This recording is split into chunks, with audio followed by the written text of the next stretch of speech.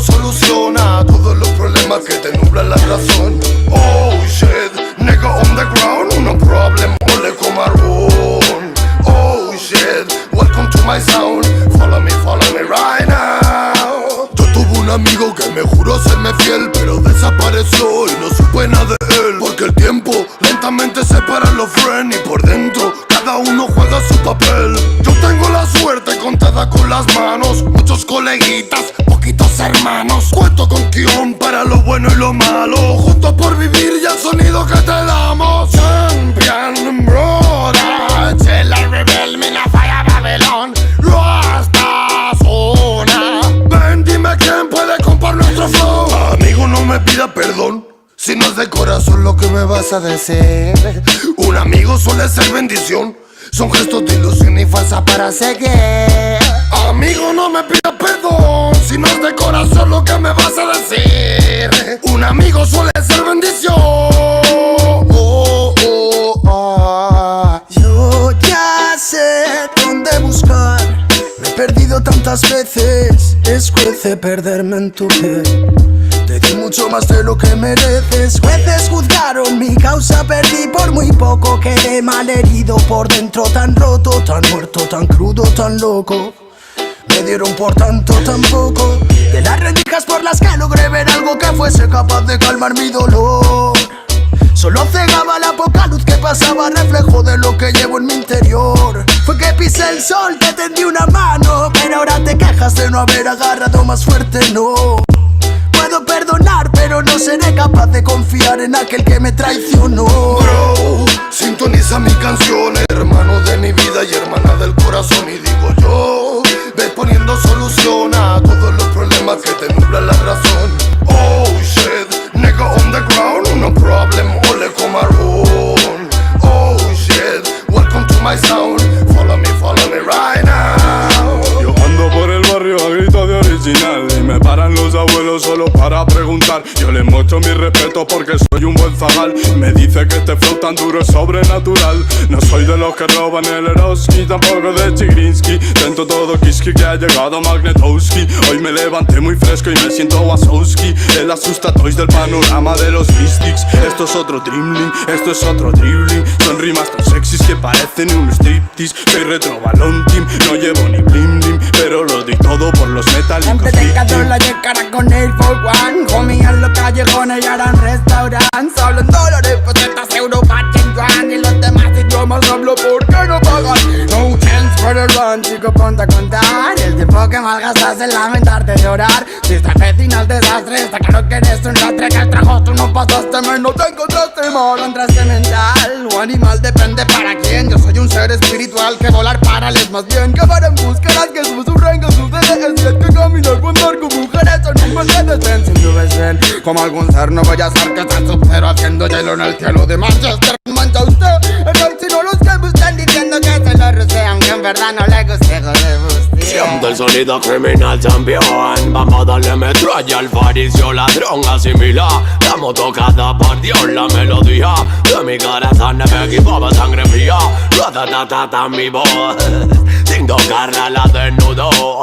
Cuatro gatos así esto empezó y mira cuántas son las que apoyan hoy. Salvo mi vida, me saco del callejón, siente la vibra de este flow cabrón, guayo, vamos para arriba.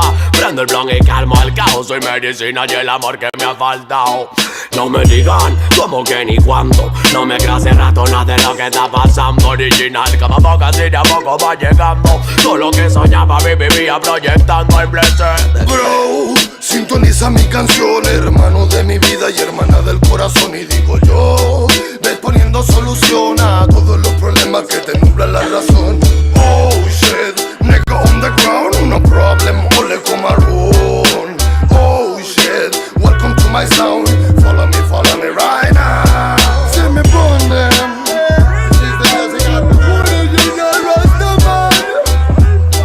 muchos hablan pero pocos entienden, nego. Mi canción.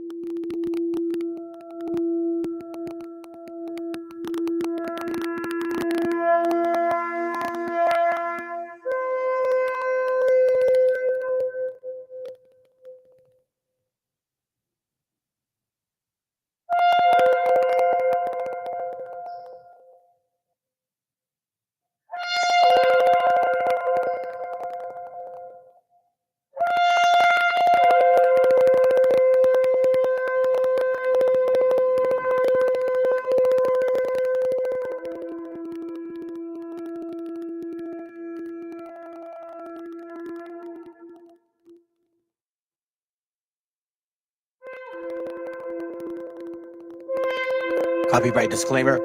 This content does not belong to Bible Chronicles or claim this intellectual property. The content provided today has and always will belong to the content owner.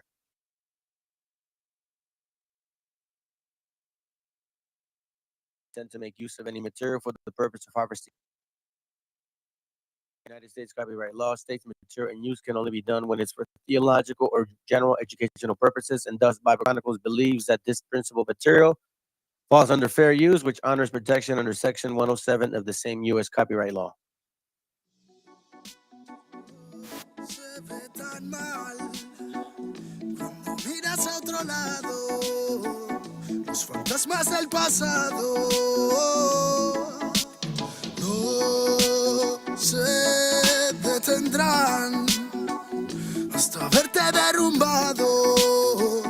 Peores lo hemos pasado.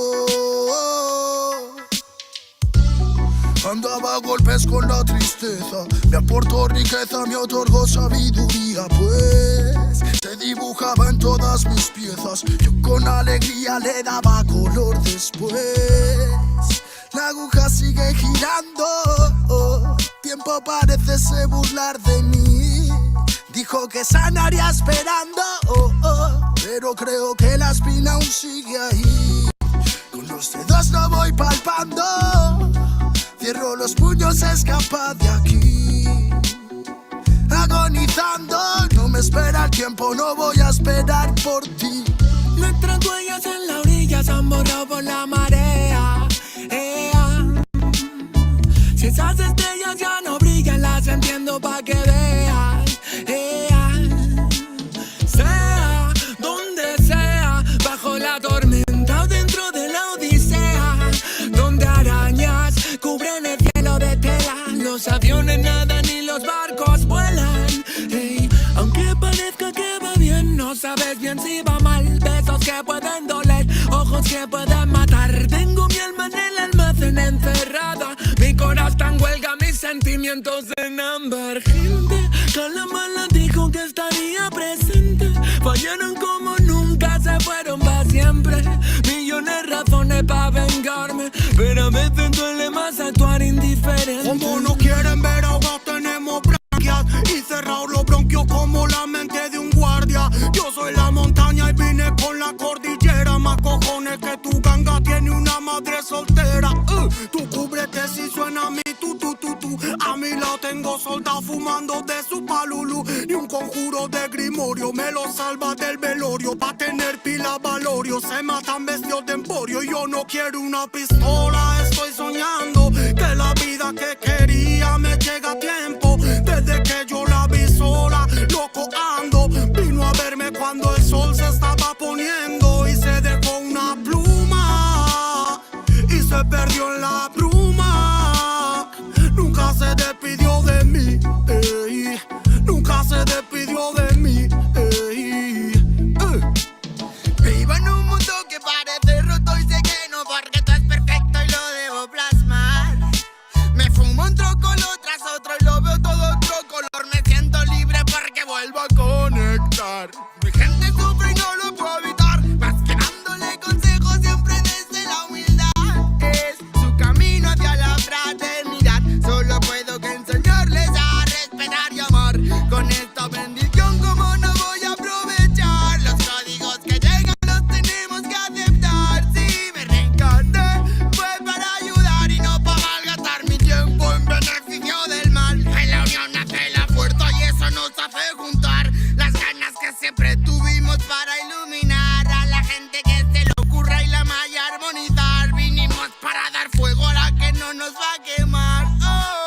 Arda y por dentro la llama, no puedo contener la ras. Churruscao el corazón, el armazón no puede llegar a pesarme más. Si abro la boca, tu tumba al suelo, me muelo a diario y sobrado de gas. Escupo ristas perfectas, paladas de versos eternos, no mueren jamás.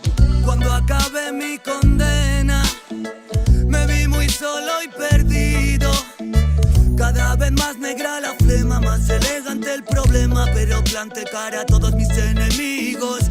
Recuperé las ganas, las fuerzas y el garbo. Dedico requiems a mis diablos, que aquí estoy vivo de milagro. Delicadas flores crecieron entre los cardos. Me dicen vienes más delgado que de costumbre. Será de tanto que he bailado en el alambre, que a tanta pena es mejor no ponerle nombre. Llevamos la música en vena, nuestra sangre.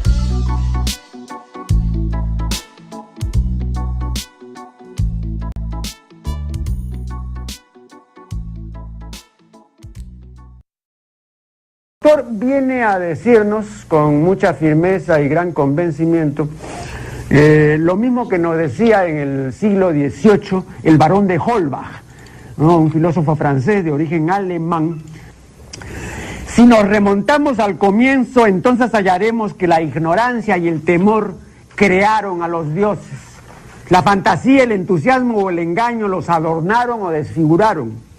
La debilidad les rinde culto, la credulidad los conserva, la costumbre los respeta y la tiranía los apoya para que la ceguera de los hombres sirva a sus propios intereses.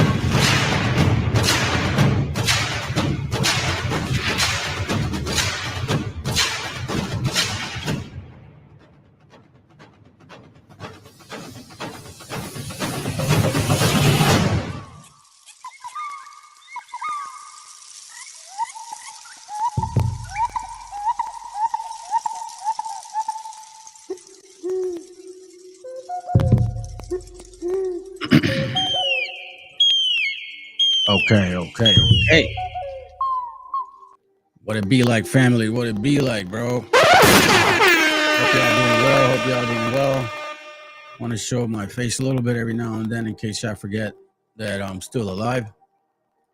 You know what I'm saying? In case you guys forget, I'm still alive, bro. Let's see what we got. We don't got a lot of people.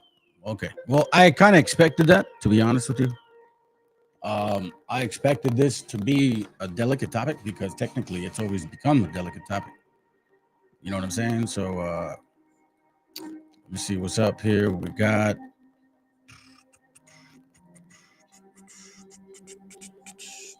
I wonder why it showed that.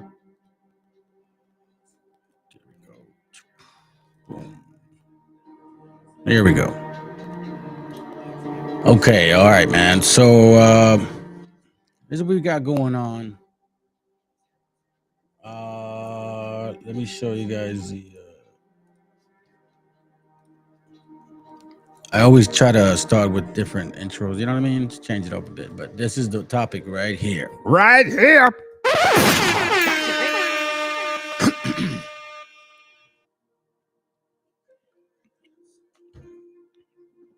I don't know if I should start with the strong message or should I end it with this one?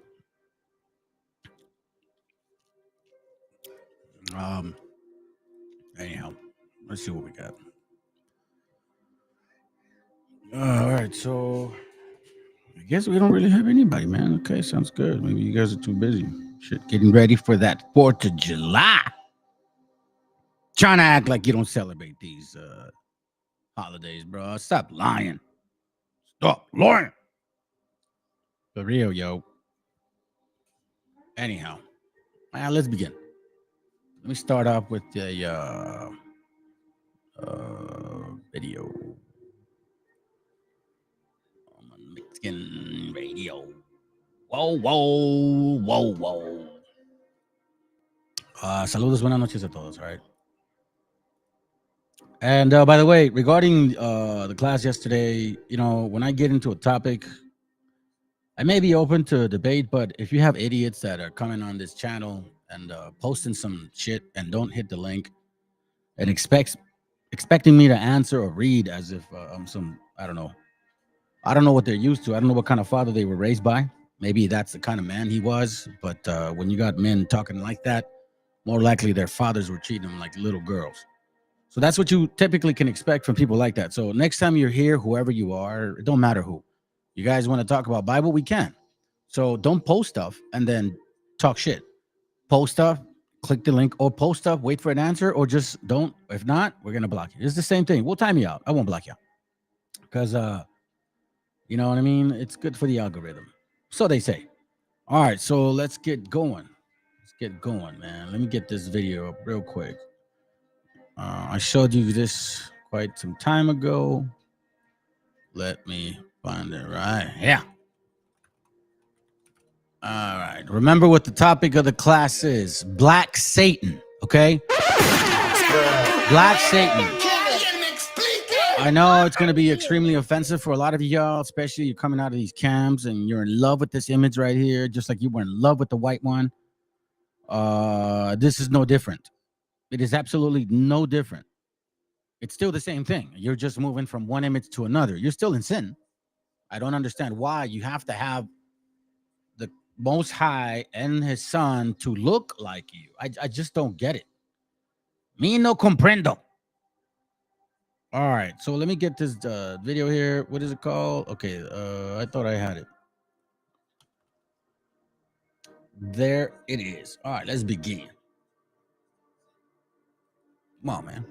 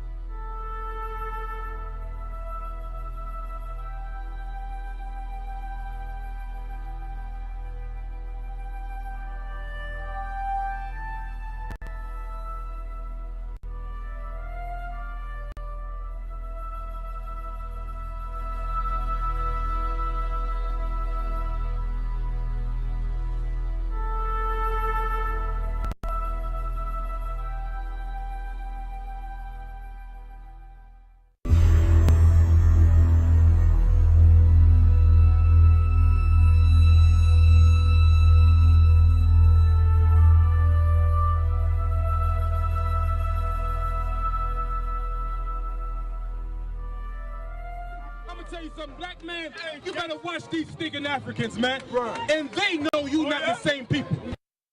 So where does all this anti-African rhetoric come from? Because their forefathers identified themselves as Ethiopian Hebrews.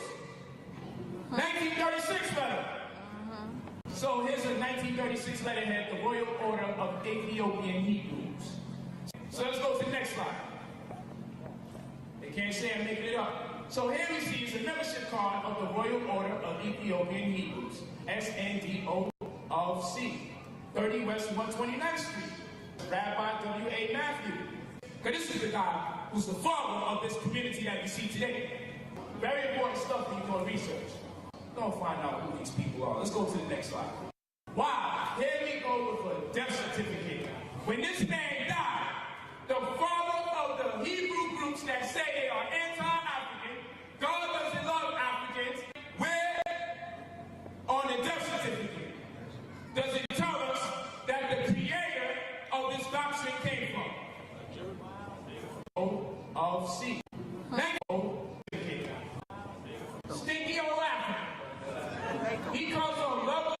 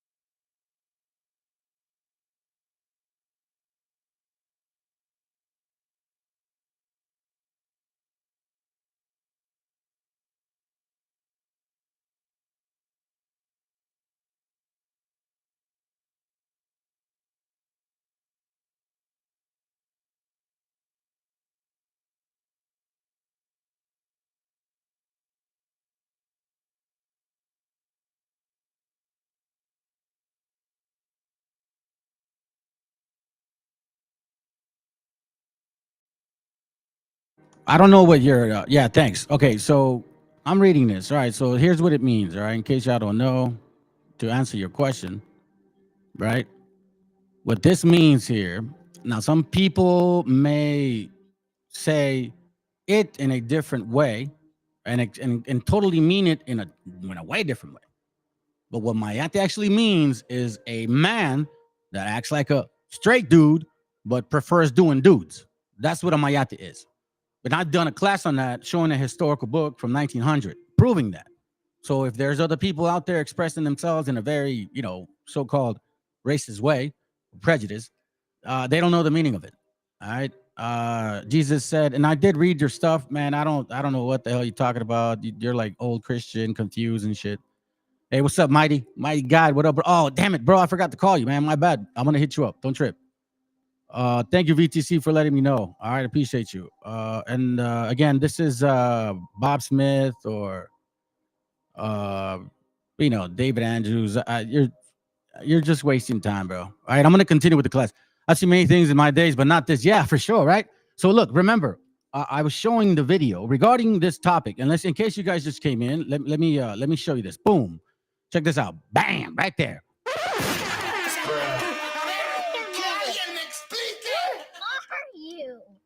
We're going to prove that this is what the Bible is talking about with regards to this right here. Check this out. I'll even show you right now. Let's just get into scripture because you got one guy over here tripping out and shit. I don't know. He's probably smoking a lot of dope. Dope. Anyways, Revelation 3:9, it says here, I'll read this first part. Behold, I will make them of the synagogue of Satan, which say they are Jews and are not. Now, remember, keep in mind that there's two of these verses in two chapters, one after the other, 2:9, 3:9. You have to wonder why. Why? He's referring to two types of nations, two people that are going to call themselves the Jews of the Bible, and that the majority of society is going to be accepting it because when you create a history for a purpose that somehow matches the Bible, you can then claim it to be prophecy. And this is why it says here, behold, I will make them of the synagogue of Satan, because only he can be that deceiving and give people that much knowledge and power to completely confuse y'all, which say they are Jews and are not. No, West Africans, South Africans, Europeans, because white and black ones are claiming themselves this stuff. You know what I'm saying? So let's continue. I will, and says, but do lie, behold, I will make them to come and worship before thy feet, and to know that I have loved thee. Do you realize that there's one of those particular groups that loves to get their boots kissed? Makes you wonder why, right? Now, here's my point. Because thou hast kept the word of my patience, I will also keep thee from the hour of temptation, right there. So my question is to, the Christians or people don't believe this. What does the hour of temptation mean? Now, we've had the white Jesus for 500 years, for quite some time. Why would it say at this particular moment, the hour of temptation? That to me tells me that there's going to be one last image, one last gimmick, the very last one in the last hour. Now, we're not talking about this to become an hour. This could be months or years, right? The scriptures say a day could be 1,000 years, but then we also read that other days could not mean 1,000 years. So be mindful of it. It says here, from the hour of temptation, which shall come upon all the world to try them that dwell upon the earth. Now, what is the historical fact or supposedly historical narrative? What do we know here in the Americas about slavery? If you remember, since we were kids, we never even connected slavery to us at all. We never assumed that we were on ships. We never assumed that we were conquered. We never assumed any of that. We never assumed that even our history can be so relative to us today. So then it says here, this particular deception is going to go above the whole world. So what nation of people are being accepted to be so-called Hebrews? And they're far from it. They're far from it. You know what I'm saying? So it's like, it makes you really wonder. So let's continue, because this is my point. And by the way, I'm going to say this. This is not to attack a individual. I don't give a rat's ass who this guy is, who these guys are. It's not about that. It's the entire genre of your doctrine of devils. That's what I'm here to destroy. to prove a point that your deception is over. That is done and over with. Black conquistadors had African and non-Negro mulattoes, Indians, aka USA. Very true.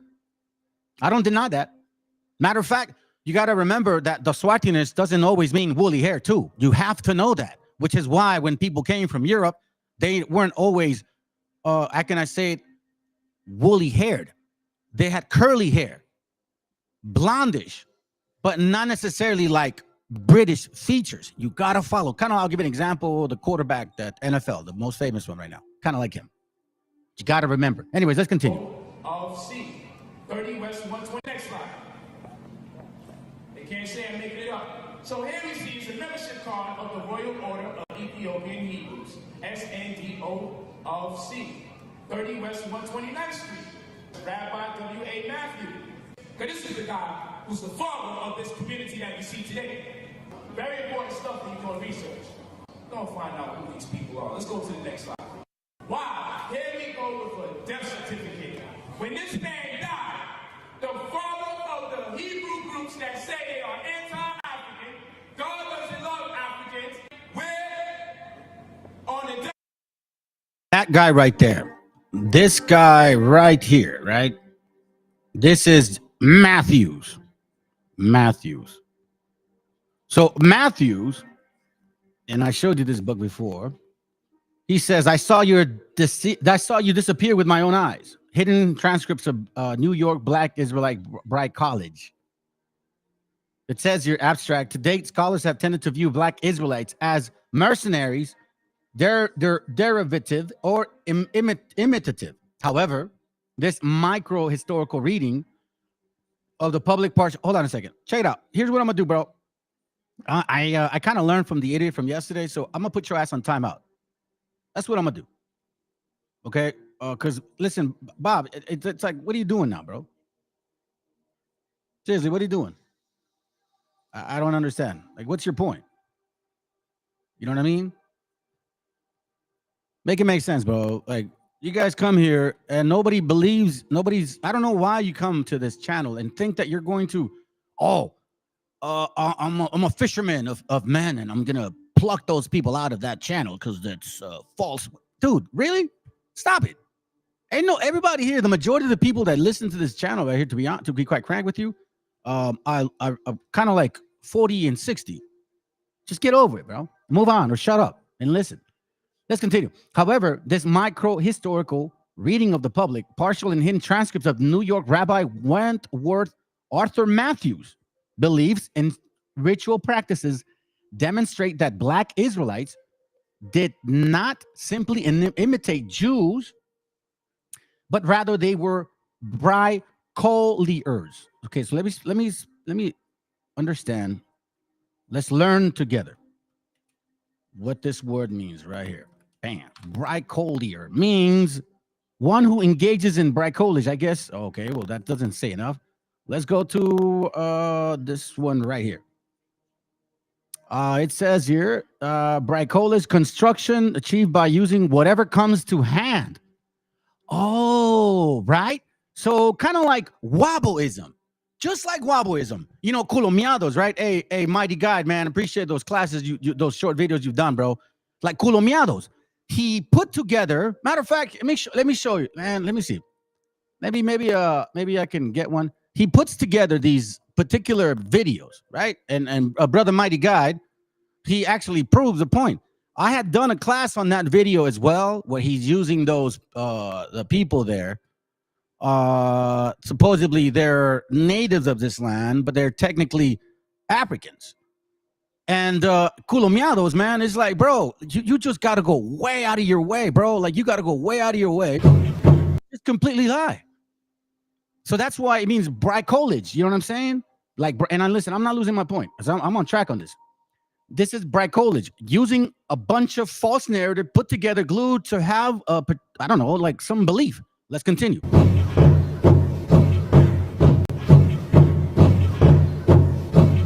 This is a deceitful viral video. They had Negro features and resemble a lot of the The photograph is of a Surui man, featured on the Smithsonian Magazine article. These are photos of the Surui.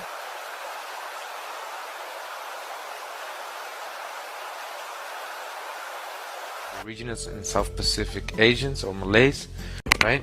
And you can see them doing their dance here. They do the foot. Almost a lot of Native American tribes in the north, dance with their feet as well. They stomp their feet.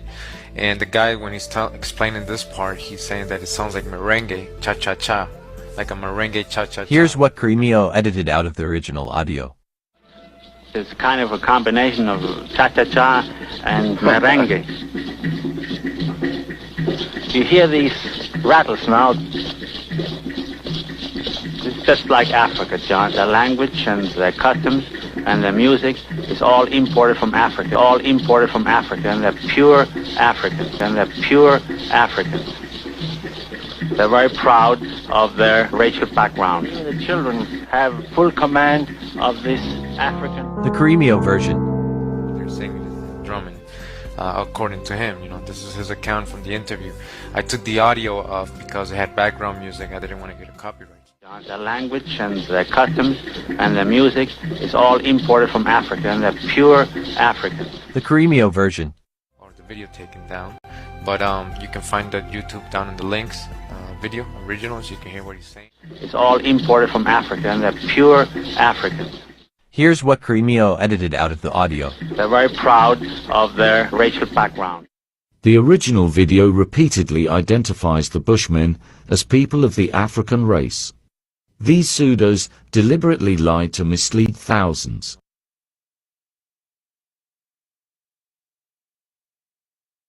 Bricolage, constructing things out of nowhere, and you know what's so interesting? Yeah, he's definitely a grifter, bro. I call him culomiados, to be quite frank with you. Anyways, the thing about this guy is that he is also a Khazo Sephardic. I don't know which one he is, but I know he's a fake Jew, and he's pushing this narrative, teaching so-called natives that they're the original people. Now, this is why I'm so adamant about this particular prophecy that we see here, the last hour of temptation, because if you were really the people, why are you interested in other people's nations? If you're so great, why are you digging into ours? I know why, because I know my history. So I've studied my stuff, and I realize why this is so important. And you went above and beyond your limits to use Satan to help you. We're going to prove it right now. Watch this. It says here, when Arthur Matthews, remember this guy here, okay? This guy right here, because remember the Black Masonic agenda. Let's continue. Arthur Matthews believes in ritual practices. Ritual practices. That has nothing to do with the Bible. The Bible scripturally said, don't ever do that. Now it says, demonstrates that Black Israelites did not simply imitate Jews, but rather they were bricolers who constructed a polycultural religion that creatively reworked threads from religious faiths, secret societies, and magical grimoires. Man.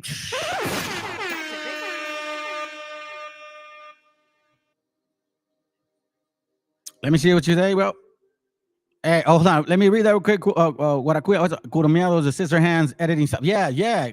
Julio scissor hand miado hand. They put a law out saying anyone grifting, it's 5 years in prison, 250K money. We in the age of exposing guys. Damn, I didn't know that, bro. Wow, bro, that is, that's interesting. Stuff gonna flip. Just stay on them. That's right, bro. Culomiados is Lex with a mask on. Oh, that's hold on. That's right. I'll do it again. That's right. For real, bro. But again, let's go back to this. Look how they put together this particular doctrine. The same doctrine that they're trying to enslave you in. That are telling you that you're on the bottom still. Like the scripture said in Deuteronomy 28:43. They will be on the strangers above shall get above you very high, and thou shalt come down very low. So low, even spiritually, that you'll believe a stranger that he's correct. Like the song says, yo go to the voy al diablo para pedirle consejos, güey. Come on, bro. Come on, man.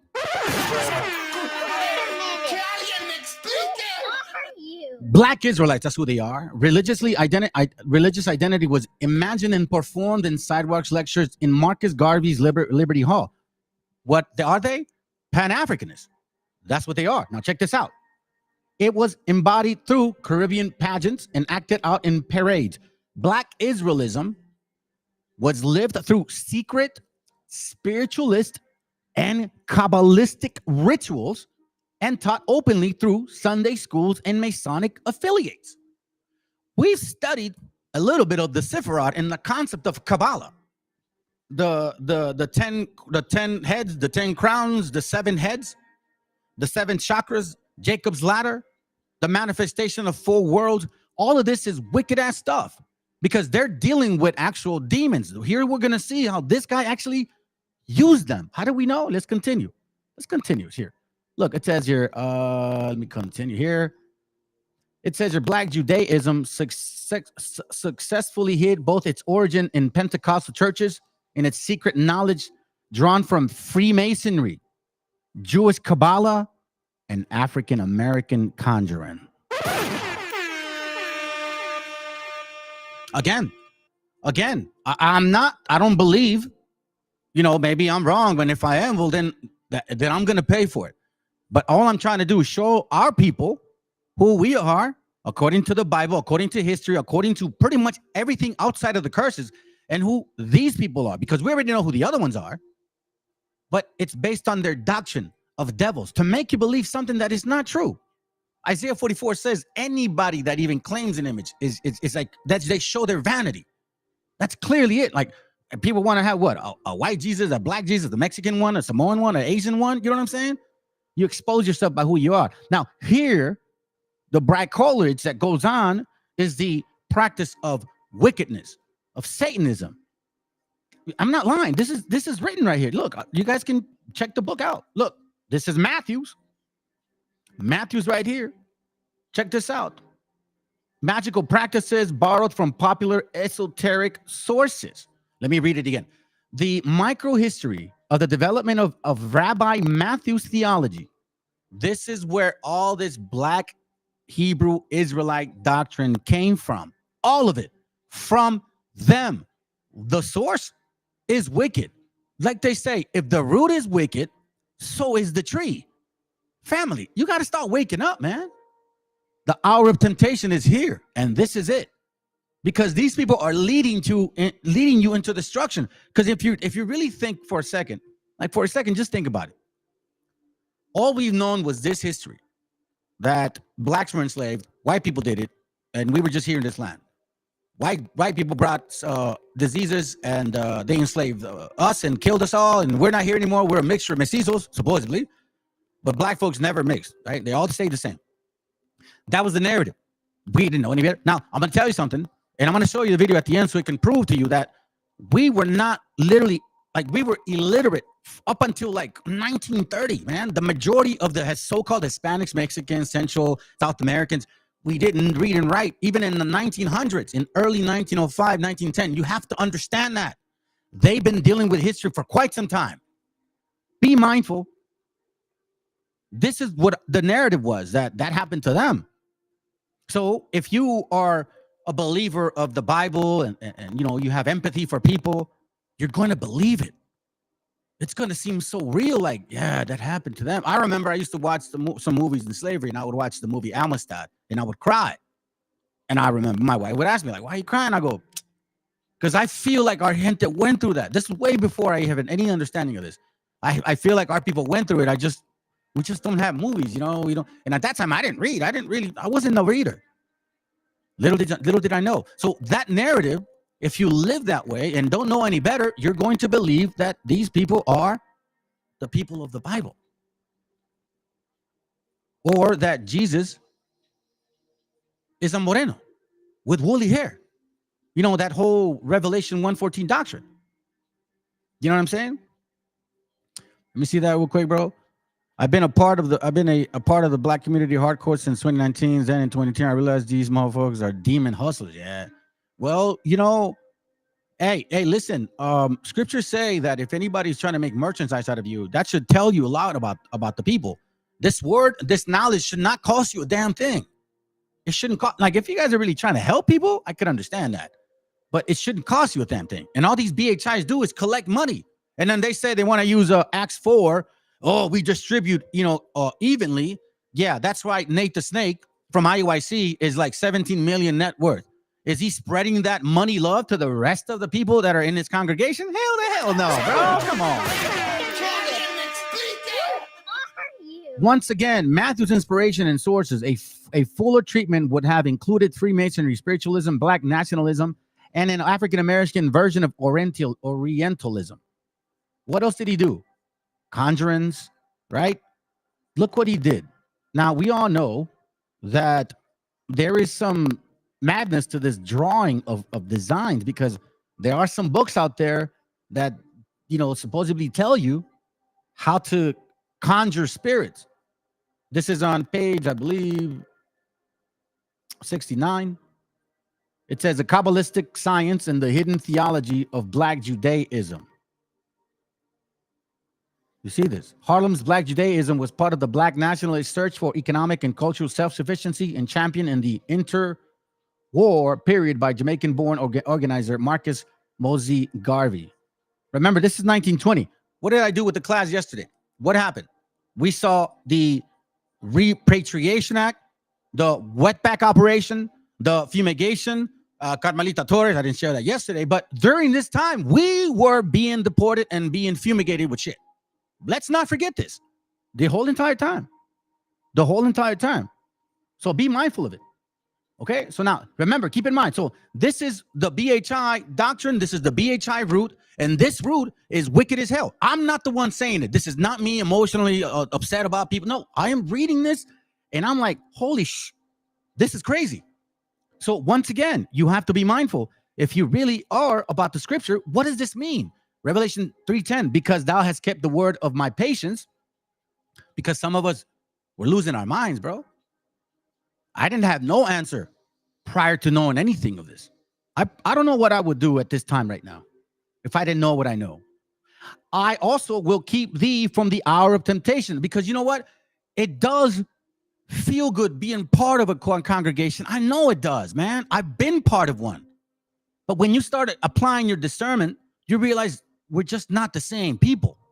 And at that moment, you have to determine, well, if I'm not a Hebrew, then I'm not. And that's how I went about it. If I'm not, I'm not. I'm still going to keep these commandments. However, it didn't play out that way. Then it says here, I will also keep thee from the hour of temptation, which shall come upon, upon all the world to try them that dwell upon the earth. So this right here is telling me that everybody's going to know this particular doctrine of devils. And what does he do? What does Matthew do? In late 1920, Matthew preached to pass-buyers from a stepladder in the traditions of Harlem Street speakers. They still do this now. One member of the Commandment Keepers remembers it was 1927 when I first saw Rabbi Matthew on Lenox Avenue. Remember? These guys were reading the Bible. We didn't even know how to read or write in Spanish, let alone English, Hawk. So now let's get to the nitty-gritty. Check this out. Rabbi Matthews used a DeLawrence writing to create magical rituals and a Hebraic creed that allowed him to be filled with God's Spirit. Matthew based that he called his Kabbalistic science on the most popular of the Lawrence books, the 6th and 7th book of Moses. Now there, I believe they have, I'll read it. A manual of magic that claims to divulge the Kabbalistic secrets of the ancient Hebrews, meaning to conjure spirits and have power over them. This is Black Hebrew doctrine. This is that last hour of temptation right here. Do not be fooled. Do not be fooled. This is it. We already went through the first one. This is the second one and the very last one. Check this out. A manual of magic that claims to divulge the Kabbalistic secrets of the ancient Hebrews. The work purports to be a collection of ancient Hebraic sacred text diagrams, incantations, and prayers attributed to Moses and other biblical patriarchs. In between long glosses written by DeLawrence. Then it says the 6th and 7th book of Moses' acceptance of the African diaspora is due to part of the prestige of Moses with Afro-Atlantic spiritual traditions, as well as suspicions that whites have not shared the whole Bible, but was hidden, blah, blah, blah. Check this out. See, look at this right here. Let me go back. On the other hand, hold on. On one hand, the occult in general, a ritual magic specifically, contain a strong strain of Jewish Kabbalah. BHIs, That means IUIC, GMS, Sakari, ISUPK, IOC, IOGG, whatever that group is. Anybody that's still practicing and claiming that Jesus is black, God is black, they got woolly hair, and anybody that came from that root that claimed that the end of the world was in 2000, they came from this root right here. So you should have already had your proof that these are fake prophets. Deuteronomy 18:20 says it, but you guys don't believe it.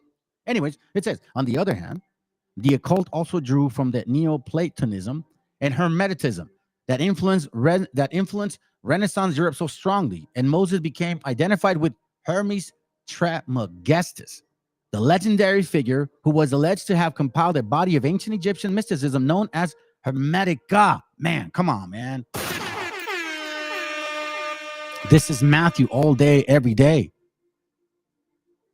He basically drew a diagram right here, family. Look at that.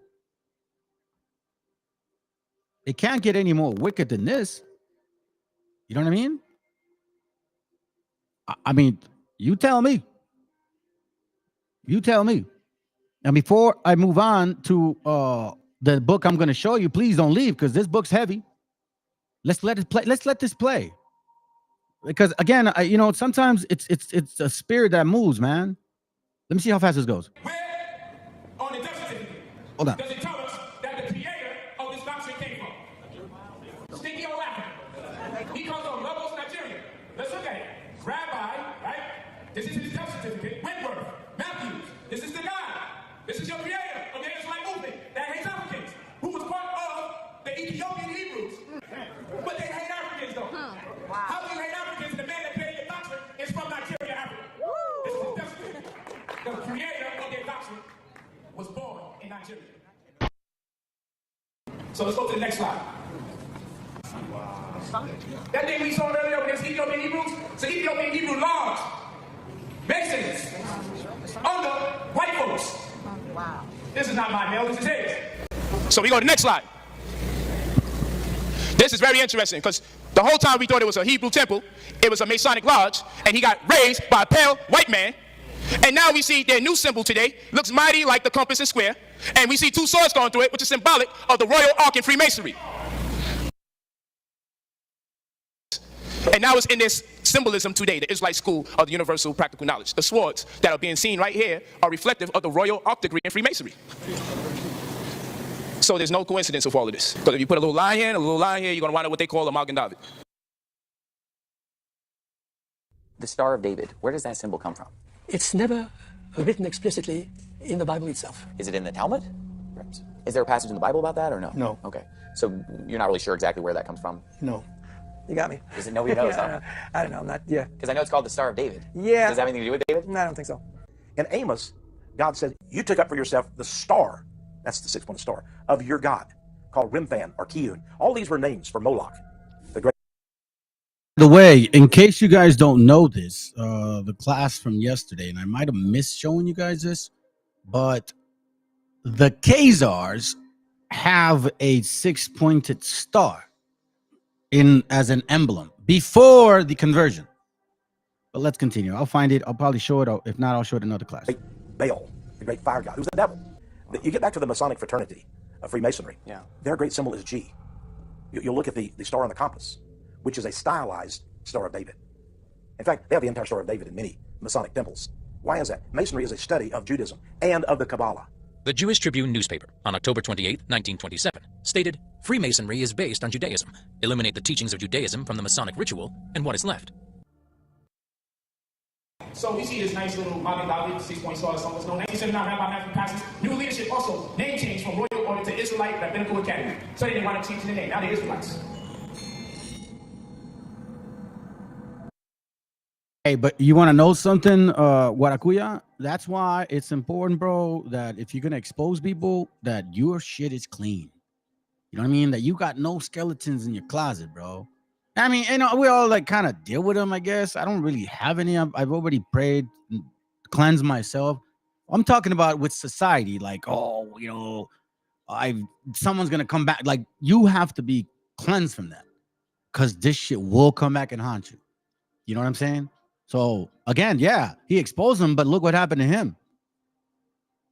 And that is very prevalent in that community. Let's go.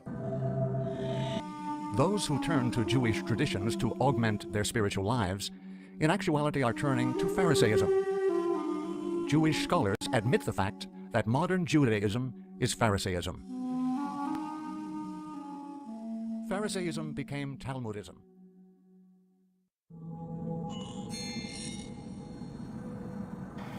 So we see who got their hands all in this Israelite culture. So then later, as eternal strife of commandment keepers will culminate, obviously.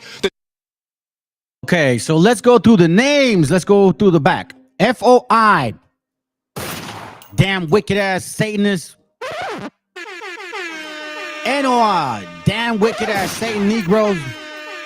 FOPI. Wicked Negroes. GOCC. IUIC. AOC. ICUPK or ISUPK or ISUPK. All of you guys are Satanist wicked ass Negroes. This is your root. This is where you come from. This is your doctrine. This is what you teach. This is what you showed us. And you never denied this guy. And you knew about this information.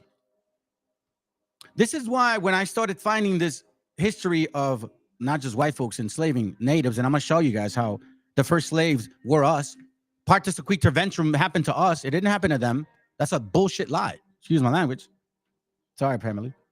But I'm going to show you today. Let's continue. Direction causes problems. Early separation from commandment keepers by Rabbi Abba Bivens. Abba Bivens will eventually create school of the Torah. Old Testament Abba Bivens will be critically beaten and named Ariah, Yaqub, and Peter Sherrod, who said he came in a personage of King David leaders. Ariah will change teachings of Abba Bivens by adding Messianic New Testament, thereby forming what you know today as the ISUPK, the ICUPK. Hey, Tlakanekimni. I always have a hard time saying name. You can look at Diodorus Siculus. Matter of fact, this right here, I'll put the link up.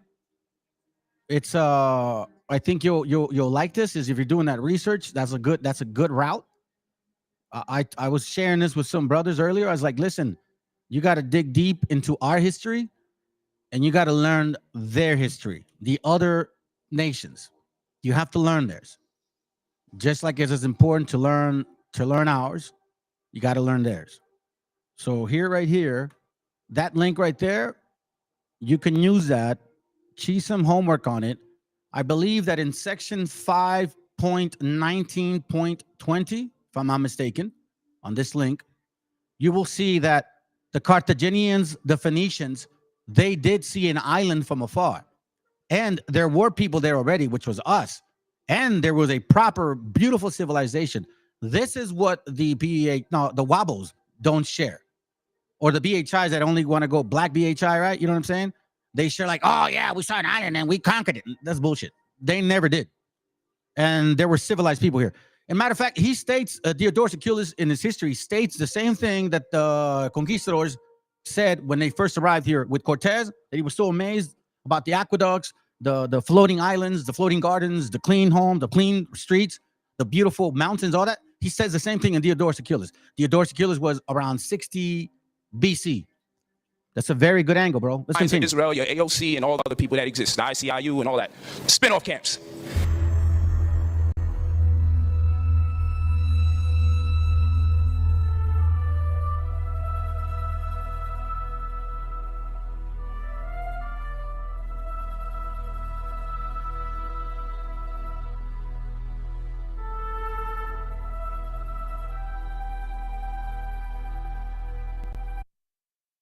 In case you guys are not aware, the Babylonians wore fringes that way.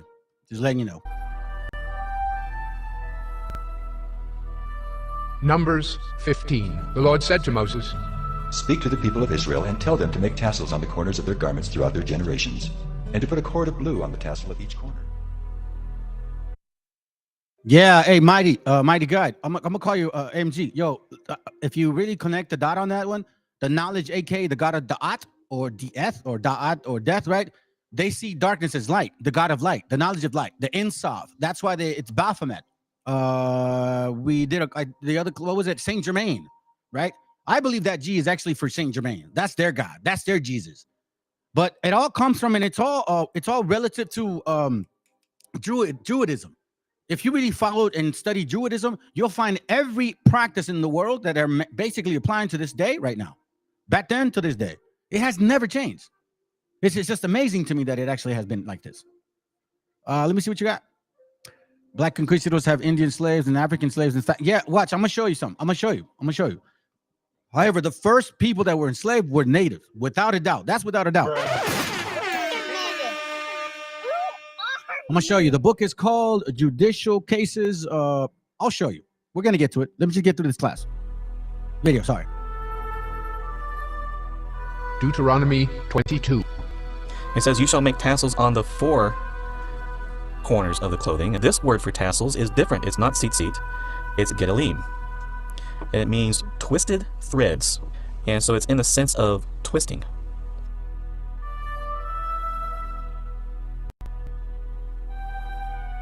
And so when you're looking at a tunic, we know that tunics often would have 4 corners. And here is a photo of a tunic. But you'll notice here that there's one corner, there's the other, and you can kind of see this other corner behind it. And they even have these tassels hanging down on each corner. The Katan Tali had this opening for the head so that you can wear it over your shoulders.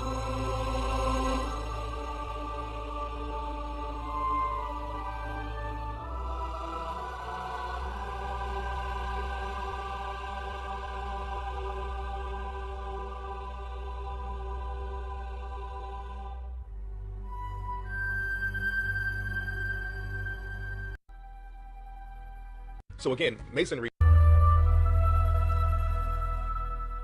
a lot of the founding of America was based on Moorish science. So again, Masonry is based on Moorish science. So they would have these Moorish advisors around them. If you look at old paintings of George Washington, you will see George Washington standing next to a black man with a turban. And remember, when you see the black man with the turban, that's a Moor. That's not a slave. See, people automatically assume that black is slave, but slaves didn't wear no turbans. Hey, mighty God, you have a point. You kind of have a point, bro. I'm gonna show you why. Okay, I'm gonna show you why. Because you have a point. And again, we're coming to the fruition. I guess you could say the fruition. The coming together. Some of us come from different understandings that might have some kind of difference. But when you really pay attention to the things that you say to each other, if you are like I say, if you're studying what your material or turbo, I don't want to talk about just you, mighty God, just in general, right? If you're studying your material, I study my material. So when people, and I've had this conversation with other brothers too, they'll share stuff, and then I find it in the Bible and share with them, like, yeah, that's what the Bible says. Like, oh shit. So we, like I said, man, it walks with you in crooked ways. You know what I'm saying? So let me see if I can find this. Hold on. Hold on. Where's it at, man? If I can find it right now, it'd be great, family. I may not be able to be quite frank with you, because I know that it's in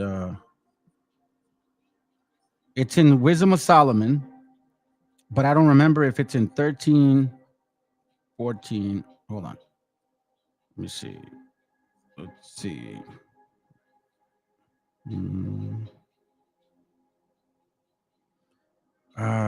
Let's see. So the people of mine, which in hardiness, just receive me next.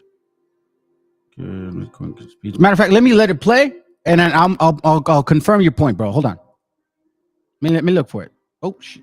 Come on, man. Because remember, slaves weren't allowed to practice no Islam or any other kind of religion except Christianity. Moorish Science Temple of America, founded in Newark, New Jersey, in 1913 by Timothy Drew, known to followers as Noble Drew Ali and also as the Prophet. Drew Ali thought that all blacks were of Moorish origins but had their Muslim identity taken away from them through slavery and racial segregation.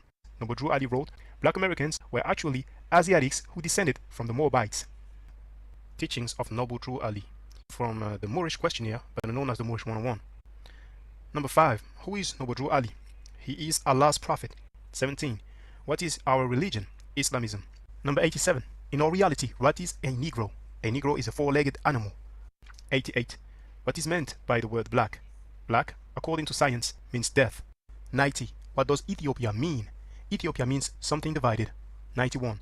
Can a man be a Negro, black, colored, or Ethiopian? No. 94. Will you define the word white? White means purity. Purity means God, and God means the ruler of the land. The Nation of Islam grew out of the contested succession to Drew Ali and became a separate organization in Detroit in 1932. In addition to the main body of Freemasonry derived from the British tradition, there are now a number of appendant groups which draw their membership from the higher degrees of Freemasonry.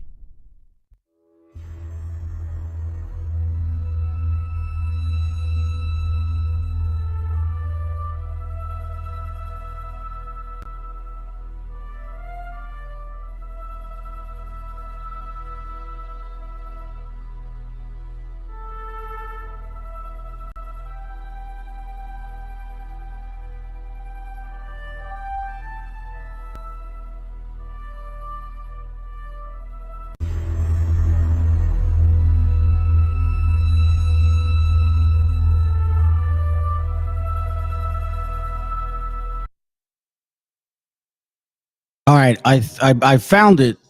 Let me look for it real quick. It's actually in Jubilees. Check this out, bro. As you mentioned, where's it at? This right here, right? That the mind is Satan. Well, keep in mind that. Well, I'll give you an example in the scriptures. I believe in Mark 4:5.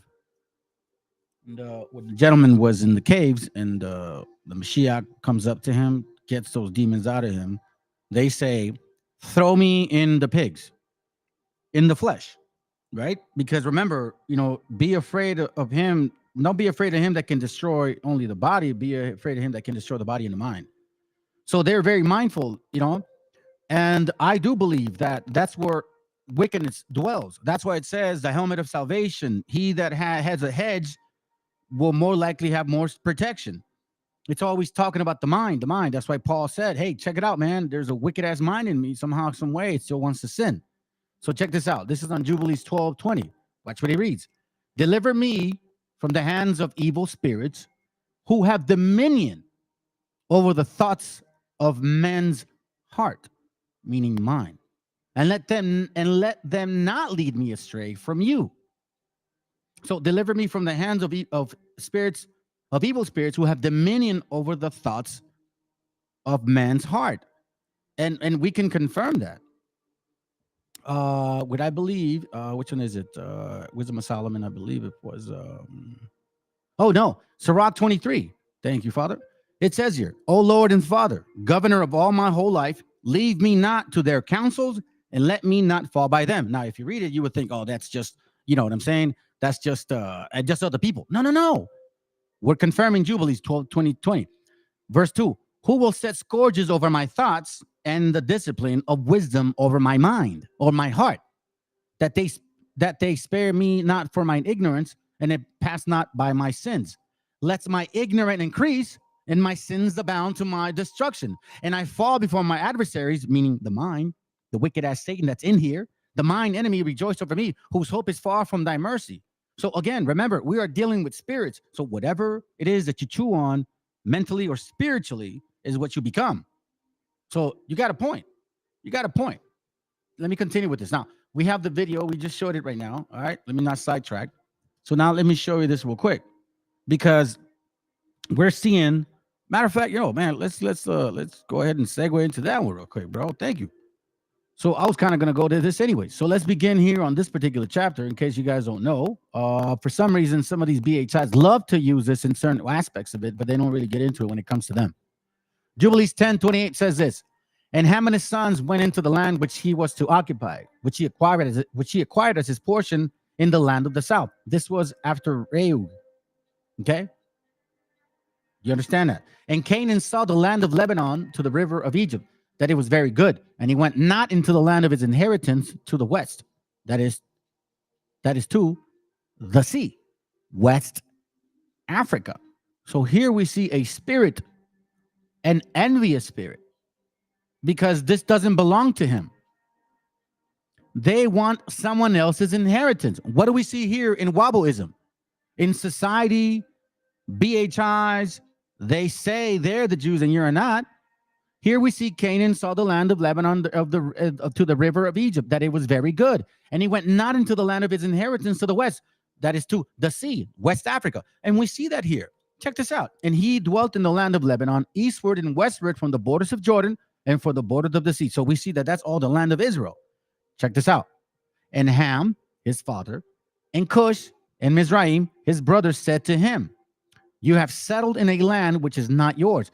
Don't they have certain people, like certain people of their tribes or tribesmen, that tell them, hey, listen, we're not those people, man. Be proud that we're Africans. They tell them, you have settled in a land which is not yours. Yo, listen, you're not Aztecs. You're not Mayans, man. What the hell are you talking about, man? We're Africans. We're not Native Americans. And which did not fall to us by lot. Do not do so. For if you do so, you and your sons will fall into in the land and be accursed through sedition. What does sedition mean? We'll look for it. For by sedition you have settled, and by sedition will your children fall, and shall be rooted out forever. Now, mighty God, you were talking about that they're starting to kind of get the fire on it. Dwell not in the dwellings of Shem, for to Shem and his sons did come by lot. Now, you guys are thinking, well, no, it doesn't. Okay, I'll give an example. If you go back to chapter 9, okay, here it talks about the portions, how they were distributed.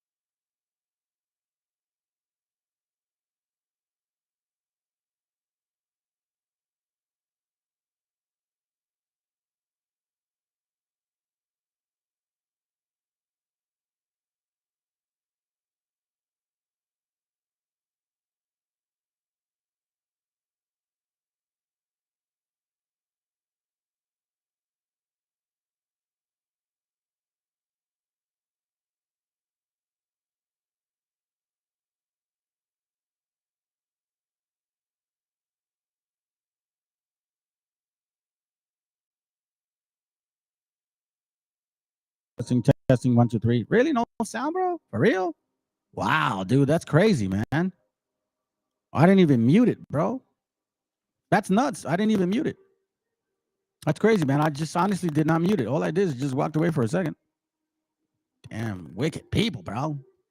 Just Diablo's way. Okay, so let me go back up. All right, at least you guys got to see it. The mark of the beast, right? The Black Messiah. He says he supposedly saw the son of perdition. All right, so, again, then he goes into these particular ideologies about, the UPC being the 666 number, all that stuff, right? Destroying the economy, whatnot. But then he goes into the image. Now, we've been given this image for quite some time now, and they've been actually telling us, hey, listen, you guys need to really, really, really start checking into this particular thing here. You know what I'm saying? So check this out. So here we go. Was he still no sound, bro? Still no sound? Yeah, there's sound. Hey, there's no sound? Checking.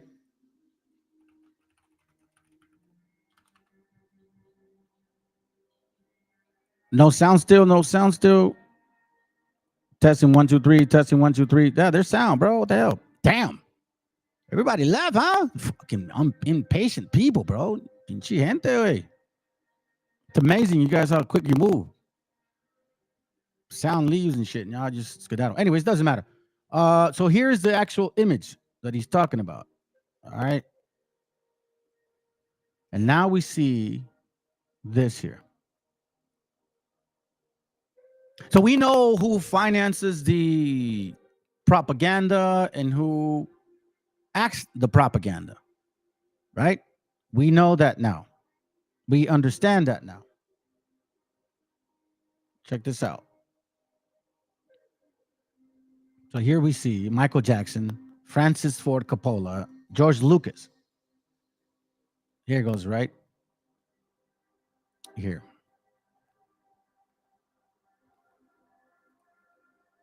It says, there is a power that is given to certain people to do things that is not of God Almighty. Many people, for example, believe Michael Jackson is the second Christ. People walk on fire to his song. Beat it, they say.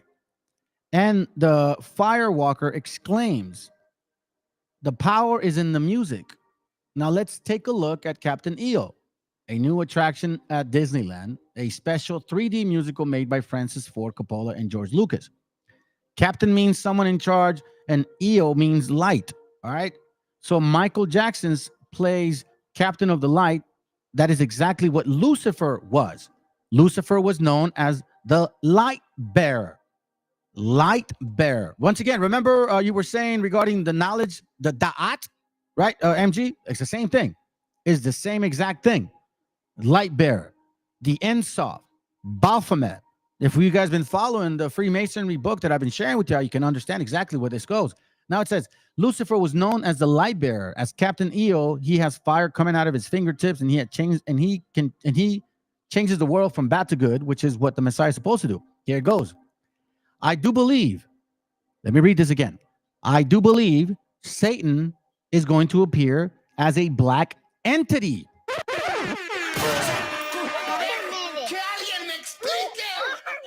How long have I been telling y'all when I actually said this? It, prophetically speaking, and I'm not calling myself nothing that of that sense. Like I'm no, you know, only people can technically say that, man. You cannot say that about yourself. That's kind of my assumption of things. You know what I'm saying? Check this out. Habakkuk 1 and 5. It says, behold ye among the heathen. Hold on. Let me read it in a very easier way. It says here, let's go simple. It goes here. No, not this one. Come on, give me a simple one. Oh my dear God, bro. Come on. Just a simple one. Oh, okay, so apparently it doesn't even give me a simple one. So it's talking to us here. All right, let me just read it this way. It says here, behold ye among the heathen, and regard, Habakkuk 1 and 5, and regard and wonder marvelously. For I will work a work in your days, which ye will not believe, though it be told to you. I told y'all there was such a thing as white and black conquistadors. Nobody believed me.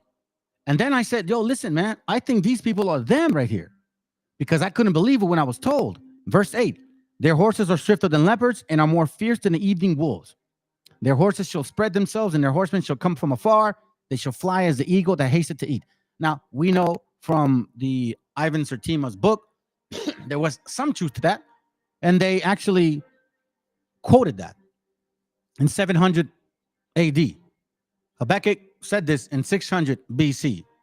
We find this in 2022, I believe. 1,300 years apart each time, from the prophetic to the bringing it up again in 7 AD to today. You got to wonder why this happens. That's why when you read verse 5, behold ye among the heathen and regard and wonder marvelously, for I will work a work in your days, which ye will not believe, though it be told to you. Let's go back. I do believe Satan is going to appear as a black entity. Satan has a chosen people, and I believe it is the black race. Damn. Understand that I don't mean this in terms of prejudice to black people. Jesus was no respecter of people, but Satan is going to use the black race to deceive the rest of the world. What did I say? When you create a history with a narrative, you change it up a bit and say 1619, that's when the first black people came and the white man brought them, blah, blah, blah, blah, blah. The brother earlier was saying, I've done some homework, and these guys have been here historically, already been trying to come here. And you know, we have other people in the past that said, hey, those guys are Canaanites. And I just kind of put the pin on the horse's ass, basically. Bing! Oh, and then Brother Mighty was already on this stuff. You know what I'm saying? So every single one of us has been conclusive to certain points. Some of us have this angle, some of us have that angle, but all of us have been pretty much getting to this point.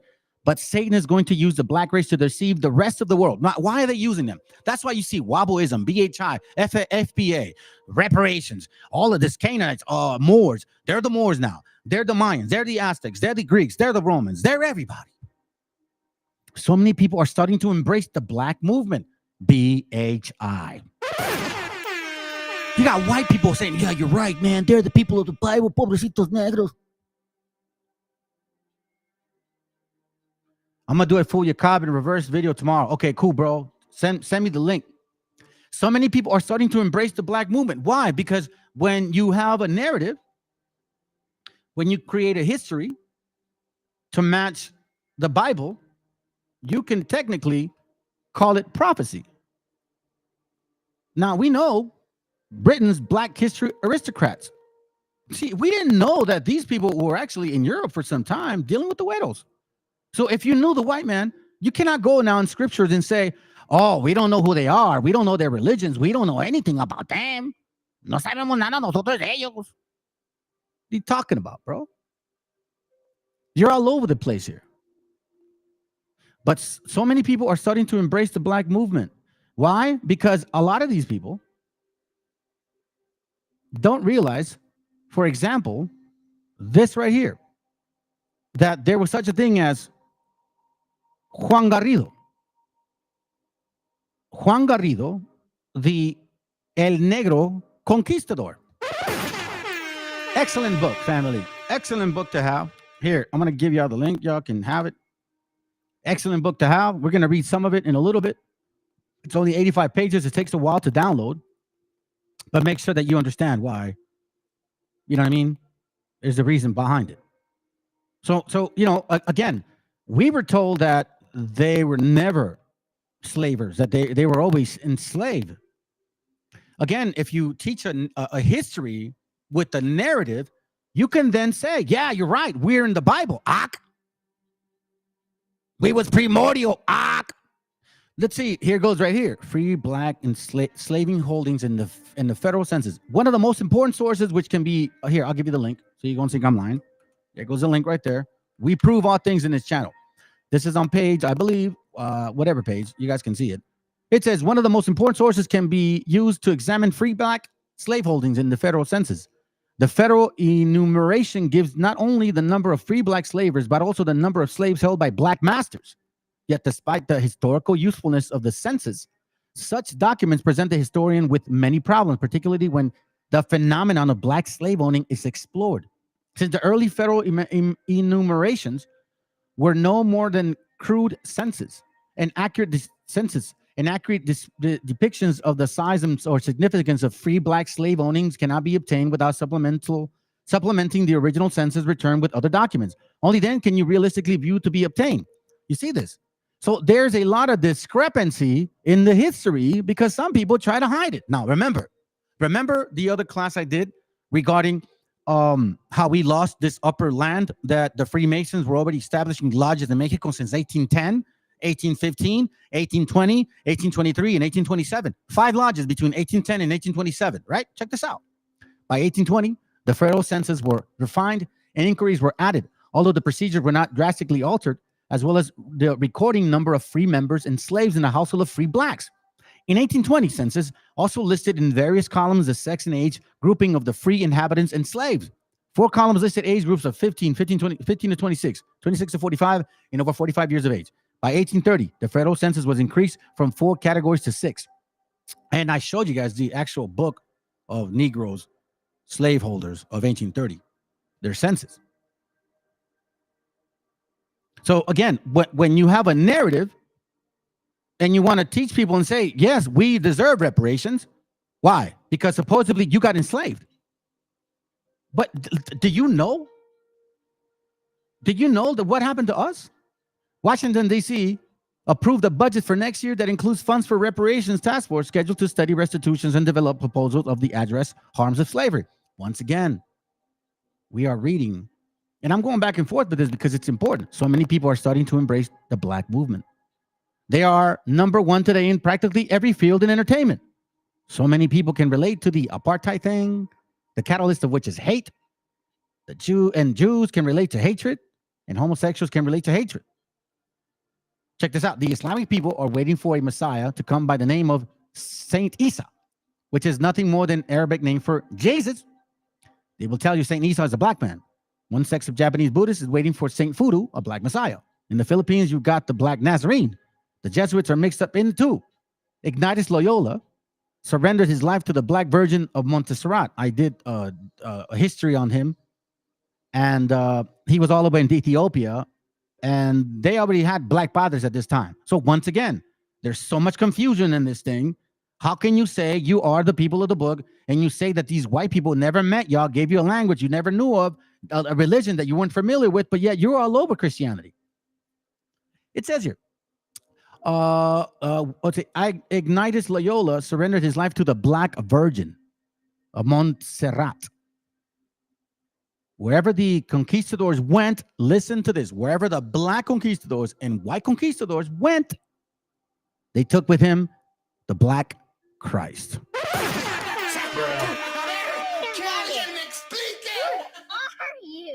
See what I'm saying, fam? And so most of South America embraces Black Madonna as being the Queen of Heaven, which in the Bible it says it's an abomination of false religion.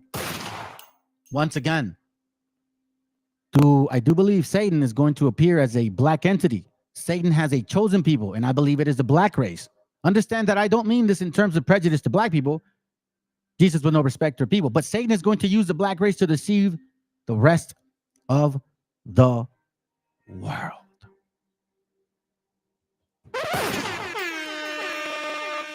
Jubilees chapter 10 verse 28. I know it hurts, but I'm gonna rub it in. And Ham and his sons went into the land which he was to occupy, which he acquired in his portion in the land of the south. And Canaan saw the land of Lebanon and the river of Egypt, that it was very good. And he went not into the land of his inheritance to the west, that is to the sea. No, your seditious ass went into a land that didn't belong to you. Your seditious asses, right, want things that don't belong to you. Your conduct, speech, inciting people to rebel against authority or state or monarch, agitation, troublemaking, provocation, rebellion, rioting, revolt, submersion. I mean, if you really think about it, now let's go to, I'll say this, let's go to thesauruses. So you can understand what sedition actually means. To revolt, insurgency, overthrow, outbreak, subversion, coup d'etat, overthrowing government, right? Things that don't belong to you. You're a seditious nation. Treachery. What you want me to tell you? This is who you guys are. Let's continue with this. So now we have a book called Los Aztecas bajo el dominio en español. Okay, so we're going to go into this particular, where are you at right now? Let me see the pages. Page 248. Okay, let's go back to page 248. I believe it's up here.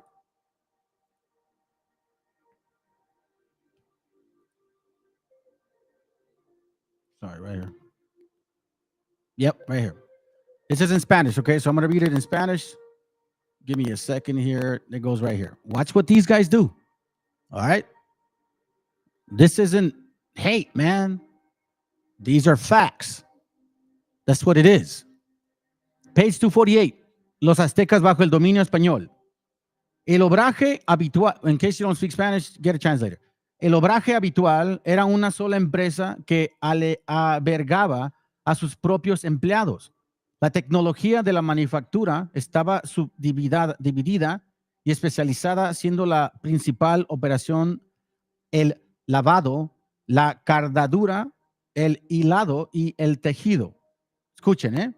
La mayoría de los empleados eran indios. The majority of the employees were natives, okay? Los negros y los mulatos eran utilizados como frecuencia como guardias. The blacks and mulattoes, the Negroes and mulattoes, were used as guards. A principio del siglo 1700, right? 1700, la ciudad de México tenía 25 obreras que fabricaban telas y dice que fabricaban sombreros. Okay? So now let's go to the next one. It says here, page 250. No es sorprendente, por tanto, que los empresarios de obrajes se convirtieran en patrones de primera clase para desarrollar técnicas complementarias de empleo, distintas de la encomienda, el repartimiento, la sentencia judicial y la esclavitud de los negros. All right? So we're seeing them in there. Check this out. Esto. This is on page 286, okay?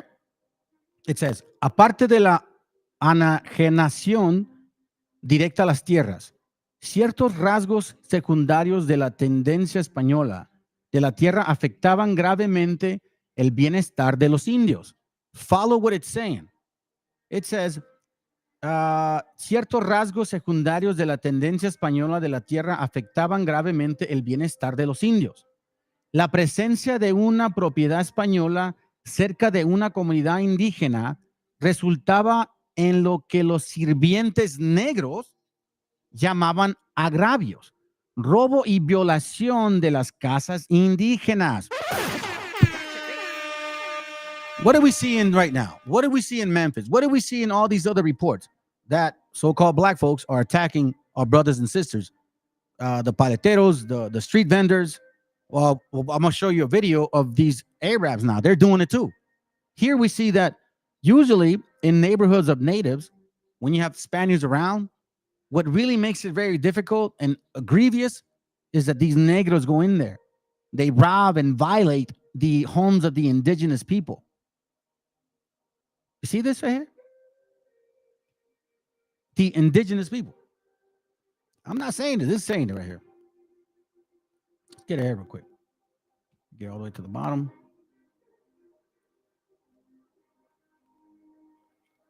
We go here, 383. Let's see. Sorry, this is acting weird, family.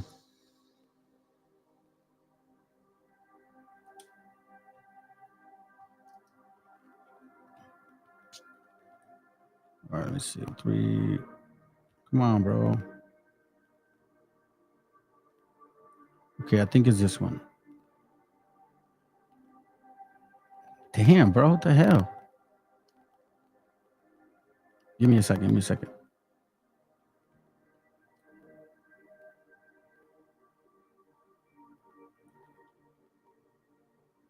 I guess it's not going to let me.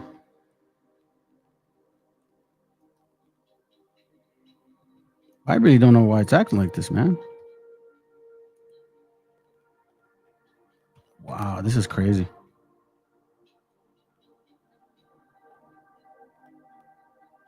Oh, well, I'll leave it for another time. Well, we already tackled this book. We got this one right here, one more. Let's see, hold on a second. Yes, Shilling. If you read the New Testament verse, if you understand the verse tells you it's black man, that's the devil. Ah. Which verse in the New Testament? It's a huge, there's a lot of books in there. I mean, I'm just saying, I don't know which book. There's a lot of books in there. All right, so we got here the Journal of the Negro History. Okay. It says here, among the quaint old 17th century statues of Virginia may be found the following significant enactment. No Negro or Indian, though baptized and enjoy their own freedom, shall be capable of any purchase of Christians, but yet not debarred from buying any of their own nations. So here they pass a law that now blacks and natives cannot buy white people, which is why you can see that white folks, black folks, Asian folks, all kinds of people have been enslaved. That's why not everybody, everybody can fit Deuteronomy 28 in certain cases, but not everybody can fit the curses and everything outside of the curses. Only you guys can. Those are facts. Christians in this act meant persons of white race. Indentured servitude was a condition and status of no small part of the white population of Virginia when the law was enacted. While it is not part of our purpose in this article, so it showed that the white servants were ever bound in servitude to colored masters. The inference for this prohibition upon the property rights of the free Negroes is that colored free men had at least attempted to acquire white or Christian servants. Those are facts. Yeah. If you can give me the verse, bro, that'd be good, bro. Appreciate that. I'm honestly, I'm sure it could go with what I'm showing. So here's this right here. Look, and I'm not gonna get too into it because I'm just kind of beating the horse, bro, beating a dead horse at this point. If you guys ain't getting it, I don't know what else to tell you. You know what I'm saying? I mean, these books are clear. They're literally telling you. It's literally telling you right here. So we read that already. So let me start getting rid of books here. Boom. Yes, leave. Close this up. Oh, now we're gonna get into this right here. But before we do, this is the book I want to show you. Judicial cases concerning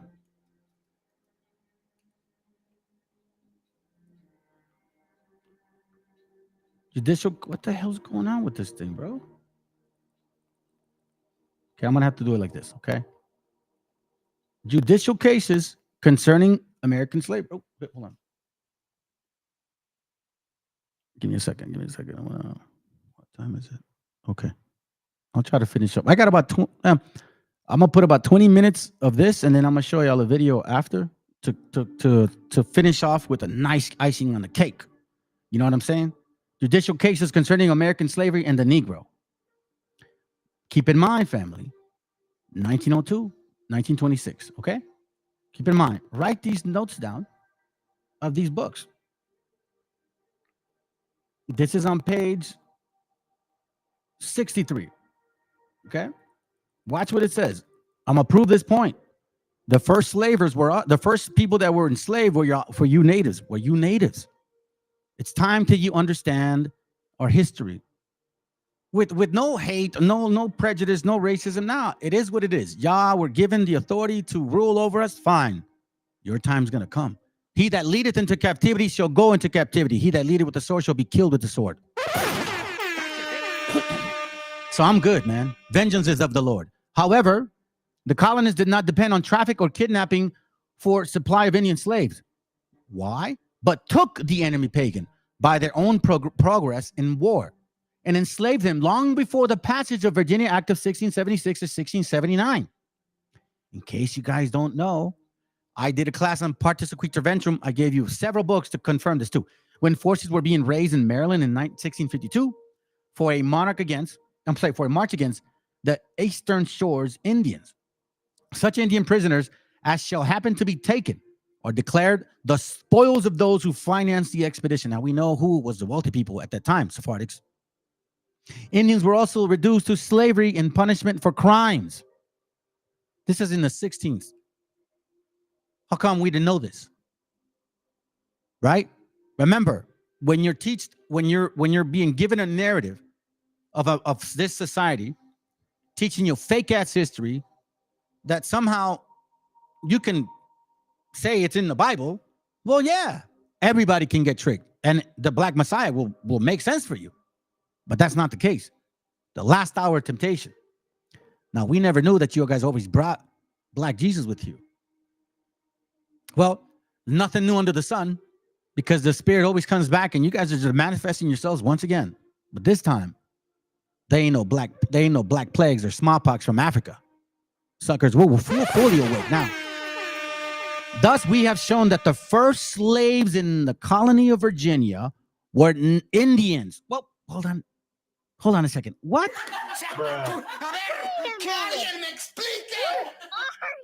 Right. And you guys want reparations? From who? It says here, thus we have shown that the first slaves in the colony of Virginia were Indians, not Negroes. BHI, ISUPK, GMS. Okay, anybody that thinks I'm wrong, this is the time now to hit the effing link. Prove me that I'm wrong. Prove me that you're the people of the Bible, and prove me that this damn heathen Satan is really the Messiah. Show me. Prove us that this is really the God. This is not it. I'm gonna give you guys a little hint here real quick. I'm gonna read this to you guys, okay? I'm gonna read this to you guys so you can see this. Watch this. I'm gonna read this to you guys so you can see that I'm not playing. They gave it away. The moment these BHI said they ruled Europe, bro, they gave it away to me. They just gave it away. I'm like, wait a minute, I know the Bible. It contradicts a lot of things that you guys are saying. So check this out. This is from the Golden Age of the Moor by Van Sertima. Yes, we know he's a pseudo, right? But remember, in lies, there's some truth. Just like with history, in lies, there's some truth. So in his Golden Age of the Moors, in page 336, watch what it says.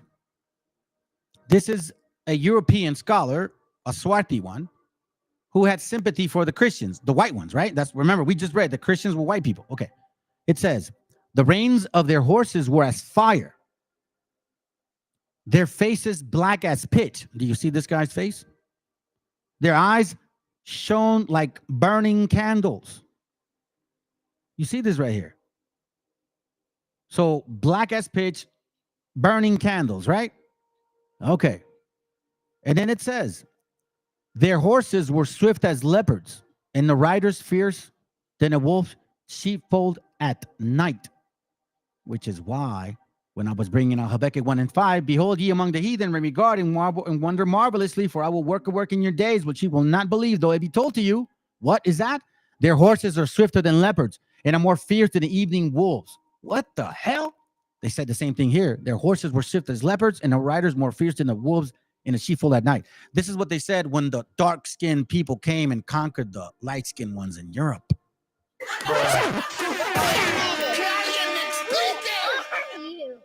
Who are you? The damn wicked person himself.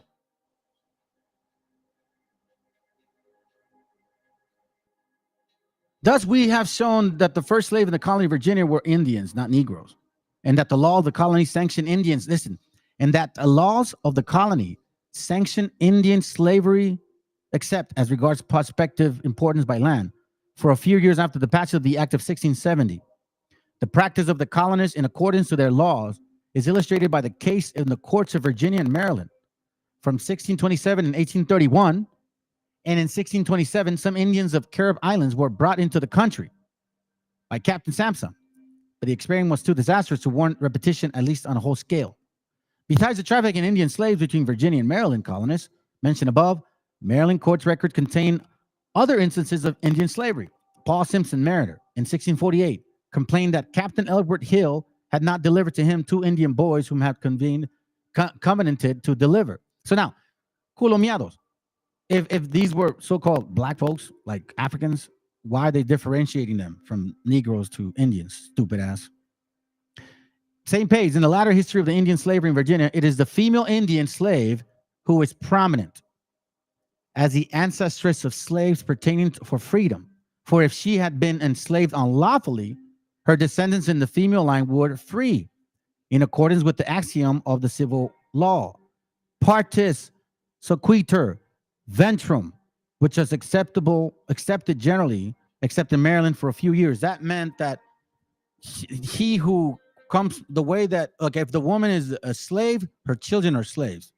If the woman was free, her children were free.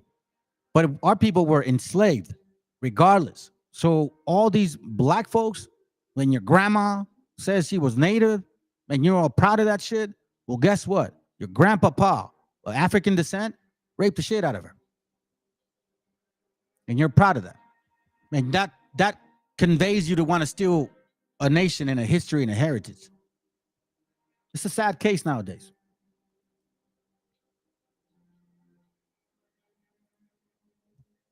Page 64 says here, must have been brought as slaves to Virginia. For a witness testified that he heard a certain other person now dead saying in the year 1701 that when he was a lad about 12 years old, those women were brought to this colony in a ship. Deuteronomy 28:68. By the act of 1676, 1679, and 1682, slavery closed in again. First on Indians captured in war by soldiers, and finally on all Indians sold by our neighboring Indians or any other trafficking with us as slaves. So we see the sellouts too. The Indians were brought in and held in slavery for many years subsequent to 1682, as indicated by the evidence of witnesses and the assertions of counsels in cases brought from 19 to 150 years later. You see this? It says here, to try their titles to freedom were descendants of Indian women brought into this country by traders or several times between the years 1682 and 1748, and by them sold as slaves under the Act of Assembly and made in 1682. Mason, Freemason, counsel for the plaintiff asserts that hundreds of the descendants of Indians brought in between 1682 and 1684 have obtained their freedom on actions brought on this court. You see this? The court gave judgment against many descendants of Indians introduced and held as slaves between 1682 and 1705. That many Indians were reduced to slavery between 1691 and 1701 is shown by Henning's assertion that thousands of their descendants were deprived of their liberty and were sued for it later on. In a revisal of the law of 1705, an act concerning servants and slaves reenact chapter 1 of the Act of 1682 in substance, but omits the word Indian and the special clause representing Indian slaves. What is the definition of partus sequitur ventrum? An Indian mulatto's suit for freedom, enslaved for Pennsylvania, colonial acceptance, free mother, legal doctrine, proof of birth, slave father, and apprentice. So now, if you look up partus sequitur ventrum, it has nothing to do with you natives.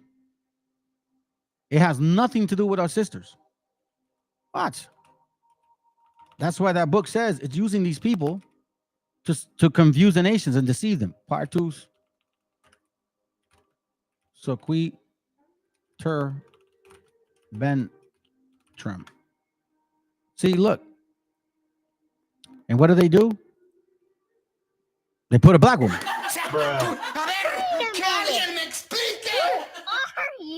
Getting silly dogs, bro. Was a legal doctrine passed in colonial Virginia in 1662 and other English crown colonies in America, which defined the legal status of children born there. The doctrine mandated that children of slave mothers would inherit the legal status of their mother. As such women, children of slave women would be born in slavery. The legal doctrine, partus sequitur ventrum, was derived from Romans. But check this out. Come on, man. What the hell, bro? It says, cultures in diverse as Egypt and Africa and Korea, Asians have ruled that the children of enslaved women are born slaves themselves. In 1619, Here's the hijack. Here we go.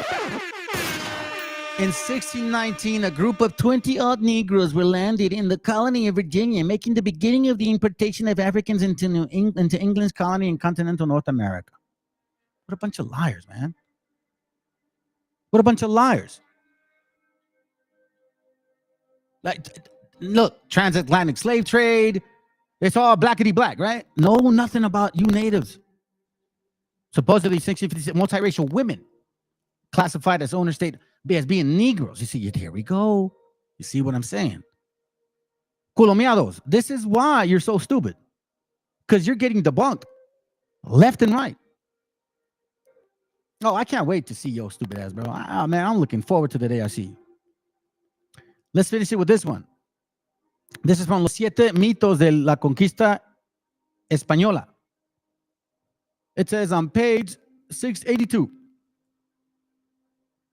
Dice, además los guerreros invisibles de este mito se encarnaban también en otra figura importante, la de los africanos, libres y esclavos, que acompañaban a los invasores españoles y que en posteriores campañas los igualaban o superaban en número. It says that you guys had a lot of people with y'all. Give me a second. I'm going to read something.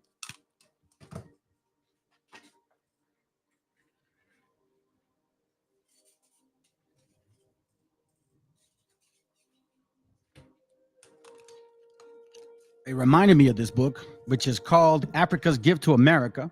Okay.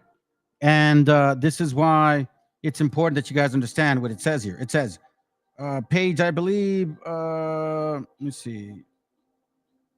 Okay, here it goes. Look, first Africans, not slaves. It says here. It says, strong documentary proof that the first Africans in America were not slaves, and that the shadow slavery of them did not start until 1659 or 1682, right? Because that's when our people were starting to go to court and say, hey, I'm not a slave. They took me in slavery, like they took me in war, okay? Laws were starting to change. Then it says here, is given by competent researchers. 4 of them are J.H. Russell, P.H. Andrews, Mary Standard, and Helen Cathero. Russell, in his chapter Origins of the Free Negro Class, calls the belief that the first Negroes were slaves a popular error maintained and supported by a large number of writers. M.P. Andrews says, the evidence clearly points to the customary indenture for Virginia archives shows that throughout the second quarter of the 17th century, Negroes were being released at the end of their period of indenture. This is from Virginia, the Old Dominion, page 88. And I show that with you guys. So while you guys are being free, our people are being enslaved. And while you guys are asking for reparations, we're starting to wonder, what the fuck are you talking about? That's like the white man asking for reparations, family. Juan Garrido way. This is a black conquistador. This wasn't just one. There were many of you guys here. Let's just read a little bit and then that's it. It says here, durante los próximos años, cuando nuestra América se despongó conmemorar el quinto centenario de los descubrimientos del viejo mundo, el trascendental hecho histórico que ya en 1552 el historiador Gomorra llamó la mayor cosa después de la creación del mundo, sacándola la encarnación y muerte del que lo creó. Anyways, let me continue with this. It's just kind of going over some stuff. It says here, fuentes históricas. No es mucha la información histórica. Here, let me make it bigger. There it goes right here. It says, no es mucha la información histórica disponible sobre el conquistador negro Juan Garrido. Listen, no es mucha la información histórica disponible sobre el conquistador negro Juan Garrido en su vida en África, Europa, las Antillas y la Florida. En la documentación histórica de la española, Cuba y Florida no hemos encontrado una sola referencia a su participación en la exploración y conquista de dichas tierras. Hasta el momento, 1975, las únicas referencias a su participación en la conquista de Puerto Rico se limita a la mera mención de su nombre en nómina de minerios de oro entre los 1516 y 1519. Su presencia en la conquista de Puerto Rico y la Florida había sido mencionada por Murga y el autor Alegria en 1969. ¿Sí ves? En la documentación referente a la conquista de México y su colonización por parte de los españoles, donde encontramos valiosa y importante documentación referente a la vida de Juan Garrido, el conquistador negro, y su participación en dicha empresa. See this? I don't know why he's doing this, man. It's starting to make me upset now. Why are you doing this for, bro? So we see, let's see if I can get one real quick. Check this out. Antecedentes africanos, ¿ok? Medio siglo antes del descubrimiento de América, navegantes portugueses, bajo el patrocinio del príncipe Enrique el Navegante, había iniciado la exploración de la costa occidental de África, tierra hasta entonces desconocida para los europeos. Fruto de esos viajes fue el inicio de la relación comercial entre los portugueses y los reinos africanos de esa región. You see this? African kingdoms. Portugal aún no había desarrollado propósito imperialista sobre el continente africano y para entonces su actividad se limitaba al establecimiento de factorías y esferas de influencia desde donde sus navegantes podían comerciar con el jefes y reyes de la región. Here's what it's basically saying. You see this right here? This is when Portugal goes to the African kings to negotiate slavery. To negotiate slavery. El rey Congo recibiendo embajadores europeos. What the hell? It's basically saying here. Look. Entre otros, introducen los personajes negros en su obra literaria. Bailes de origen africano como la zarabanda, la chacona, el guineo, el yeye y otros, entonces muy populares en Andalucía, fueron el resultado de la influencia cultural de la población negra. You see this? Colomiados, how come you never bring this out? La ciudad africana de Loango, en el Congo, según un antiguo grabado holandés. So these guys here, Portuguese, they did go into the jungles at first, but then started getting sick. So it was their own people that were enslaving them and selling them to the other people. Exhibe prueba histórica que no todos los negros que llegaban a Lisboa venían como esclavos y de que algunos pocos venían por su propia voluntad. Fueron con el propósito de convertirse al cristianismo o de actuar como representantes de los reyes africanos. Yo, listen, y'all got that book, man. That book is heavy duty. Heavy duty.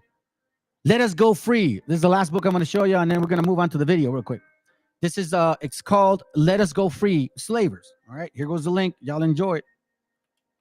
Check this out. This is going to be on chapter 1, first page. It says, early American historical is brutal. After European explorers, most Catholic, crossed the Atlantic Ocean in late 15th century and landed on what had been for them a previously unknown world.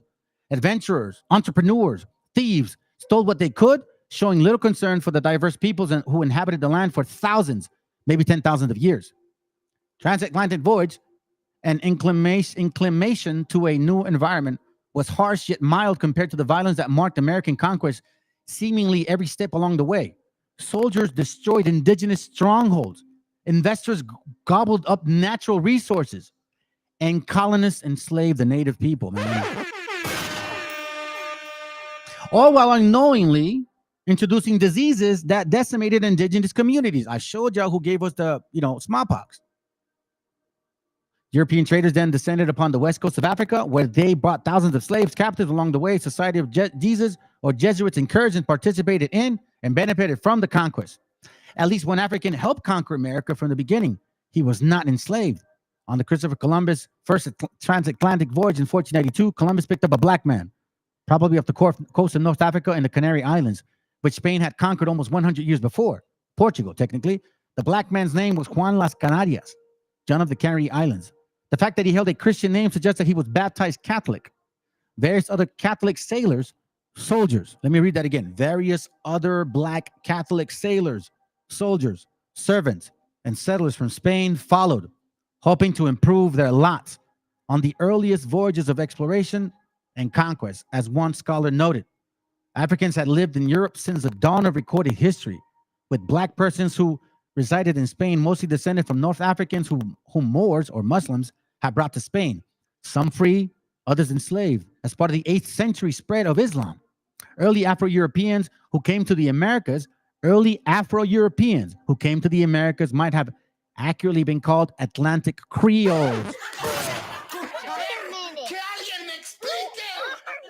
Atlantic Creoles, huh? That's right. Is that you, Chris, from IUIC in San Diego? You're an Atlantic Creole. That is a person of color living along the periphery of the Atlantic Ocean, where Africa, Europe, and Americas met, often draped in Catholic grab, linguistic dexterities, cultural plasticities, and social agility define these multicultural people. It don't get any better than that. It don't get any better than that, family. So now, I hope this is edifying. So now I'm going to show you. I wanted to bring out the books, but what I'm going to do is I'm just going to show you the books again that I recorded. So just consider it a recording, because it's going to show why these people want what you have. And listen, I know this is a topic that is very sensitive to a lot of people. You know what I'm saying? And it's going to have to be that way. I'm not here to sugarcoat shit. This is not the way we roll. We show facts, not fiction. That's what we do. We show facts, not fiction. We don't mislead our gente. I'm not trying to create a narrative. If there are people, I'll show you. But I've done too much homework on this. They're far from it, family. And that's why in this channel, the Meshiacha Chronicles, facts tell, stories sell. Check it out. Changed our life. That's the summary. Okay? For it is time to seek the Lord till he come and rain righteousness upon you. Then it says, you have plowed wickedness. You have reaped iniquity. So now, when you look at this, this is a whole process of breaking ground. Breaking ground. Scriptures always talk about learned about your forefathers. So we're breaking ground, and honestly, family, I'm very happy. I kind of like what had been, it's like the spirit is starting to kind of, okay, like now I'm kind of taking a different avenue. And you're going to notice it. I'm not even going to talk about it. You're just going to notice this channel kind of starting to move over a different rate. Okay? So now, this is from the same book that I had showed you before, written in 1823, I believe, right? It's by Barbara Simmons. And unlike those other channels, like Culomiado's channel, where he likes to run to the white man and hide under their armpit, it's called Old World, whatever. They come to this channel and like, the nerve, okay? It is just a bunch of white guys supposedly saying that this is the old world. So I'm gonna fall again for the trap. You're gonna want me to believe the enemy, while at the same time you got Culomiados altering pictures, literally altering pictures, not showing the real history. So what we're gonna do is we're gonna show the real history. Barbara Simmons, the 10 tribes of Israel, historically identified. And anybody here that says, "Oh no, that's debunked," fine. You don't have to believe me. Go ahead and continue to wear your feathers, and maybe in another 30 million years, your spiritual God will come here and save your Indian ass. And I don't mean that to my gente. You know who I'm talking about? The real $5. Yeah, those mofos. Okay? So now, we remember this. Okay? This is a very good, nice book. I'm telling you, not very good. Get it and read it thoroughly and slowly. When I started thinking of how much history we've lost And when you start putting together the puzzle as to who was involved and how they did it, it's kind of sad in a way, you know. It's a good feeling at the same time, but it's painful, to be quite frank with you. So let's start reading this real quick. This is on page 27. Migration. America has been discovered nearly 2,000 years before reflecting minds had begun to inquire into the peculiarities of its first inhabitant. And as they, instead of collecting evidence for corresponding facts, gave at once their own speculation as the end of inquiry, we have only a mass of contradictory theories. Well, that is very true. Here's one particular one that they like to share, and this stupid damn heathen here, okay? This right here, this is a Khazar who likes to promote Zionism. Yes, Prager's, okay? And then they have this West African lady who has a American experience here, has the audacity to let the puppeteers control her mind, her little smart mind, and insinuate that this is our history. Remember, we just read that there are some people that came here, and then they created this history. This is what we do know. We know this because this is what they taught us. And you know what, family? They made us believe this. For sure they did. Let's go. I've showed you guys this before. And now for a brief history of slavery. Here's the first thing you need to know. Slavery was not invented by white people. It did not start in 1619 when the first slaves came to Jamestown. It existed before then. It did not start in 1492 when Columbus discovered the New World. In fact, when the intrepid explorer landed in the Bahamas, the native Taino tribe hoped that he would help them defeat their aggressive neighbors, the Caribs. The Caribs enslaved the Taino and, on occasion, served them for dinner. Slavery existed in Africa, Asia, and the Middle East. The word slave actually comes from the Slavs of Eastern Europe. Millions of them, all white by the way, were captured and enslaved by Muslims in the 9th century and later by the Ottoman Turks. Slavery existed when the Roman Empire controlled the Mediterranean and most of Europe from the 1st through the 5th centuries. Slavery existed when Alexander the Great conquered Persia in the 4th century BC. It was so common that Aristotle simply considered it natural. The slave master model was just how the world operated in the great philosopher's day. Slavery existed during the time of the ancient Egyptians 5,000 years ago. As far back as we can go in human history, we find slavery. As renowned historian John Steele Gordon notes from time immemorial, slaves were a major item of commerce. As much as a third of the population of the ancient world was enslaved. Here's the second thing you need to know. White people were the first to formally put an end to slavery. In 1833, Britain was the first country in the history of the world to pass a Slavery Abolition Act. They were quickly followed by France, who in 1848 abolished slavery in her many colonies. Then, of course, came the 13th Amendment in the United States Constitution. After centuries of human slavery, white men led the world in putting an end to the abhorrent practice. That includes the 300,000 Union soldiers, overwhelmingly white, who died during the Civil War. Now, am I saying that this makes white people better than anyone else? Of course not. My purpose here is to simply tell the truth, and the truth is that human history is complicated. No one, regardless of skin color, stands guiltless. Yet today we are never told to consider the murderous Persian Empire or the cannibalism of indigenous tribes of North and South America or the heinous actions under the imperialistic Muslim, Chinese, Mongol, or Japanese empires, to name just a few. Instead, we're told that slavery is a white phenomenon. And like all persistent lies, this lie spawns a bunch of other lies. On social media, I come across extraordinary depictions about how Africans lived like pharaohs before Europeans came and laid waste to their paradise. I wish any of this were true, but it's not. It's a fantasy. The truth is that Africans were sold into slavery by other black Africans, and in many cases, sold for items as trivial as gin and mirrors. Whites didn't go into the interior and round up the natives. They waited on the coast for their black partners to bring them black bodies. The stark reality is that our lives had very little value to our ancestors. Here's the third thing you need to know. If you think slavery is a relic of the past, you're wrong. There are some 700,000 slaves in Africa today, right now. That's the lowest estimate that I could find. Other sources say there are many more. For context, that's almost twice as many slaves as were ever brought to the United States. Child That's the history that we were taught. There's a lot of garbage that this West African lady is spitting. There's a reason why I keep calling her West African, is because that's what she is. Okay. And I think she's Christian, supposedly. It says, "Thou shalt not lie."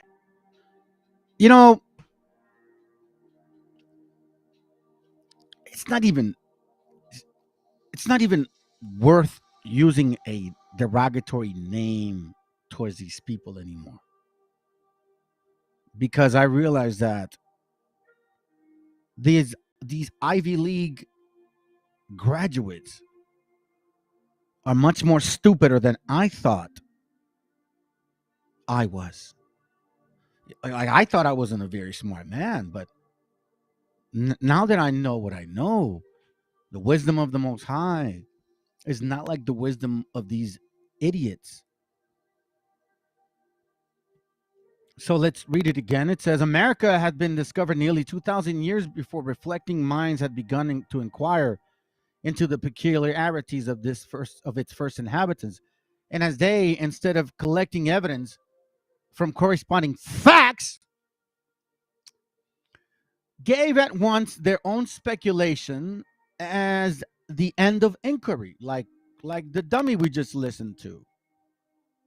And just because she has a tan, that makes it right. Quite frankly, the second part is also, Britain wasn't the first ones to abolish slavery. It was actually Mexico in 1829.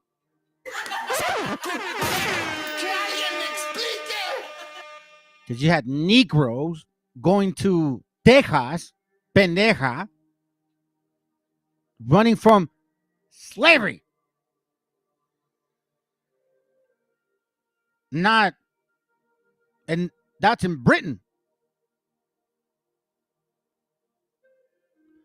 Here's another part. So the reason I'm doing this in orange is because since I'm in this topic, I'm gonna kind of like just use a couple channels, a couple pages to smack these other ones that look like her, and that's claimed that they are our people, that they are the natives of this land. Okay, so for you individuals that don't care to read, don't know how to read, don't want to read, have no concept of reading, you want to listen to culo miados, el pinche miado culo, when he wants to tamper with evidence in regards to pictures and, hey, look, I look like this, and hey, look, they look like that, and then they got feathers, Doc. Okay, well, let's read some of these older books. It says, to their amazement, they discovered no Negroes.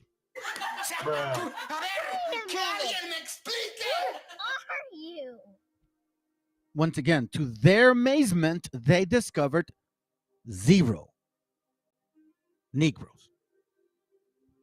Wobbleism. What is going on? Yeah, she's the definition of an oxymoron. The total, kind of calling the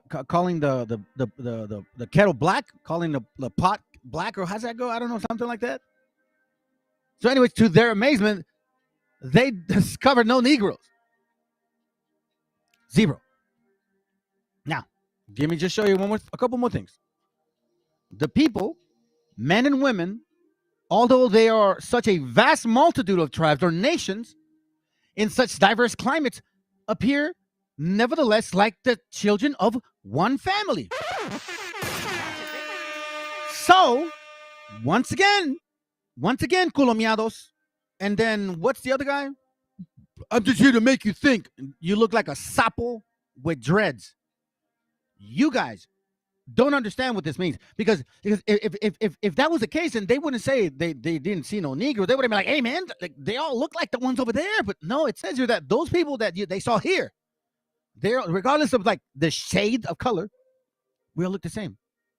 Aztecs and Mexicans, or Aztecs, so-called Mexicans. Okay, so I'm just, you know what I mean, I'm just saying.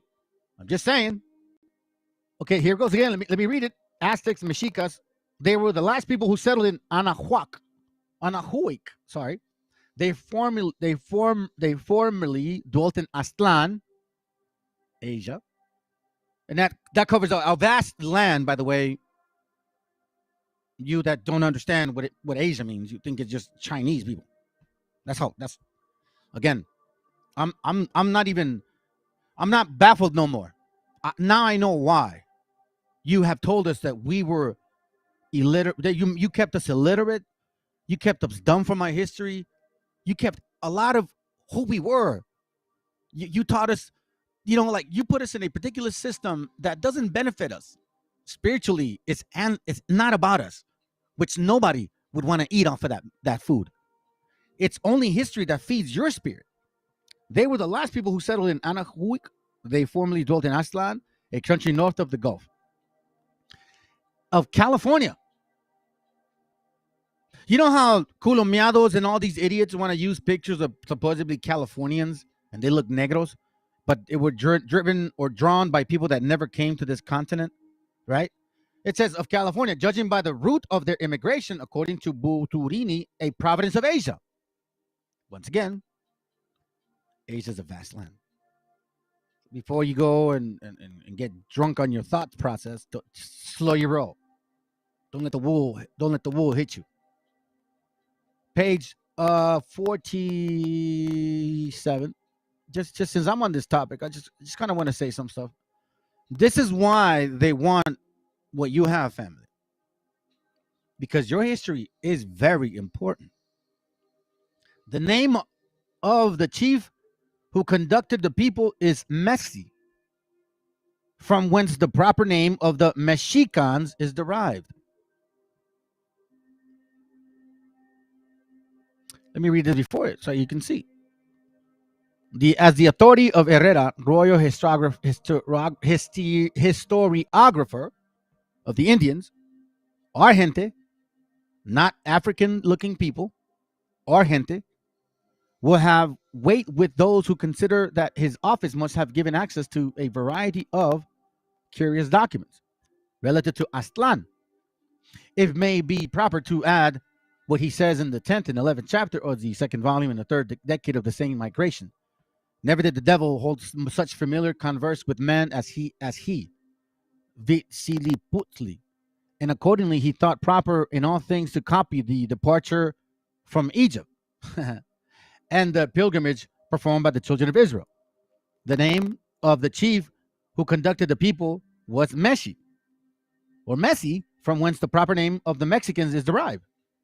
The account of the Mexican migration, Barrera, corresponds with the former of all the essential circumstances. Check this out. Remember I said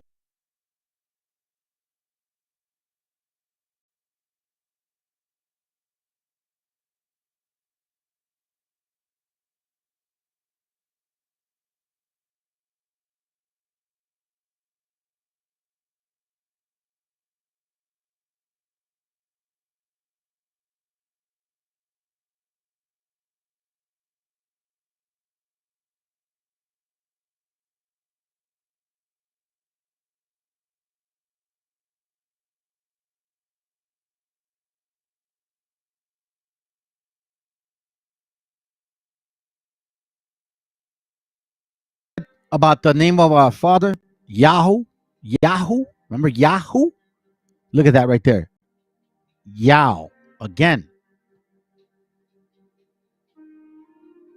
Now, I also want to just bring this up. You know, when you see Huacan or Hua, it's Hua, Huach, Huacan, Huachan. Well, just turn the H into an R. What do you get? Huac or Ruach? Open your minds, family. Mexicans singing in the court of their temples the great exploit of Huitzilopochtli, that they, like the Jews, recorded in hymns the miraculous events of their own history. This is extremely important, family, because here we're going to start seeing why they want your history. You see, culomiados and then the frog looking dude with dreads can say all they want to say and use all kinds of pictures that they want to use. But when it comes down to the real facts, I'm going to show you some things that none of them can ever explain. If you are from this continent, and again, I'm covering some things here, but I'm going to go forward. Don't trip. Then how come some of these things you don't have? So family, this isn't anti anything. This is showing you what they want to take from you. Yeah, he's culimeo o culo miado scissor hands. Culo apestado miados, bro. Hey, listen.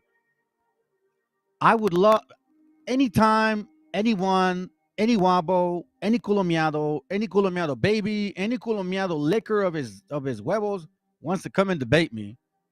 You're more than welcome to him. You could even have him come here, but he will never talk to us. He talks to negros and güeros. That's why. And listen, I'm no threat, man, but we can do it another way too, man. I'm just keeping it real, bro. Like that's how much I dislike you. They carried before this letter a kind of painted roll of papyrus, 90 feet in length, 1 in breadth, and as thick as a finger. A number of young men carried this roll, supporting it very carefully. Remember, the scriptures talk about roll. Okay, so look, this is an important point that you guys have to understand. When you read these scriptures, that's why it's important to study, obviously, like anything else. Okay. Let's see. Oh no, this goes here. I'm gonna show you something real quick. I think it's Sirach. Is it Sirach? Let me see if I can find it. Sirach 47. 43. No, it's probably 47.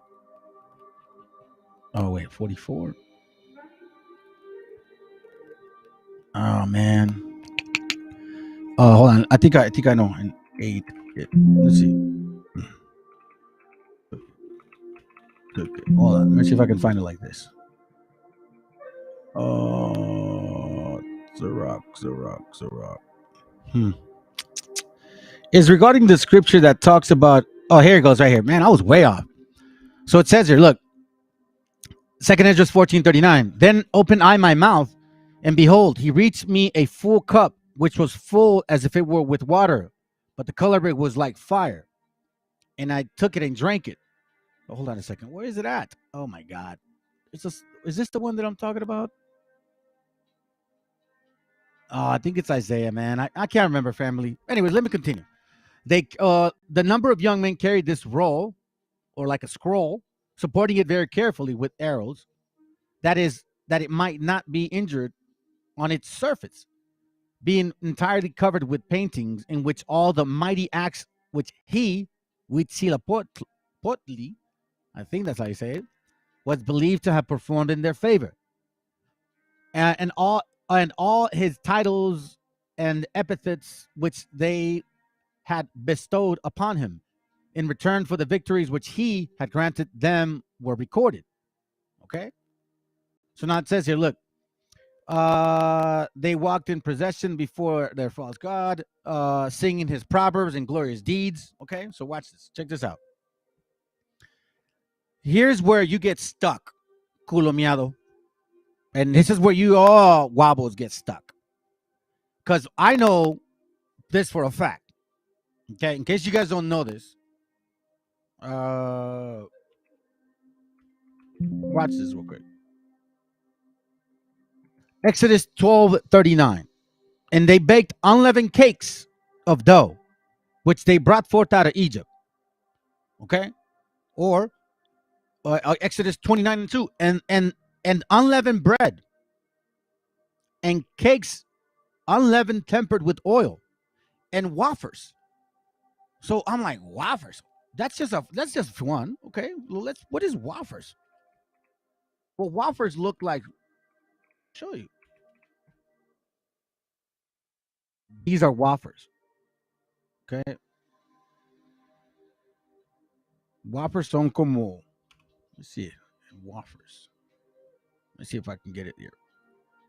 Boom.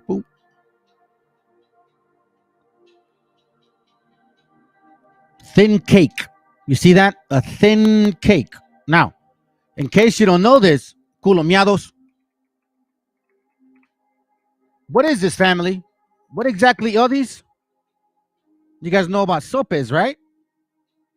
Thin cakes. Thin cakes. So now that's just one of them. That's just no, that's not even it. So I'll show you. Look, check this out. Wafers are like thin cakes, right? So check this out. Now here's another one. It also mentions that unleavened bread, cakes, unleavened cakes, right? Unleavened cakes. So check this out. You guys know what tamales, right? Now tamales are made out of corn. Okay, in case you guys don't know, tamales are made out of corn. All right. So now, if you guys don't know this, tamales are also called. Here, I'll show you. Right? Pasteles.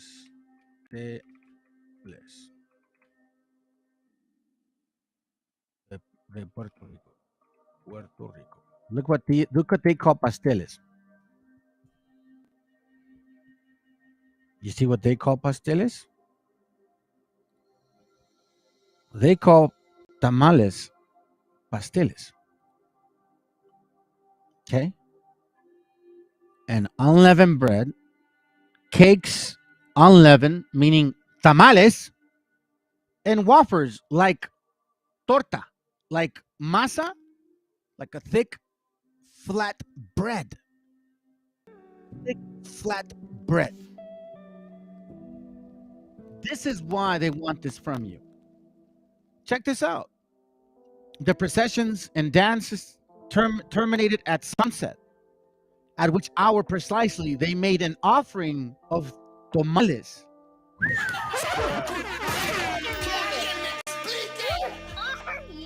A kind of bread offering which the Mexicas, like the Jews, presented at their temple, and which was only lawful for the priest to eat. This is why the Wobbles want your history. And Colombiano, listen, you can continue to alter all your crap. You can continue to keep licking their huevos. Quite frankly, you want to know something? Oh, hold on, let me hear what you say, bro. Empanadas, we taínos call pastelitos. Exactly, bro. That's what I'm talking about. Exactly the same thing. Empanadas, you call them, well, some people call them empanadas. I think in Central they call them empanadas. We call them tamales or tamal. You guys call them pasteles or pastelitos. Puerto Rico, they call them pasteles. Well, I guess in your island, they call them pastelitos, right? Exactly. So, again, that's why they want this history, because they know they can't touch it. So the only way to attack you is by pictures and assumptions and ha. No, you dummies are very, very, you're lost. It doesn't matter what angle. You should have, man, you guys should have done, I don't know how to say it, man. Just the Most High. He does what he does, man. It's so beautiful. So now, let's continue to move on again. We have some examples of some people, what they say, that we were nothing. That we were eating people. That's what the African girl said. That we ate people. That we ate ourselves. Little does she know that people in Africa are cannibals to this very day. I'm just saying. And then white people, when they came here in Virginia, they ate themselves as well. So I don't understand how come you Ivy League people don't know history, or unless you do it and know it and care not to express it. Page 31. We may therefore refer them to the former origin and conclude that they're Asiatic. Again, remember, people, you think Asian, kind of like when you think illegal immigrant or illegal alien, what do you think about? And you don't think of a Cuban, you don't think of an African, you don't think of a white person. No, you think of a Mexican. So when we say Asiatic, don't think Asian, okay? Remember that. Watch that shit from your foreheads. It says here, concluded that their Asiatic progenitors having settled in those parts of America where the Russians have discovered the proximity of the two continents, meaning Alaska, spread gradually over the various regions. The Mexican, watch this, family. This is why it is extremely important that you read about yourself, about our people, and what has occurred. You have to understand the importance of them erasing your history, because we're the only nation of people, sincerely, that doesn't know where we came from. Asians know, white people know, Africans know, Arabs know, and people from India know, except you. The Mexicans point out, and again, when I'm reading this, it's particularly talking about, in this book, Mexicans and Peruvians, but it's also mentioning a bunch of different tribes. They're targeting these two, but let's listen. The Mexicans point out, and remember, we all came together, okay? We all came together. So there's no tribe tripping here, fam. Do not bring that attitude here. The Mexicans point out their various stations as they advance from the interior province.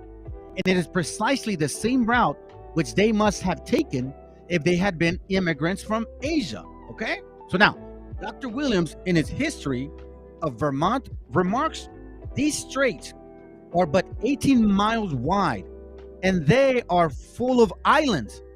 The Indian tradition says the sea is eating them up. What?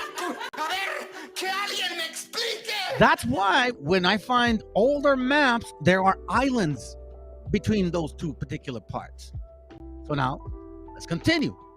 Again, we're going to slice and dice and move through, all right? It says here, page 32. It says they all coincide in their account relative to the primitive settlers of America, who were ignorantly styled American savages. Exactly. Because that's what she did. We were savages, and that the Taínos were afraid of guess us here in the mainland because we would eat you guys, and then that supposedly, oh, it was so bad for black folks, and supposedly the same people that enslaved you are the same ones that saved you. No wonder she married a white guy. Yeah, make it make sense.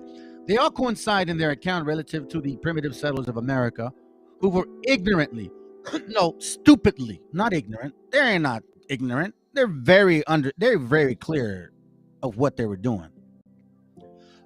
Styled American savages. That they were all of one stock, namely of the 10 tribes, who were carried away by the Assyrian kings of Halah and Habor. We know that story, right? Who in a short time made their way towards East Asia. You see this here? See this here? This coincides with the writings of El Padre Valera. Check this out. Watch this. And I wasn't going to bring this out, but I think it'd be good. Watch this. Oh, there it goes right there. Not that one. It's not that one. This one right here. This is from, Jesuits and the Incas, I believe. The Peruvian history was in page 1. The Peruvian history was a major theme in Valera's writing. His Historia Occidentalis, History of the West, appears to have included accounts of the early origins of the Native Americans, of the Peruvian dynasty before the Incas, and of the Inca ruler themselves. Throughout the remaining fragments of this work is material pertaining to the history of the Western Hemisphere prior to the time of the Incas. Okay. People have been lost. Portions of his history of American migration and the pre-Inca dynasty of Peru survived in his Relaciones de las Costumbres Antiguas. Check this out. Valera vehemently rejected the notion that the American Indians were the descendants of the lost tribes of Israel, a common theory in the 16th century. Okay? Remember that. So he didn't believe it. But check this out. Our Father works in a very beautiful way. Check this out. He didn't believe it, right? Few sections that remain of Valera's work on this subject, he apparently speculated that the people of the Americas originated from the ancient Chaldeans. for real, okay, who once lived in plains of Sinar in the Persian Gulf. The chronicler wrote that the religion of the natives of Greater Florida, who looked like us, and the Caribbean islands were derived from the practices of Chaldeans, who worshipped only natural features such as lakes, springs, and stars. Who came out of the Ur, the Chaldean family? Abraham. Likewise, he claimed that the faith of the first Peruvians was modeled on that of the Chaldeans. The Chaldeans were renowned in biblical history for founding the city of Ur, where the ziggurats are that look just like our pyramids, from whence came Abraham, the father of the Hebrew nation. They were believed to have descended directly from Noah, and they became famous as learned astrologers, priests, and magicians. That's how come we understood that the day starts in sundown and ends in sundown. By linking the ancient Peruvians to the Chaldeans, Valera, who hated us, was placing the people of the New World into the framework of the biblical history. Valera considered the Chaldeans to be the ultimate ancestors of the people of Peru. It seems, however, that he viewed the Mexican natives, whom he called the race of terrible and cruel men, as a very separate people. In his writings, he argued that Mexicans have spread southward from Mexico and had peopled Central America and the tropical forests of South America. He believed that the natives of lowland of South America, whom he would have seen as a young boy, were descendants from the Mexicans. These people known in Quechua as Antis. But yet, like he continues to talk and says, but at the same time, there's the book right there. That book right there. The Jesuit and the Inca. Extraordinary Life of Padre Blas Valera. He didn't believe it. Okay? He didn't believe it. So now, let's go... Here, I'll read this here. It is easily accounted for if the Mexican affirms one tribe remained in this country. Now, let me skip that. There's a reason why I highlighted. Okay, here goes. In connection with... this is page 33. In connection with the facts that the Emperor of Russia holds that this day the sources of the Euphrates, and that the arm of the sea, which the tribes had crossed on their migration, is bordered by his empire. The following passage of scripture history, the last notice which we have of the 10 tribes after the expedition, expatriation, which that happened to us here too, coincidentally, is curiously illustrated. You remember the repatriation by taking us out of our own land here, like Operation Wetbag? 70% of those people that were deported were actually born in this side. Yeah, they took counsel among themselves. You guys know the story. 2nd Ezra 13:42, right? Narrow passage. Okay, so then it says here, the Mexican tradition is in perfect accordance with the preceding testimony. They affirm that they traveled through Aztlan or Asia and had 104 decimiles during their migration, meaning that they had 104 stops as we came here. Let's continue. I'll go to page 30. Let's see, 30. Give me a second. 41. Let's go to page 41. Let's go through that.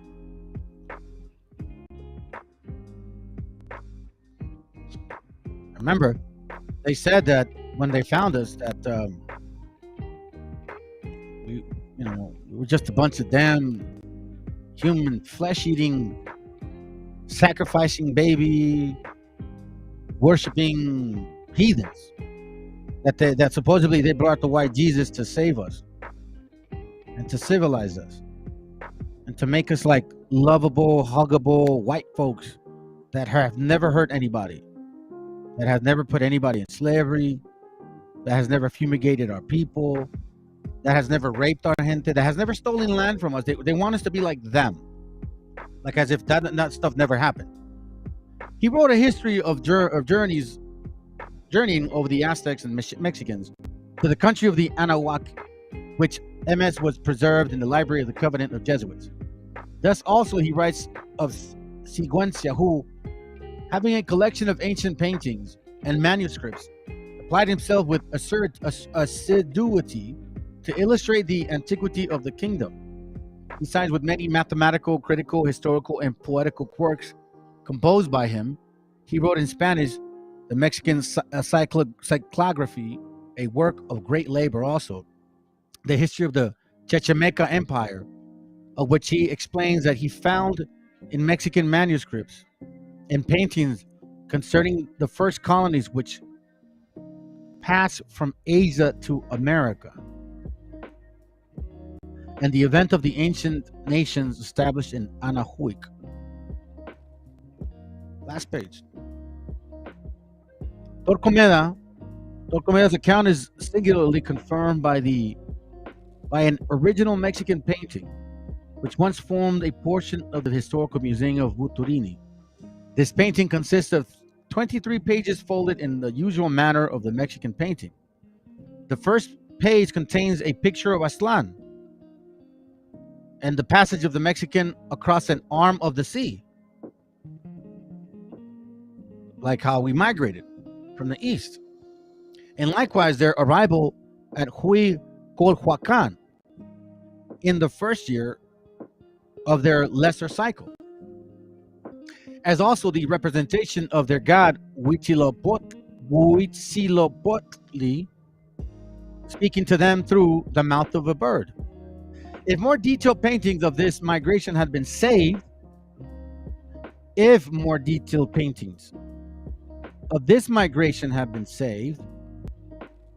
from the overwhelming destruction in which the annals of the New World were involved, for in Texcoco alone, according to Claveguero or Claveguero, Sumerrago.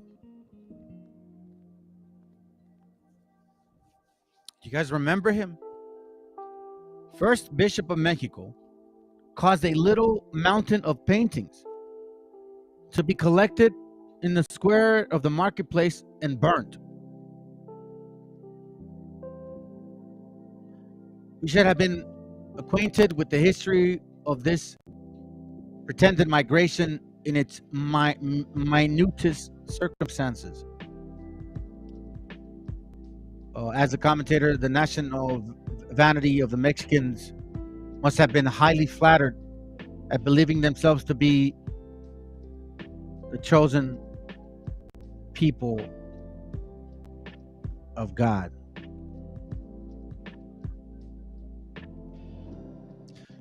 Sumarrego seems to have reasoned in the same style as the Mohammedan bigot of old, who, when Philoponus wrote entreating the caliph to preserve the historical manuscripts of the famous libraries in Alexandria, returned this answer: if the books agree in all points with the Alcorán, this last would be perfect without them, and consequently they would be superfluous. But if they contain anything repugnant to the doctrines and tenets of that book, they ought to be destroyed as being pernicious. Remember this book? This is called the Lutheran Newsletter, written in September 7th, 1900. He makes he writes, he's like against Catholicism. Watch one of the articles on the bottom. Watch what he says, and you'll see how much of a devil this guy really was. It says here, if you guys can see it, I'll do my best. I'm going to read it, so just don't worry about it. But it says here, Dr. S. Borton, I'm over here on this side, okay, relates the following about the first Bible printed in Mexico and the Christian Advocate. The printing press came to Mexico in 1539, for in that year there was printed in Mexico, in Spanish, a brief compendium of the Christian doctrine. That was the Ave Maria, Padre Nuestro, Credo, Diez Mandamientos, and Rosario. That's all that we were taught, nothing else. Okay? Let me just show you. Let me show you so you don't think I'm lying. That's all that we were taught. If we were to learn anything outside of that, outside of those things, then you would die. This is from the Mysteries of Mexican Pyramids. Excellent book. Page 16. As the stand was stolen from natives, great famine ensued, yet heavy taxes were laid on the Indians. Those who failed to pay were tortured to death. Indians who refused to join the Catholic Church were horsewhipped, had their heads shaved, and were forbidden to hold office or title in their villages. Now, that's why we have black padres. We couldn't be padres. They could be. For failing to attend mass or practicing any old riots like what we just read, the Indian could receive 100 lashes. According to the Spaniards, because of Zumarraga, Indians were supposed to know only, not the whole book, not like you guys, only Our Father, Ave Maria, Credo, and 10 Commandments. Reading and writing were considered as dangerous as the devil. As the devil. So, let's begin again. The printing press came to Mexico in 1539, and for that year, there was printed in Mexico in Spanish a brief compendium of the Christian doctrine. That's all we could read. Like when you go to Catholic Church and they give you like that little fake skinny book. That's it. It says a brief compendium of the Christian doctrine under the auspices of the famous bishop Juan de Zumarraga, the one we just read about, that burned all kinds of books, right? That was just 81 years before the Mayflower brought the first pilgrims to the Plymouth Bay. From 1539, pay attention, from 1539 through 1510, when the immortal Hidalgo raised the cry of Mexican independence, and I think it's 1810, I don't know, I think it says 1810, and during the 271 years of Spanish rule and misrule in Mexico, Spain not only did not give Mexico a Bible, but sternly prohibited the publication of any part of the sacred scriptures in the language of the Mexican people. That prohibition is still in force with regards to the printing of the Bible in any of the 52 different languages and dialects spoken in Mexico today. The first edition of the Bible in Mexico was printed in Latin and in Spanish in Mexico in the city in 1831 through 1833. That was the very first printed authorized Bible. It was in Latin and in Spanish. Now, family, none of us knew how to read and write, remember? It appeared in 25 volumes in an atlas and cost over $200, probably about 10 grand right now, in 25 books, like the old encyclopedias, that it still remained prohibited book to the great majority of the people.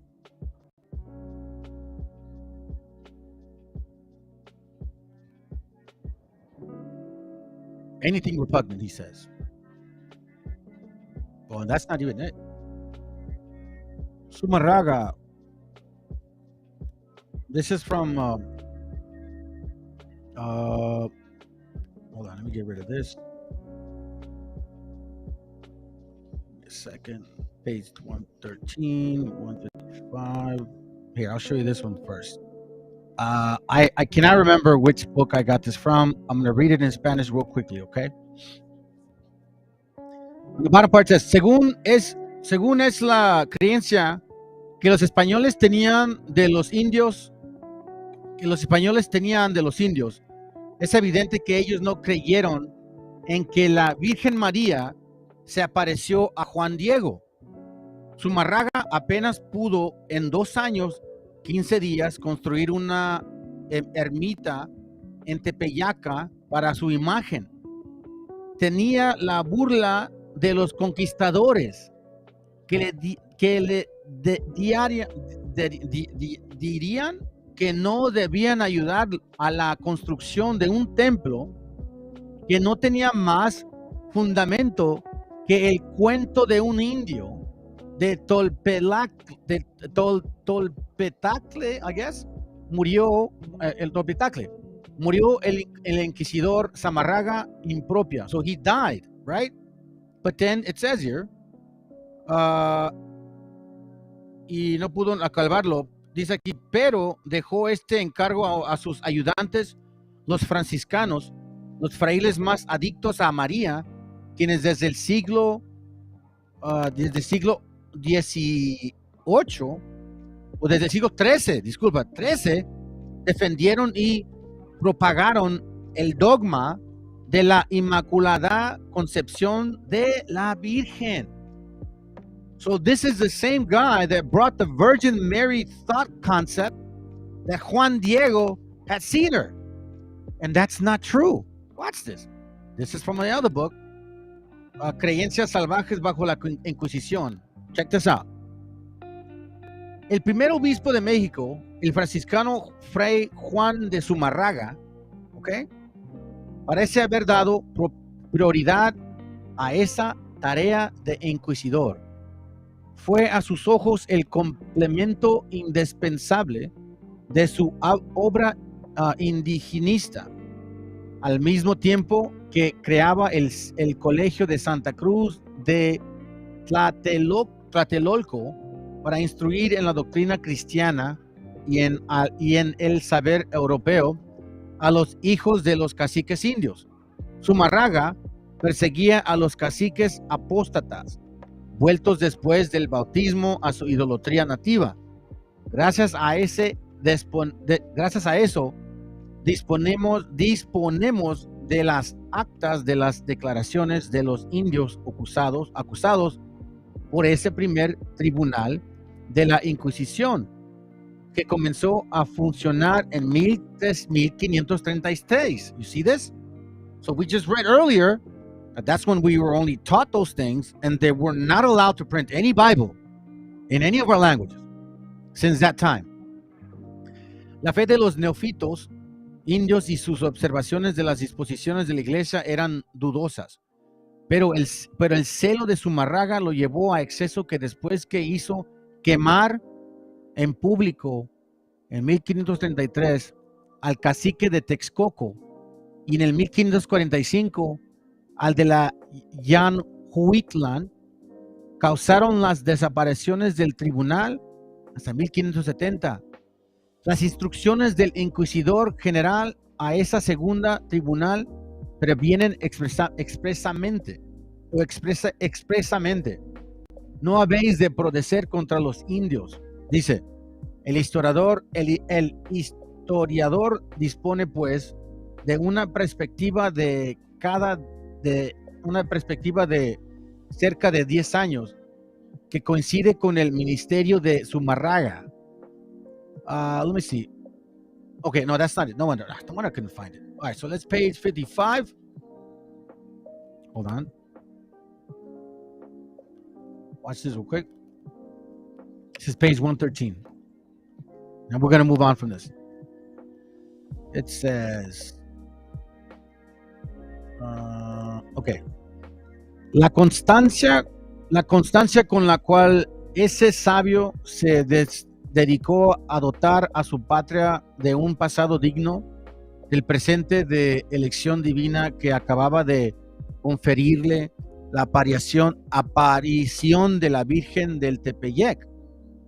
El esfuerzo correlativo del poeta y del prosista para hacer que la antigua mitología mexicana consiguiera la dignidad literaria de la mitología helénica.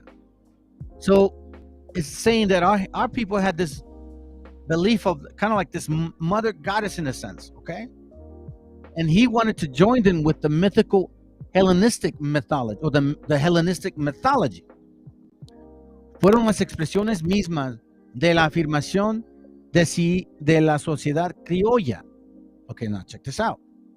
La glorificación del conquistador Cortés en la piedad heroica de don Fernando Cortés, obra escrita una docena de años más tarde. Solo esta aparente contradicción con el elogio de los soberanos aztecas. En este nuevo libro, principalmente destinado a mantener lo que su título promete, vemos a Cortés como fundador del Hospital del Amor de Dios, lo que le otorga el autor la oportunidad de inscribir una historia de la Ciudad de México después de la conquista. No nos sorprende una digresión como esta. Y era alguna ocasión en que poder decir dónde se apareció la imagen de María Santísima de Guadalupe al ilustrísimo obispo don Fray Juan Zumarraga.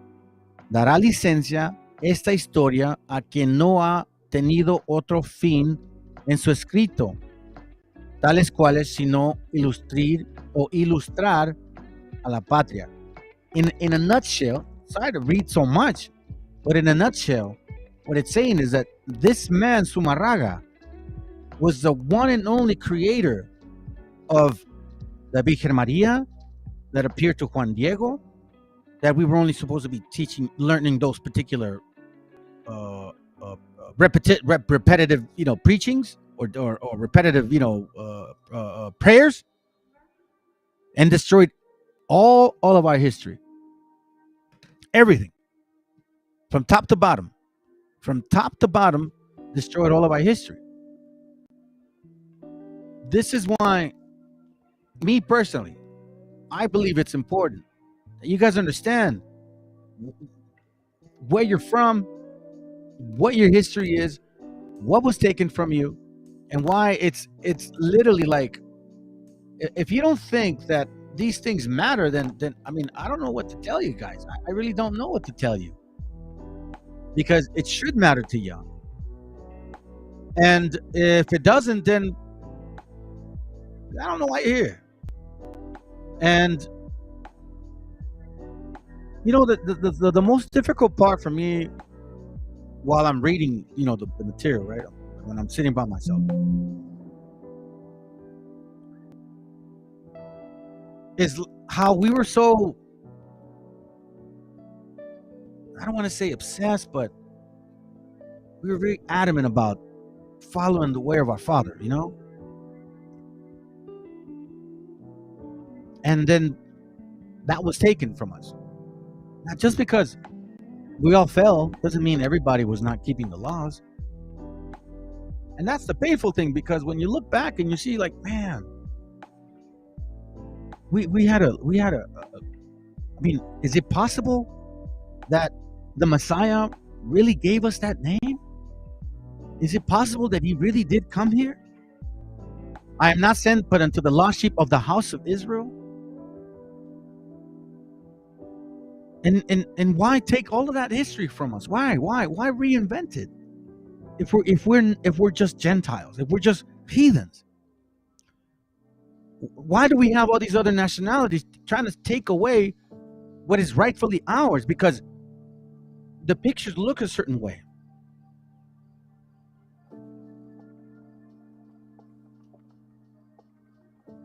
To me, reading the book, because I can go further into this material. I'm gonna come back to this book.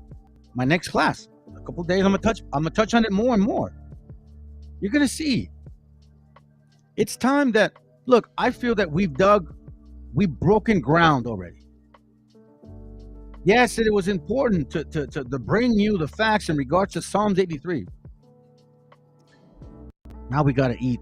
Now we gotta chew on some serious meat regarding your heritage and why they want to take it from you.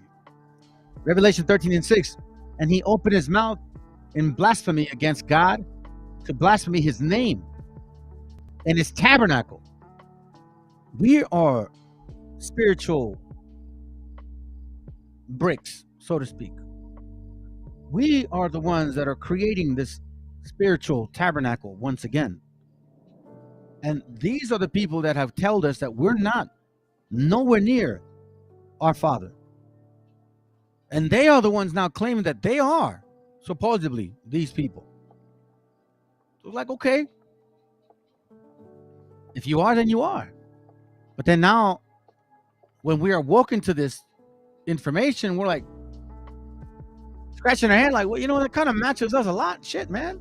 Excuse my language. It's like, I don't know. It doesn't sound like you. It sounds more like me. And them that dwelt in heaven. And it was given unto him to make war with the saints and to overcome them. And power was given to him over all kindred, all tongues, and all nations. Now we know what that is. I don't think that's complicated. I don't have to put thoughts in your mind. It's clear. All kindreds, all languages, and all kinds of nationalities. We see them here in America. And all that dwelt upon the earth shall worship him, whose names are not written in the book of life of the Lamb, slain from the foundation of the world.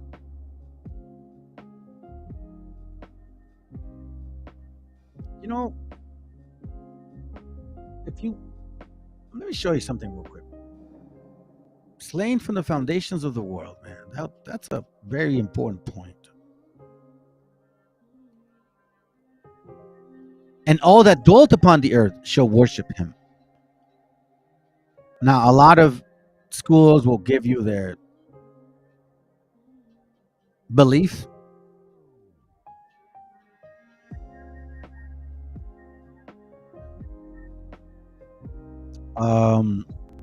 I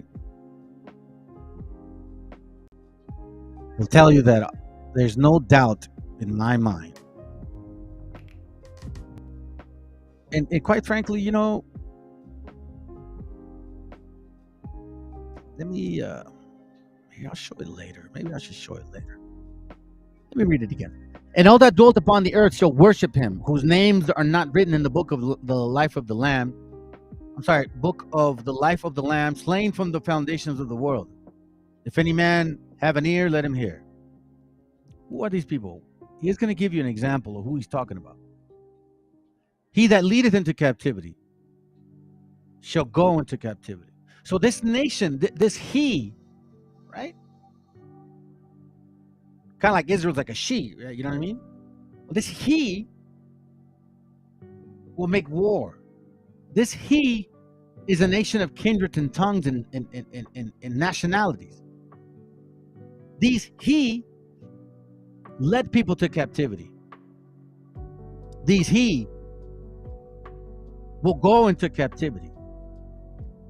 He that killeth with the sword must be killed with the sword. Here's the patience and the faith of the saints. How else can I express it? I showed you Web.com's AI tool.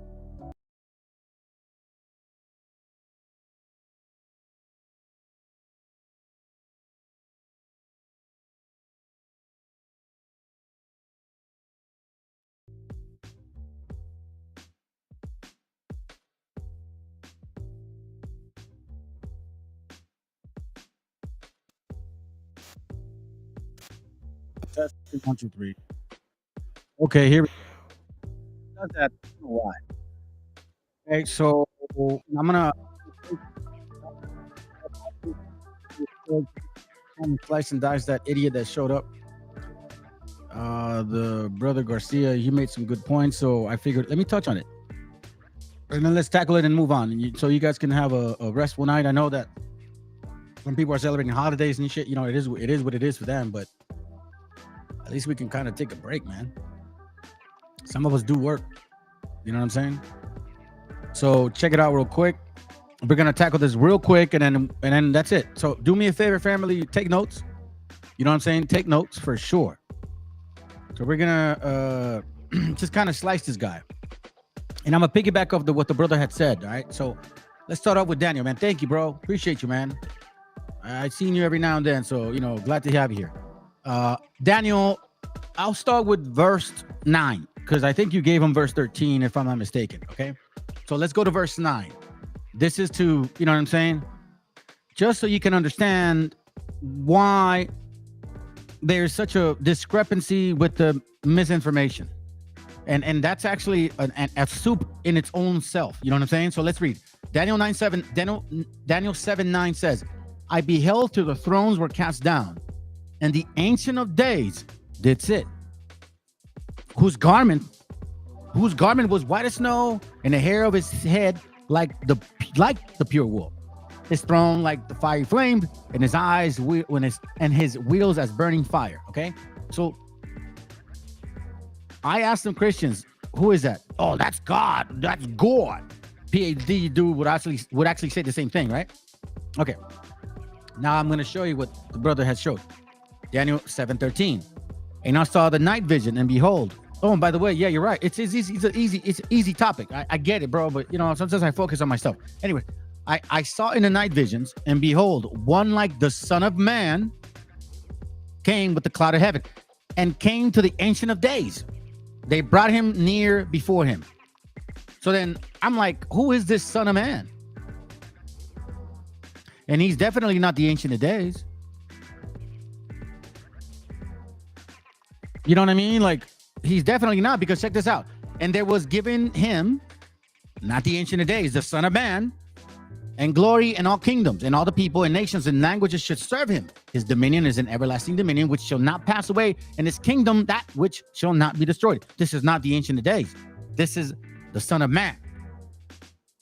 So that's why when he brought up, Daniel, I was like, bro, that's a good one. And again, it's all about what you're really talking about, bro. If I'm gonna have an open topic, I'm gonna cut you in pieces. But if I'm distracted with something else, I really, you know what I mean? It don't work that way. Matthew 19:28. They're like, well, the Son of Man, that's not Jesus. Okay, sounds good. And Yahoo said unto them, amen, I say to you, that ye which have followed me, and Yahushua Moshe, that's his name, that ye which follow me in the restoration when the Son of Man, or Adam, but I'll do it here because you guys may get confused, you're simpletons and shit. Anyways, and the Mashiach said unto them, verily I say unto you, that ye which follow me in the generation when the Son of Man, Daniel 7:13 says, the Son of Man approached the Ancient of Days. What are we, schizos now? So is the Ancient of Days looking at himself and saying, hey, that's you. Hey, that's you when I'm going to be a human. Stupid, bro. It says here, in the generation when the Son of Man shall sit in the throne of his glory. Didn't Daniel 7:14 say that his glory is going to be that of nations and tongues and everything? Ye shall sit upon the 12 stones, judging the 12 tribes of Israel. He's talking to the saints. Son of Man. Son of Man. I mean, like, come on, let's not get complicated here. Here, let's do another one real quick. Hey, thank you, bro, man. I'm glad you actually came in, bro, and did what you did. Mark, because you literally woke up my spirit. Mark 6. I'm sorry, not Mark. Matthew 16:20. All right.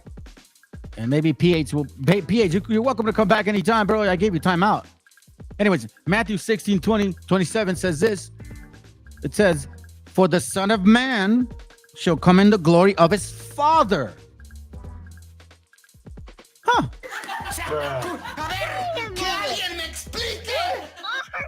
So here it says the Son of Man shall come in the glory of his Father. What are we, schizos now? So is God a schizo when he's here? I'm Jesus, I'm God, I'm Jesus. Is he talking to himself? Is he like the movie Split? 27 personalities?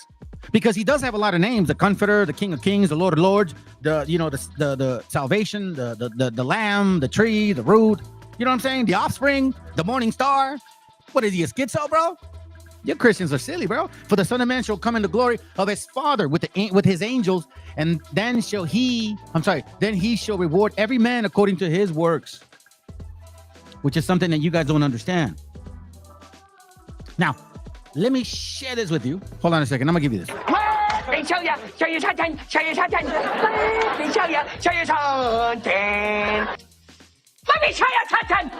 Proverbs 6:23. This is exactly why you have no understanding. You're still worshiping a tree on every Christmas.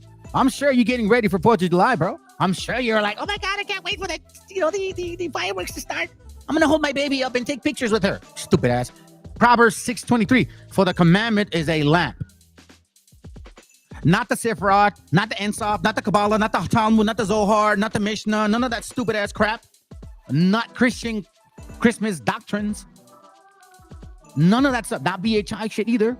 For the commandment is a lamp. The instructions, meaning the way, the discipline of the laws. And the law is light. That's why in darkness, you can see clearly. Why do you think I play the video at the end? The video at the end, he's going through a cave of darkness. and there's lights lighting him. He says, follow the light.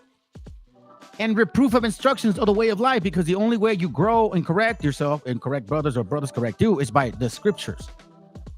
So the only way you can understand this book is by you actually keeping the commandments. And here's how come I know that you don't understand anything. You come here and you post a bunch of different scriptures and you think you make sense. You makes no sense because you don't hit the link and you don't even explain yourself. Wisdom of Solomon 7:1. This is proof because, again, the King of Kings, the Lord of Lords, right? This is now what they call the Messiah, the Meshiach. Wisdom of Solomon 7:1. I myself also am a mortal man, like to all, and the offspring of him that was first made of the earth, Adam. And in my womb, and in my mother's womb, fashioned to be flesh in the time of 10 months. All my kids went 10 months into the pregnancy. None of them went 9. Actually, my first one. The rest were all 10 months in. So I agree with this. I don't know why my kids were 10 months, but typically kids come out at 9. Being compacted in blood of the seed of man, and the pleasure that came with sleep, meaning when the baby's in the belly, resting. And when I was born, I drew in the common air, when he smacked his butt, and fell upon the earth. I'm ready and fully awoke. Now I'm breathing the earth. I'm not breathing water anymore, which is like nature. And the first voice I uttered was crying, and all others do, as all others do, of course. I was nursed in swaddling clothes, and that with care. For there is no king, listen to this, isn't the Meshiach a king? For there's no king, the seed of David, for there's no king that had any other beginning of birth. Watch this. Didn't the Meshiach die and then come back in 3? But he died like a man. But he's not born like a man? What are you, stupid? For all men have one entrance in life. For all men have one entrance into life. And like the going out. You embrace the fact that he died like a human, but you imagine his mom having sex with a god. What are you doing? It says, for there is no king that had no other beginning of birth. No king, right? Just to confirm, 1 Timothy 6:15, it says, which in his time he shall show who is blessed and only potentate, the King of Kings, Lord of Lords.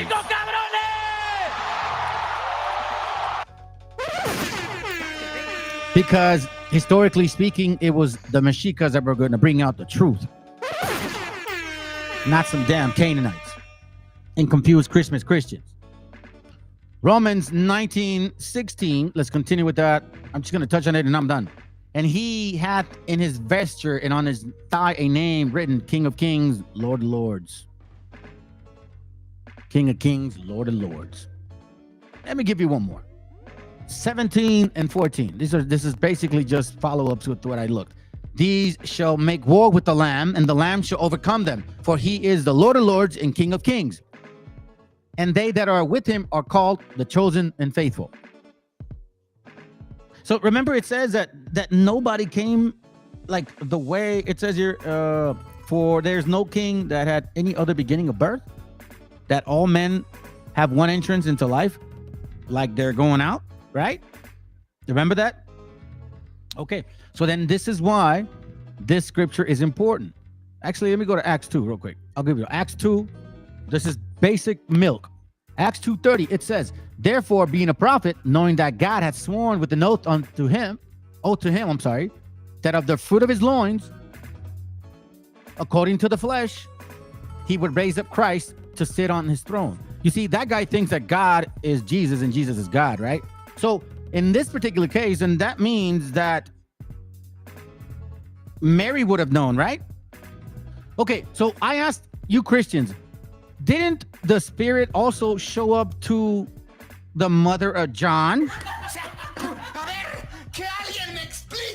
And he told the father, hey, you're going to get your wife pregnant. And he said, she's old, bro. We're barren. Ain't having no kids. And you're going to be mute. Watch. So what are you saying? That the Spirit didn't have sex with the old woman and only had sex with Mary? That's funny, man. That's funny. According to the flesh, it would raise up Christ to sit on his throne. You see what I'm saying? From the fruit of his loins. Fruit of his loins. Uh-oh, we have a Negro right here. Hispanics are white. And blacks are white too, bro. You black people have like 30% white, gringo and shit. And a lot of you guys can't prove that you're fully white. Just because you got woolly hair don't make you negro. Plus, you're West. If you are an African, if you are black, and you're a West African Canaanite, and that's your history. What you want me to tell you? And no, we're not white, because when the Spaniards came here with you guys, right? We were light skin and dark skin too. We used bear grease and red shoot to make sure that we could tan ourselves. So we're not light skinned because of white people. You guys are light skinned because of white people. That's why your mom is light skinned. Sam Jackson, unless you look like the guy. But hey, he's also white too. You guys need to learn your history, man. So anyways, let's continue. Because here's my point. Acts 2:30 says, look, from the flesh, from the loins. This is in the New Testament. Jot it down. Romans 1:3, simple stuff concerning his son, Jesus Christ, our Lord, which was made of the seed of David concerning the flesh. You see? So now let's touch on this real quick, because this is kind of getting to the point. Luke 2:46, I'll show you. It says, and it came to pass that after 3 days, they found him in the temple, sitting in the midst of doctors, both hearing them and asking them questions. So here, Mary and Joseph, they left Jerusalem thinking that Mashiach was with them, because, you know, there's like a lot of people with them, right? They go 3 times a year. Read Deuteronomy 16:16, you'll find out. So now they realize, hey, wait a minute, he's not with us. So then they come back. So now verse 47, and all that heard him was astonished at his understanding and answers, because he was with the people, like in the synagogue. Now this is Mary and Joseph. And when they saw him, they were amazed. And his mother said unto him, Son, why hast thou dealt with us?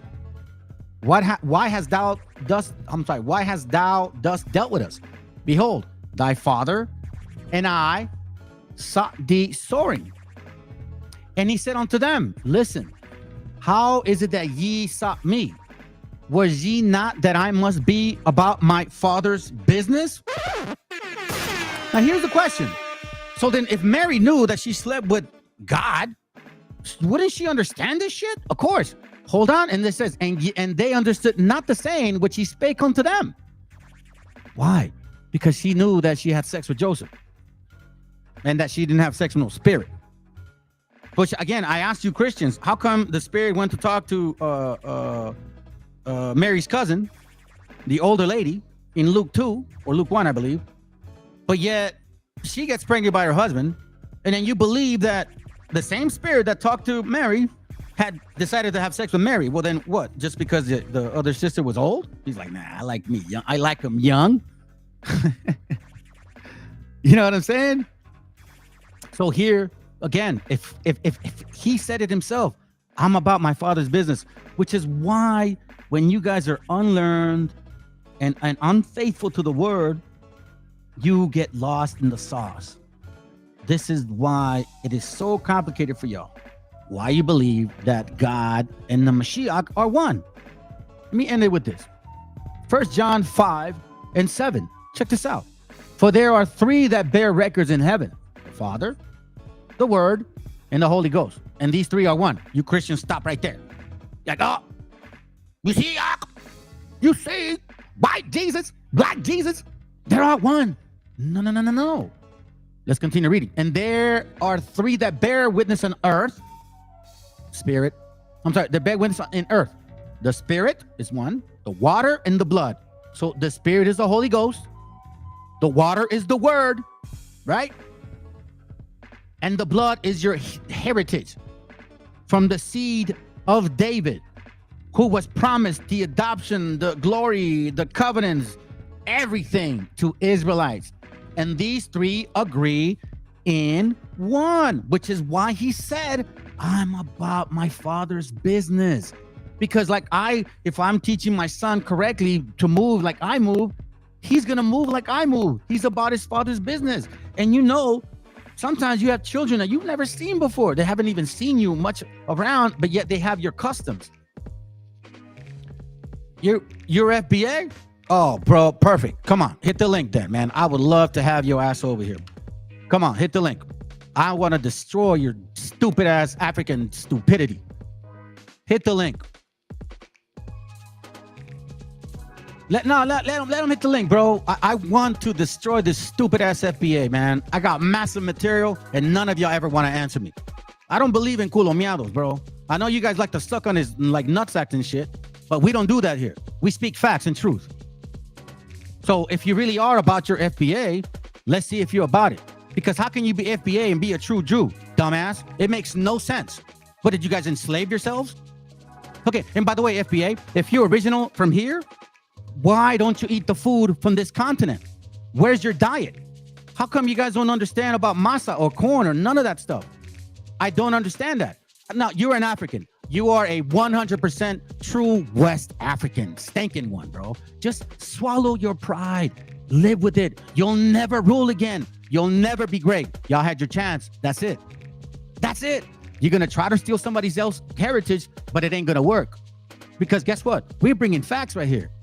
I was just destroying one of your FBA Christian brothers. Let me continue destroying him and see if you can hit the link, because I really want to talk to you guys.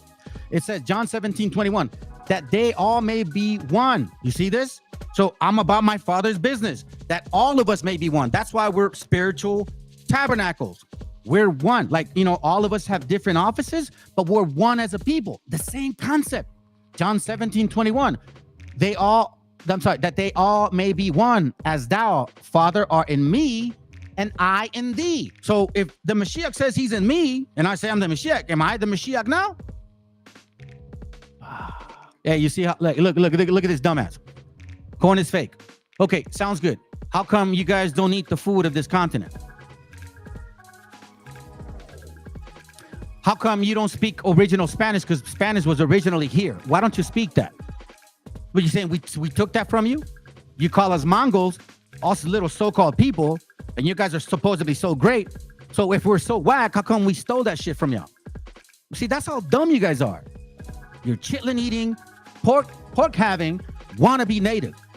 And quite frankly, we know your history. Y'all black people, just like white people, came as conquistadors. And we have all the documentation. Try to ask for reparations. And if you get it, guess what? You can have it. All we see is destruction. There's absolutely nothing you guys can do that is positive. Check this out. Look at this. Look, that's all you can do. The world started with FBA truth. Really?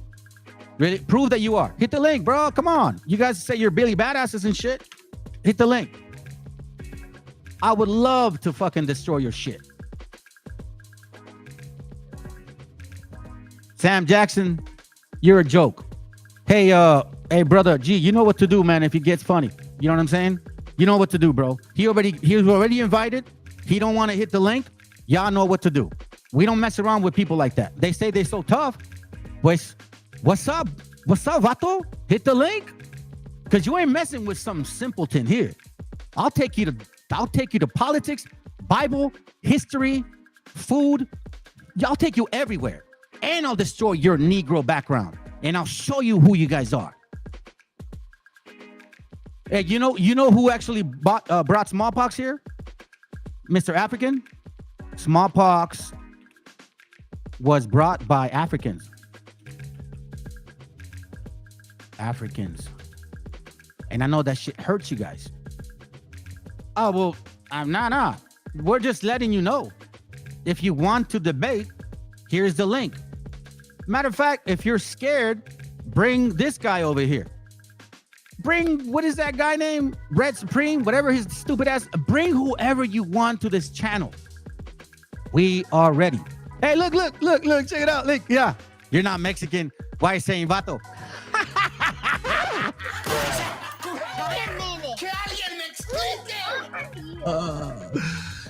Ya ven, gente? You see my gente? This is why these dumbasses, whether they're black or white, they say this kind of stuff. They say this stuff right here because they assume that if you sound smart, you cannot be Mexican. You got to be white. Because they cannot wrap it around their minds that us Mexicanos, born in Guanatos, Guadalajara, Jalisco, pendejo, right? That we are actually smart. That we can be superdotados and shit. They just can't wrap their minds around that. See, there he goes. I don't give a fuck. You're an African, right? Here, I'll show you how you're an African. Here, I'm going to show you. I'm going to show you how you're an African, okay? I'm going to show you how you're an African. And I know that hurts your feelings and shit, but it's all good, bro. I don't care. Because we're not here for that. I'm going to show you where you come from. Jubilees 9. It says here, just to show you, Jubilees 9:1. And Ham divided amongst his sons. The first portion came for Cush towards the east. That's Ethiopia. And to the west of him for Mizraim. That's, as you know, Egypt, right? And to the west of him, Put, that is Libya. And to the west of him, and to the west thereof, on the sea, for Canaan. That's you guys right there. That's you guys right there, okay? That's you guys. So then now, here we go. But see, we know how seditious of a people you guys are, that you will literally steal heritage that don't belong to you. Just an example right here. You are being the example. Again, how's that? Ecclesiastes, what has happened in the past is going to happen again. There's nothing new under the sun. Jubilees 10:28. And Ham and his sons went into the land which was to occupy. You know what I mean? Africa, North Africa, West Africa, East Africa. Not South Africa, Jackson. And Canaan saw the land of Lebanon to the river of Egypt, that it was very good. And he went not into the land of his inheritance to the west, that is to the sea. You West Africans. You're doing it again. You're trying to steal a heritage that don't belong to you. An inheritance that has nothing to do with y'all. At all, whatsoever. Listen, you can bring me the whatever history you say that you guys were here, and I'll prove to you from historical facts that we were here already, and you guys knew it already. But again, if you want to come to the channel and talk shit, hit the link, and then we can continue. And Canaan saw the land of Lebanon of the river of Egypt, that it was very good. And he went not into the land of his inheritance to the west, that is to the sea.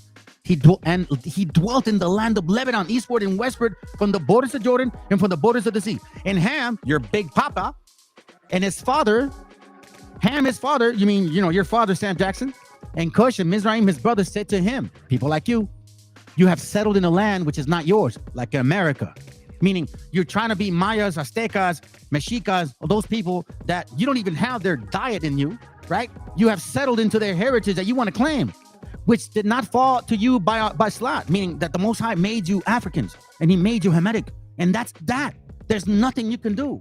Unfortunately, those are facts. I would suggest for you to read a book called The History of Africa by Leo Africanus.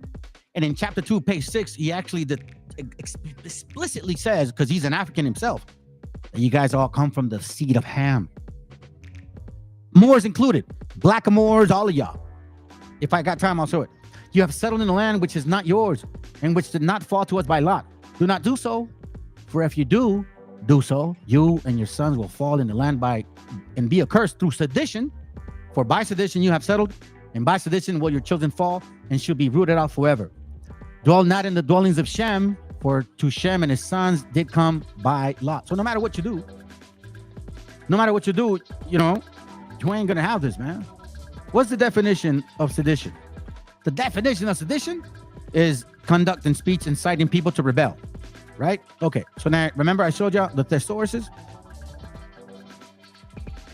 The thesauruses on sedition. Sedition says that it's an insubordination, insurrection, mutiny, treason, agitation, defiance, disobedience, revolt, revolution, uprising. Hey, look, check it. So you see, there it goes. And listen, this is nothing new, Canaanite. This is nothing new. My own gente tells me the same shit when I don't agree with them. They call me a Spaniard. They do the same thing. But I'll tell you what, though, I can show you my DNA, and you try to show me your DNA, and it'll say Africa.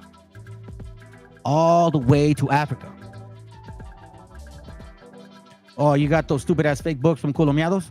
Culomiados really did a number on you, man. Damn. That's a sad case, bro. You guys really believe Culomiados, huh? You are going by Culomiados' history. Hey, did you know that his daddy is an actual Italian? Which has nothing to do with y'all. And see, on this end of the spectrum, we kind of laugh at that shit. Because he don't want to touch none of this side. Culomiados does not touch any on this side. That bastard is so scared, bro. Trust me. He is very scared. Let's finish it with this, family, and I'm done. John 14:10. And it says this. Believe thou not that I am, believe it thou not that I am in the Father, not that he's the Father, and the Father in me. The words that I speak to you, I speak not of myself, but the Father that dwelleth in me. He doeth the works. So now, in case you guys don't know, here we see an example of the word. The words that I speak to you, I speak not of myself, right? Well, Moses told us in Deuteronomy 18, I will raise up I will raise them up a prophet from among them, their brethren, like unto thee. And I will put my words in his mouth. I will put my words in his mouth. And he shall speak unto them all that I shall command them. This is why when you read John 1:1, now it makes sense. In the beginning was the word. Remember John 14? John 14, the word that I speak unto you, I speak not of myself, but the Father that dwelleth in me. In the beginning was the word. The word was with God. The word was God because the Most High gave him the actual understanding. He was to show us. And the same in the beginning with God. All things were made by him. Without him was not anything made that was made. And in him was life, and life was the light of men. Proverbs 6:23. So again, listen, to you Christians that over here say that the Mashiach did away with the laws, if he's the word, that means he did away with himself. Gotcha, bitch. For Proverbs 6:23, for the commandments is the lamp, and the law is light, and the reproof of the instructions of the way of life. Of life. There's nothing more beautiful, family, than to know who you are. And to laugh at people like this guy here because he was raped by colomiados. It's just, that's what happened. Hey, David Andres. I mean, he could hit the link. He could hit the link and we can have a normal conversation. But when you have people with an aggressive tone, listen, man, the way you come at me, I'm going to come at you the same way. Oh, here he goes right here. There you go. Look. See, so now God and Jesus are black. Adam and Eve are black. Really? Okay, sounds good. Let's break it down real quick, family, so this idiot can just finally sleep well.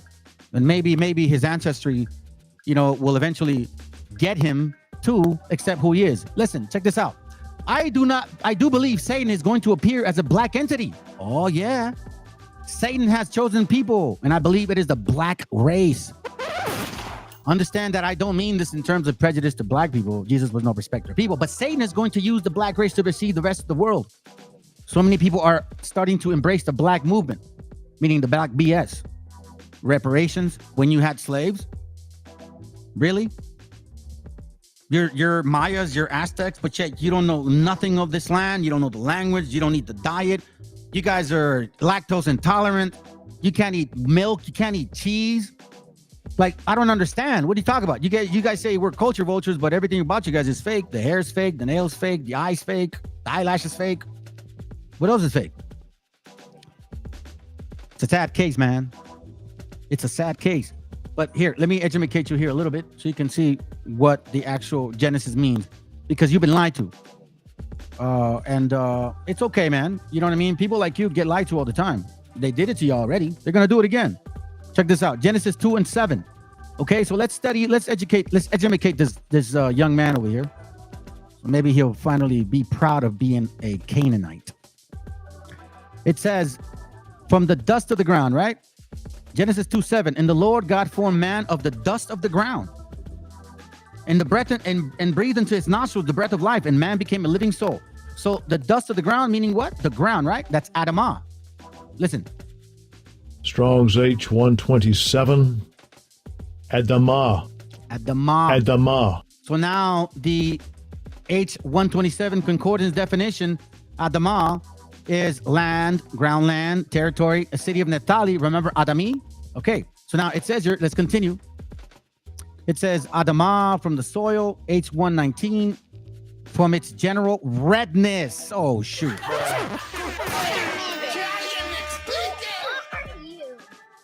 Country, earth, ground, husbandry, land.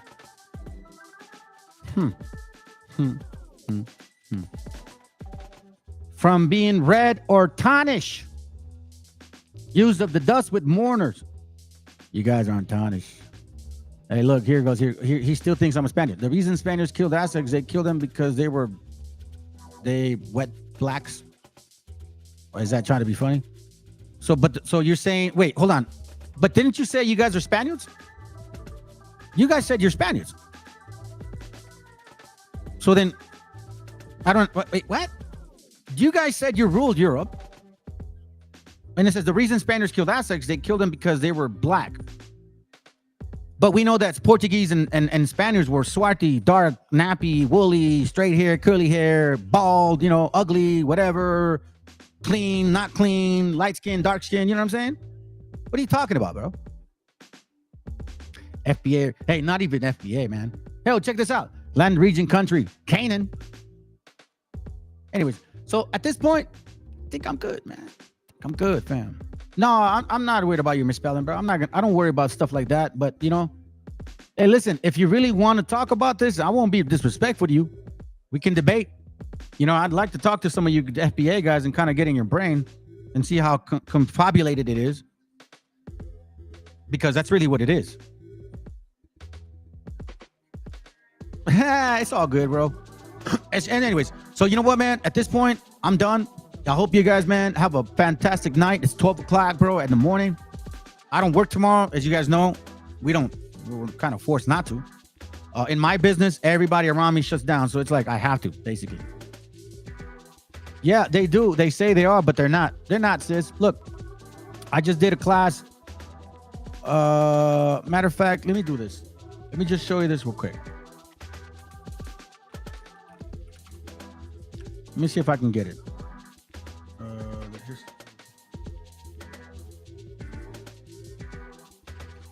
I think it's in here, okay?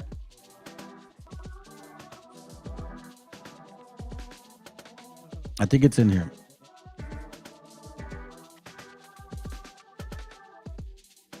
This is from a book called The History of Africa. This is kind of long-winded on this one. It's talking about their vices of African people. I'm not concerned about that. That, you know what I mean? We already expressed that in the section of Jubilees. Let's see here. Hold on. History of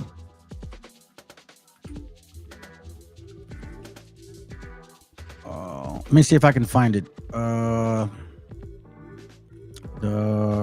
It's just the last one. The History of Africa by Leo Africanus, PDF. Let's see. I think it's here. Let me see if I can find it. If I can find it quickly, I'll show y'all super fast. Okay, so we're not gonna find it on this page. Maybe we can find it here. Okay, I think we got something. Nah. Let me see. This one. I think it's over here. Chapter 2. Oh, no. That's right. So it has to be volume 2. Volume 2, 1. I think so.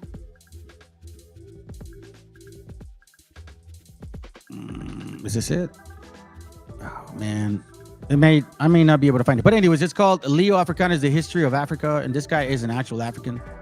He expresses it himself, and he determines and he identifies who they are. So, you know what I mean? As a matter of fact, you know what, sis?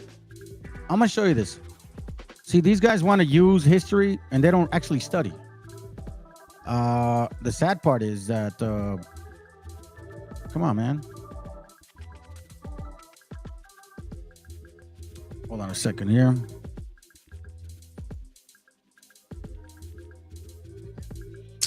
What's going on now, bro? Come on. Okay. All right. Check this out. Come on, man.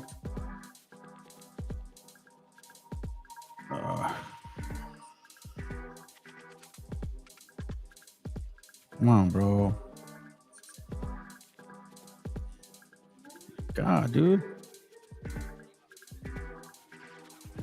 Hold on a second, family. All right, here.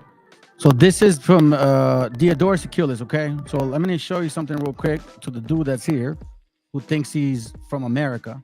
I'm going to show you something. They lied to you. You guys are Africans. Just live with it. Ain't nothing wrong with that, man. Be who you are.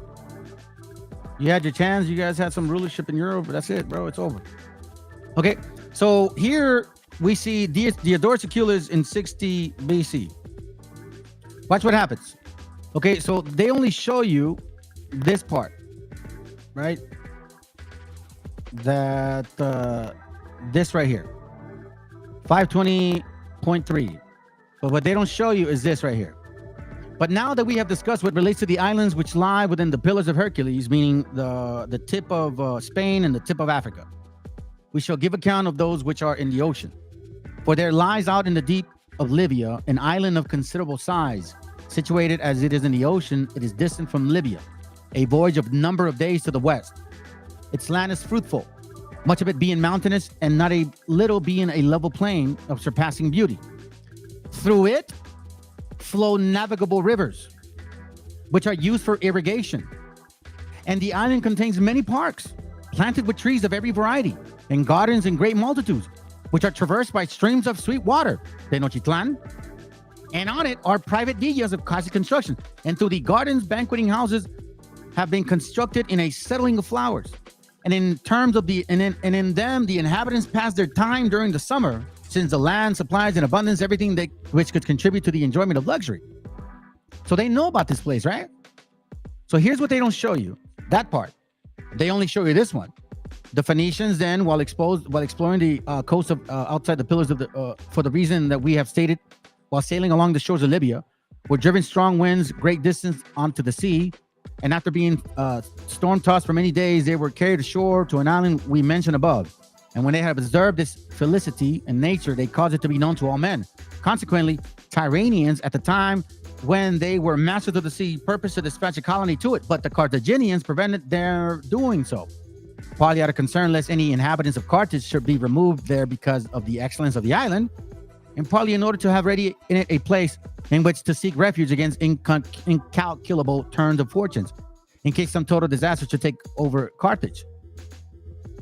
For it was their thought, since they were the masters of the sea, they would thus be able to move in households and all into an island which was unknown to their conquerors. Hence, 1490 truth. Look, you don't speak truth because you're fucking typing. And it's 12 o'clock at night and you're still typing. It's just dumb that you guys will do that. Vernita Hernandez, you're saying the words of racist white boy, you want to be a white. Listen, you're the fucking racist, first of all, because what makes you think that you are people? You are just like the white man. They come here and claim they're from America. They're calling us illegals. You're no different, Canaanite. So shut your ass up. Yeah, I know you guys try to do that, but you don't know our gente. I know how sneaky you guys are. You don't know our gente. That's the difference, though. I was born in Guadalajara. I am from Mexico way. Something you would never know about. But anyways, family, y'all enjoy, man. Have a great day. Eat a donut and learn about corn. Oh, corn is fake. So that's his excuse now. Corn is fake. That's why they don't eat it. Well, guess what? Pork is bad. And you mofos love that shit. So make it make sense. Now, hey, listen, you're welcome to come anytime. Let's see if you have the huevos next time to hit the link. Hit the link. That's what we asked for. Hit the link. That's not a lot to ask for. You guys claim you're Billy badasses. Y'all say you know your history. Well, guess what? You got somebody here. But since you don't like how I sound, or you don't like because I may know my shit, you think I'm white. And you call me a Spaniard like as if I'm going to be offended. Listen, man, you got to come with more than that shit. I'm used to that crap, bro. I've been called a Spaniard from my own gente that's born here, and I could show you my DNA. And I know that's something you negros cannot do. Brothers and sisters, I love y'all very much, man. Stay strong. Stay in the Lord, man. Hey, listen, make sure you share this class. It was very beautiful. I really thank y'all for being here, man. This is probably one of my most enjoyable classes I've done in a long time, man. So I appreciate y'all being here, all right? You guys have a good night. Swine is fine. That's what they say, huh? Swine is fine. Good night. Mexicano bandido, todo el barrio prendido, siempre ando bien cuido, siempre poniendo ruido. Mexicanos al grito de guerra, yo defiendo mi tierra, no me dejo de nadie, yo cuido a los míos, mi raza se aferra. Soy mexicano, esa es mi bandera.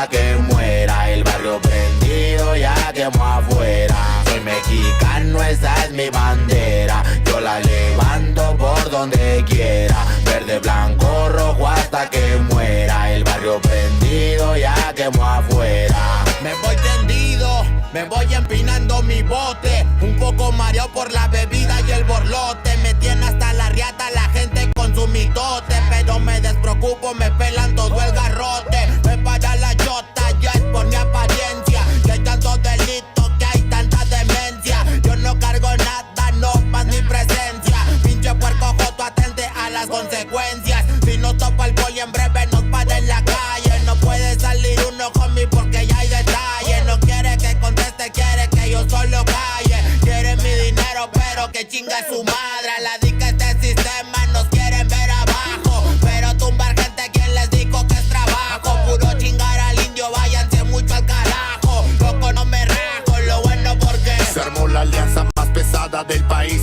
Todo el mundo ya conoce las rimas de estos MCs. Pa' ponerme más feliz, unos paisas de hachís. Mis paisas en el gabacho, bien truchas con la polis. Loco en Guanajuato, con los ojos bien tumbados. De coto con el quesada, rifando por todos lados. Atento si prendo un blunt. En cabina cuando grabo, represento Nuevo León. Junto a mi carnal el Davo. Cuando voy pa' Jalisco, el pasado está olvidado. Con el perro de la C bien grifo, pedo y enfiestado. Chécate mi banderón, unido como había soñado. Bien bajado ese balón, al lefty bien bajado. Puro hip hop mexa hasta que amanezca. Pásenme un mezcal y que no se apague la yesca. Ya saben que aquí andamos pilas pa' lo que se ofrezca. Si escribo estas rimas es pa' que se enorgullezca.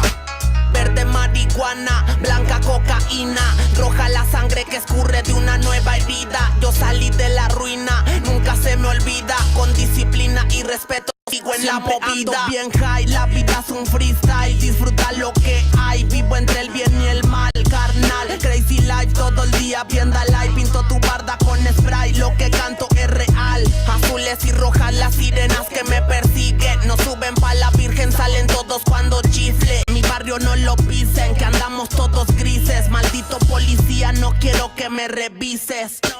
Prende la mota en Canala o en Hitter. Ando con mi flota y el dealer. Tenemos lo que se te ofrezca, tú nada más pide. Me dijo mi madre que de la envidia me cuide. soy mexicano, esa es mi bandera. Yo la levanto por donde quiera. Verde, blanco, rojo hasta que muera. El barrio prendido ya quemó afuera. Soy mexicano, esa es mi bandera. Yo la levanto por donde quiera. Verde, blanco, rojo hasta que muera. El barrio prendido ya quemó afuera. Ya, ábranse cabrones, llegó el mexicano partiendo sin necesidad de palancas. Todos jugamos en la misma liga, yo soy titular, tú ves desde la banca. Disfruto cada cosa que me pasa, colaboro y mi carrera se levanta. El mismo cabrón que antes no tenía nada, se la pasa viajando y dice que canta. Por eso me caga enfermarme de la garganta. Pero aguanta, traigo mata natural y humo de planta. 2, 3 cabrones dando lata y yo haciendo más plata. De esto la vida se trata y pa' que sepas no es barata. MC Davo los desbarata con cada escalón que sube. Yo tuve la suerte de hacerme fama en YouTube. Hay 2, 3 raperos de antaño que me bajé de su nube. Los mandé pa' su casa y de premio hasta les pagué el Uber. Si alguien me tira es porque sabe bien que domino el negocio y quiere de mi parte. No quiero darlas de grande, pero si me tiras la neta me toca humillarte. Soy capitán, llevo el estandarte. Somos muy pocos los que hacemos arte. Este flow si es de Marte, tú dale like y comparte. México lindo y bandido, diario a Diosito le pido que me cuide a la familia si un día el cora ya no late.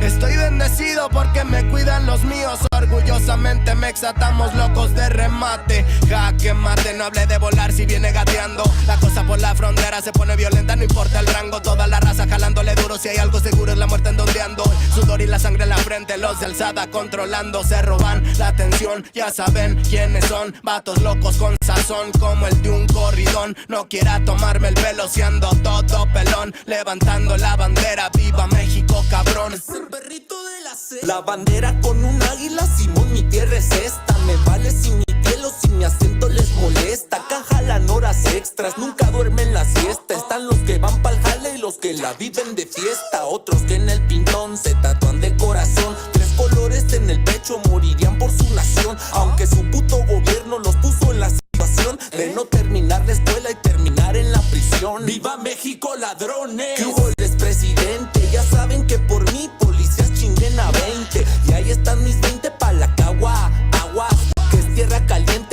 Chiapas hasta Chihuahua. Bow, wow, wow, yipi-yo, yipi-yucas. Guanas, Montegreen, Aguas, Tijuas y San Lucas. San Luis Potoyes, Mataulipas, La Puebluca. Dime si o no, loco, acá tienen lo que buscas. Soy mexicano, esa es mi bandera. Yo la levanto por donde quiera. Verde, blanco, rojo hasta que muera. El barrio prendido ya quemó afuera. Soy mexicano, esa es mi bandera. Yo la levanto por donde quiera. Verde, blanco, rojo hasta que muera. El barrio prendido ya quemó afuera. Puro hip hop mexa perros 2023. Ey yo, ey yo. Somos la santa carnal. Ey, los machidones de la plaza. Oye, DJ Dundee que en los scratches. Desde alzada, mi perro. No saben quién soy o sí. Oye.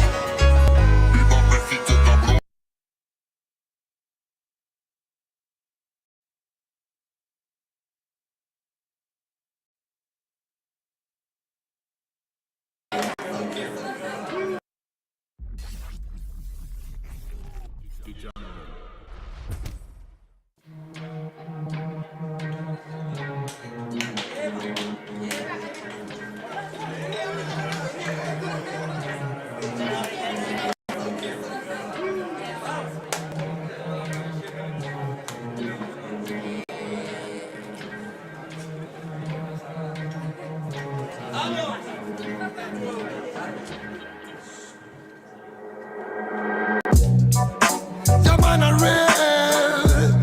This is the cipher tweet. Ahora Babylon real.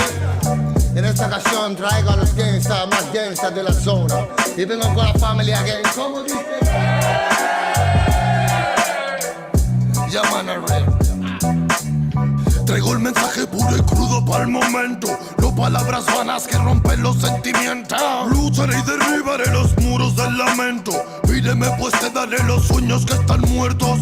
Nunca el demonio dio mensajes de amor, pero tampoco los dio el ángel que nos abandona. Quizás miremos diferente el reloj, pero tu cielo es el infierno donde el amor murió. Political violence, criminal physical redemption hasta cacaca del baile. Typical style, musical fraile. Muchas las promesas las que se han llevado al aire. Love and love and love. Siente verdad como doy mi corazón. No more, no more, no more. It's a reggae cipher. Feed the world. What time is it? Es de reventar el beat. Throw the tangle in the street. Reggae music on the hit. Romperemos las barreras que crearon para ti, pues llegaron los señores y la paz de nuevo aquí. What time is it? El de reventar el beat. Flow the tangle in the street. Reggae music on the hit. Romperemos las barreras que crearon para ti, pues llegaron los señores y la paz de nuevo aquí. Fue que me brotaron alas y ganas de volar. En las buenas mi terreno lleno, en las malas solar. Un muro que decorar. Mis hermanos me sirven de guía, mi estrella polar. Muerdan los hilos, me duele hasta respirar. Solo quiero ver verdad. Sigo buscándome lejos de lo que piensas. Más fácil de lo que crees, el esfuerzo trae recompensas. Vale la experiencia si es intensa. No tires de la cuerda si está tensa. Miraban al ocaso con tristeza.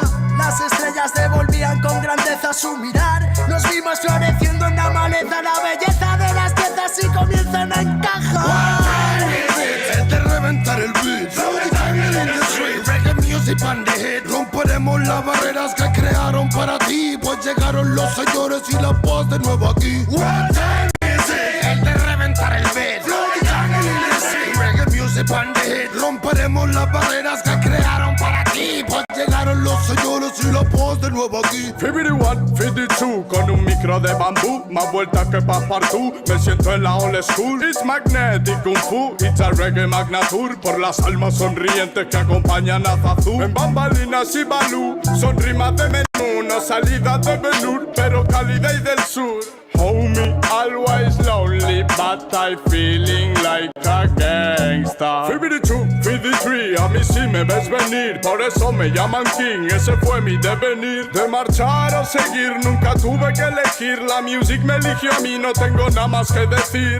Saifa, Púnica, Loba, Grimble, Fire, Killerman, Smoker, Chusta, Feel Light, Rasta, Child Metal, Kimanes, Original a Reggae, Saifa again. Una guerra interna en la villa del pingüino, entre los que alinean la antena y los que se encuentran dormidos zarandean tus emociones cual barril de vino, cosas feas quizás en tus ideas, pero aquí no, yo no atino, disparo sin mirar a todo aquel vampiro que el diente quiera hincarme, bro. Si lo digo, no es para pensar, sino para aclarar lo que de siempre estás pensando. Acaba el tan magnífico, imposible de torcer metal, so start my friend, yo. Reggae warriors again, making connection after connection, my new world, creating the freedom from them, me more.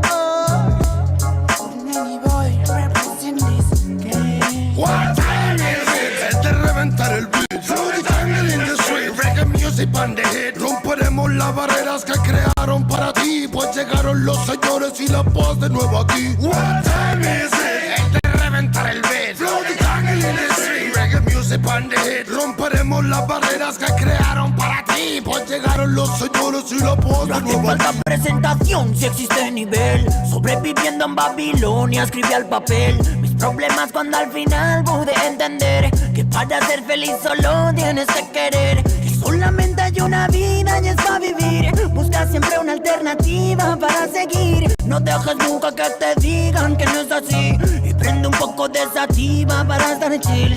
Ey, superando ansiedades con el humo de cancha, manchas de un pasado trágico en la cancha. Seguimos siendo fuertes, su mierda no me engancha, mientras otros esperando a que lleguen en lancha. No matter where you come, no matter where you come from, solo importa que prestes atención a este sound. Desde the original, Killerman al mando. Oh, na, na, na. Mira, soy un warrior, sonido legendario. Disfruto cada segundo cuando me subo al escenario. Tengo fuego en los labios, sigo cual mercenario. Pasos de gigante y cora revolucionario. Siento que es necesario, suena el reggae en los barrios, para que cale el mensaje y para salvar a los más sabios. Entre mi imaginario, que cheques bancarios. Si vienes con la mala vibra, mejor bro, cambia tu itinerario. Ya, ya, ya, ya, ya. Cuando ruge el león suena la música real. Venimos con el ya, ya, ya, ya, ya. Sonido de guión es el sonido original. Ya, ya, ya, ya, ya. Reggae de corazón es el que se hace en unidad. Ya, ya, ya, ya, ya, ya, ya, ya. What time is it? Es de reventar el beat. Floaty tangle in the street. Reggae music on the hit. Romperemos las barreras que crearon para ti, pues llegaron los señores y la paz de nuevo aquí. What time is it? Es de reventar el beat. Floaty tangle in the street. Reggae music on the hit. Romperemos las barreras que crearon para ti, pues llegaron los señores y la paz de nuevo aquí.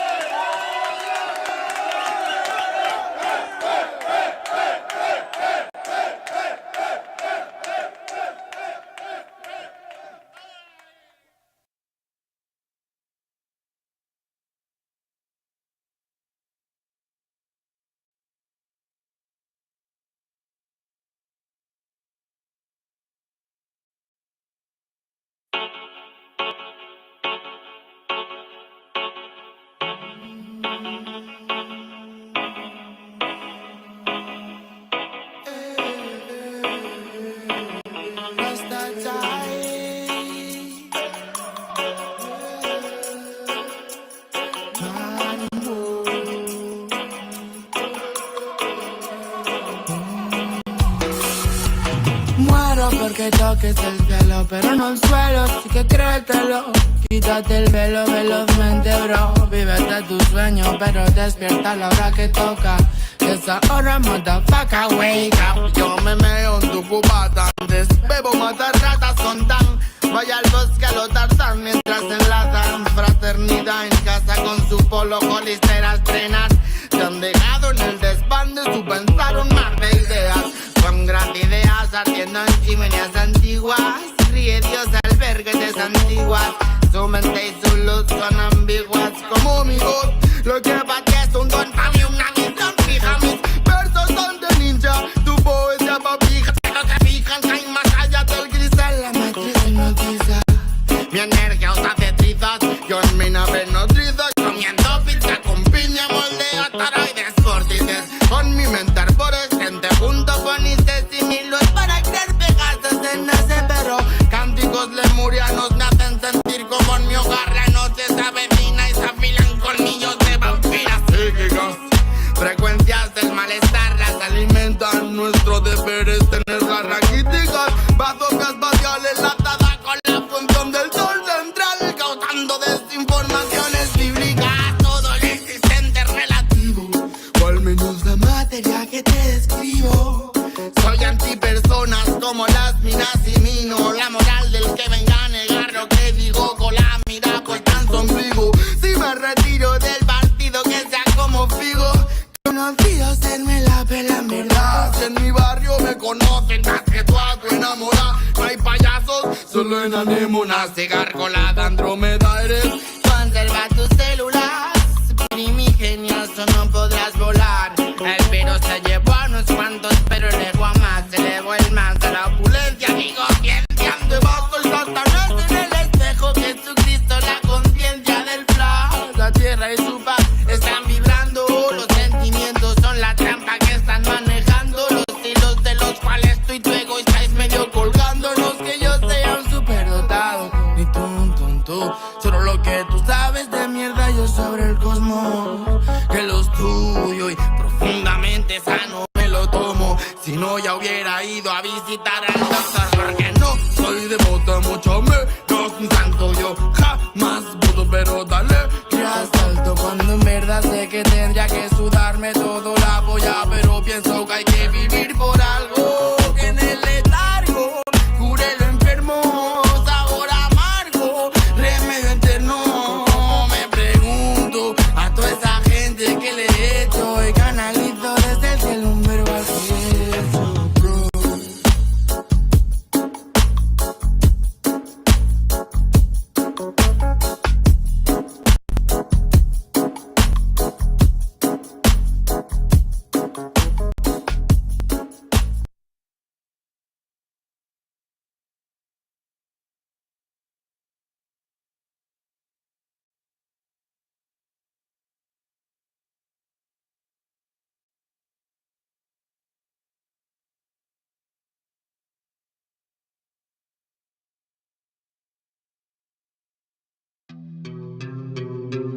Yeah. Oye, es nada más y nada menos que el motherfucker habla sin Mike de Plaza de Kings. Estos bebés son Big Papo, no sean rebeldes, deja el rebel. Yo no me quede, yo me hospede junto a Belzebú. No me remete, plebe, no soy leve como tú. Si hay algo que no muere, eso es el hip hop Perú. Y para estos pericotes traje una chica perica. Atrás te voy a mostrar como dos monstruos trafican. No trate ni trepe, solo trote, señorita. Trate que tra, donde la sangre salpica. Se aplica, te explica, replica. ¿Pa' qué?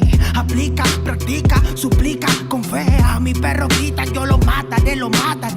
Tu madre llora y canta la bandeja, flow peregrina, chivolo propina, ina, hacen base, mejor coja vaselina, no imagina mi vida fuera de una esquina. Yo solo quiero más chavos pa' comprar más chilindrina. Gira, que somos puros animales rompiendo de todos los cristales. Repete señales que a ti no te sale. ¿Qué pasa, compadre? Somos naturales. Voy a llenar todas las editoriales. Rate de mi huevo pa' los tribunales. Tú eres un antianal, yo experto en artesanales. Yeah, se me afaga la cimuita, soplú.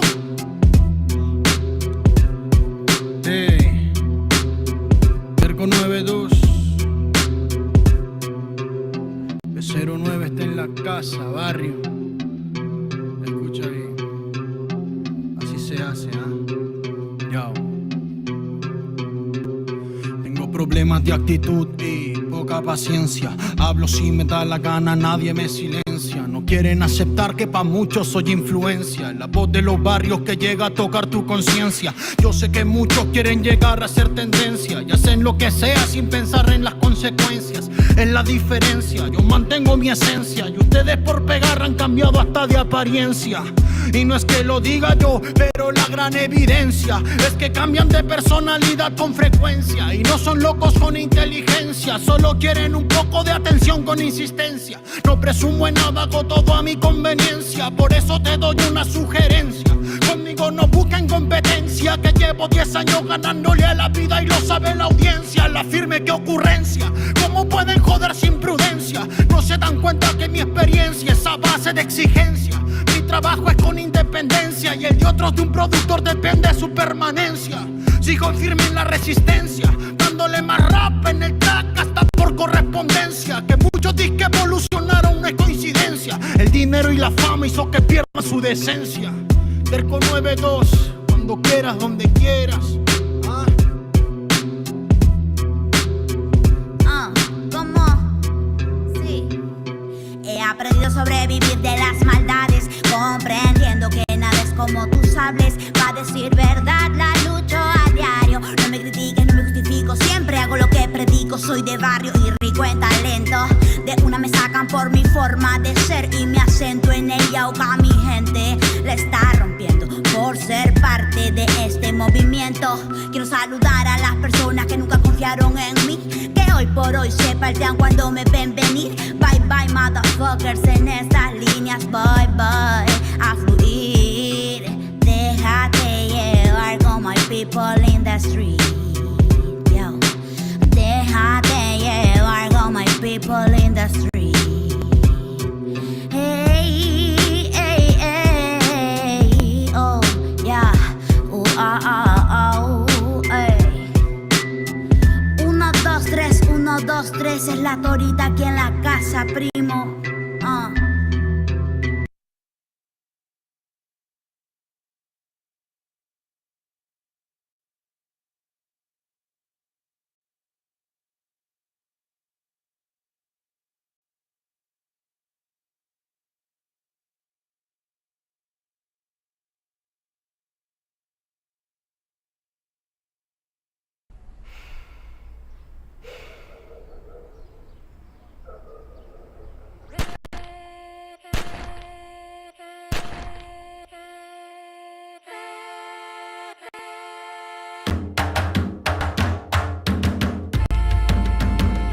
Aquí, oye, que estamos aquí.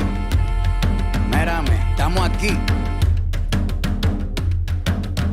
Desde hace rato, cuando ustedes llegaron, ya estaban las huellas de nuestros zapatos. Se robaron hasta la comida de gato y todavía se están lamiendo el plato. Bien encabronados con estos ingratos. Hoy le doy duro a los tambores hasta que me acusen de maltrato. Si no entiendes el dato, pues te lo tiro en cumbia, bossa nova, tango o vallenato. A lo Calaboy y Bambú, bien frontú, con sangre caliente como Timbuktu. Estamos dentro del menú.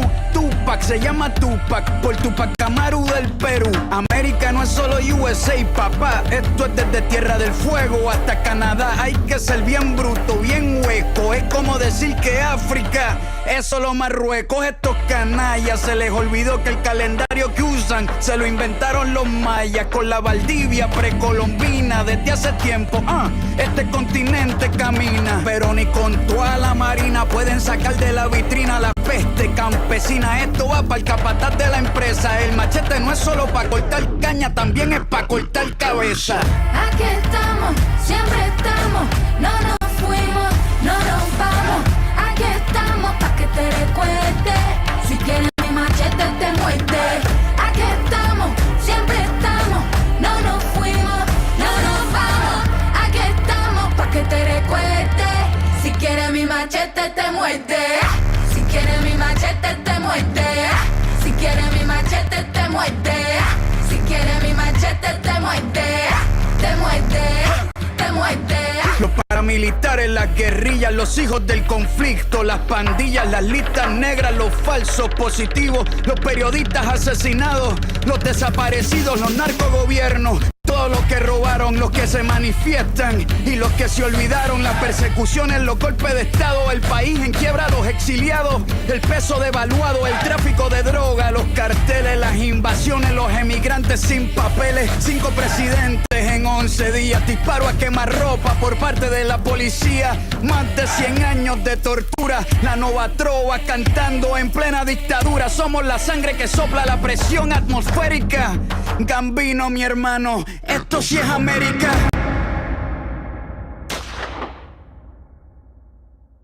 Aquí estamos, siempre estamos, no nos fuimos, no nos vamos. Aquí estamos pa' que te recuerdes. Si quieres mi machete te muerde. Aquí estamos, siempre estamos, no nos fuimos, no nos vamos. Aquí estamos pa' que te recuerdes. Si quieres mi machete te muerde. Si quieres mi machete te muerde. Si quieres mi machete te muerde. Si quieres mi machete te muerde. Te muerde, te muerde.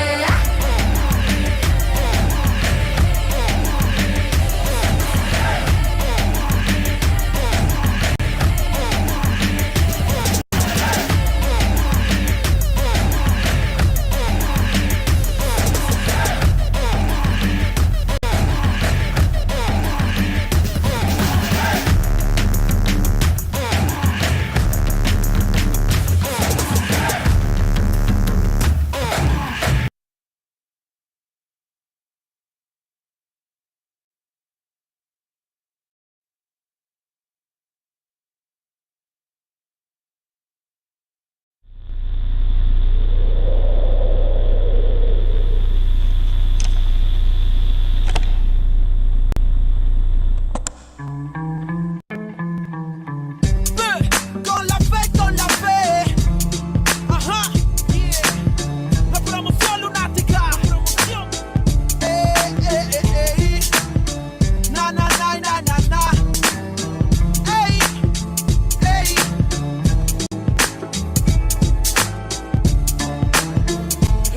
Pregunta dónde se quedó.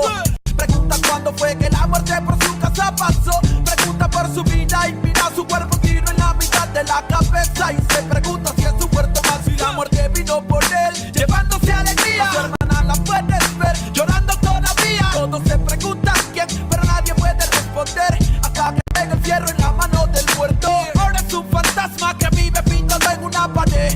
El mismo que anda penando en el barrio. No está tranquilo porque caminando con otro la ve. Por la que se mató sin pensarlo bien. ¿Y para dónde es que se va? Cuando por una tonta razón se van aquellos que más quieres. Pregunto para dónde irán. Es uno menos en el barrio y uno más para el recuerdo. De pocos a pocos mi gente se desvanece, pero casi siempre son los que no lo merecen. La muerte de un inocente lo sabe la gente, pero nadie dice que él se lo llevó.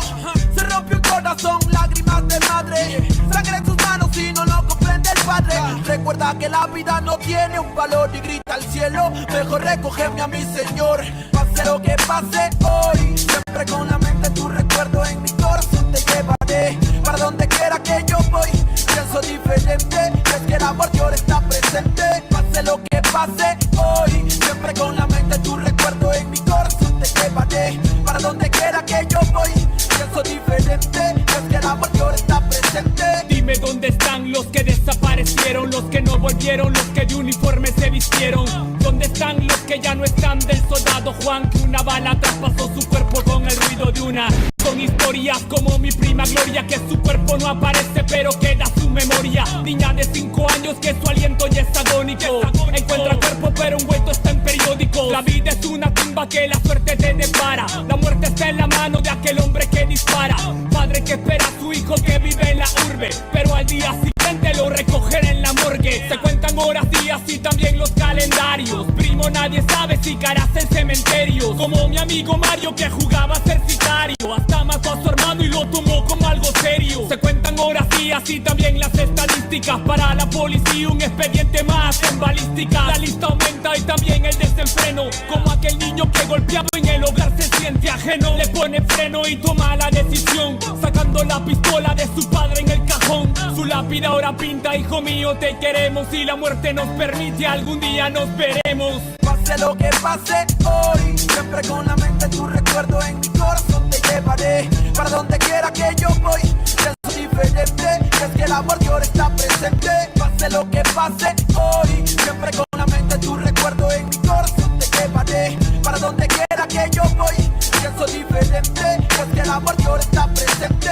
¿Dónde van? ¿Dónde? Dime dónde van las almas que se pierden en el camino de la vida. ¿Dónde van? Dime dónde van. Se detienen pulsos y otros por impulsos para el diván. Penas que se cuentan en la esquina. Cuidado con la neblina que la muerte se avecina por la acera. Joven estudiante muere en una balacera. Otro lío de pandillas que en el diario aparecerá. La vida se desaparece como el humo de un cigarro. Loco disparando desde un carro. Otra vida que se pierde bajo el cielo gris. No se puede ser feliz cuando gente muere en un desliz. Como Marco que soñaba con ser narco. Viajar en barco y olvidarse de las penas en su cuarto. Pero cada vez que parcha ya se siente harto. En su corazón Marquito marcha para el infarto. Almas en oferta como Berta. Que se acuesta en una cama pero en otra se despierta. Son 14 años y ya perdió la niñez. Se desaparece un viernes y no regresa en 2 o 3. Coleccionando amores sin importancia a los rumores. Malos menores sin temores y sin valores.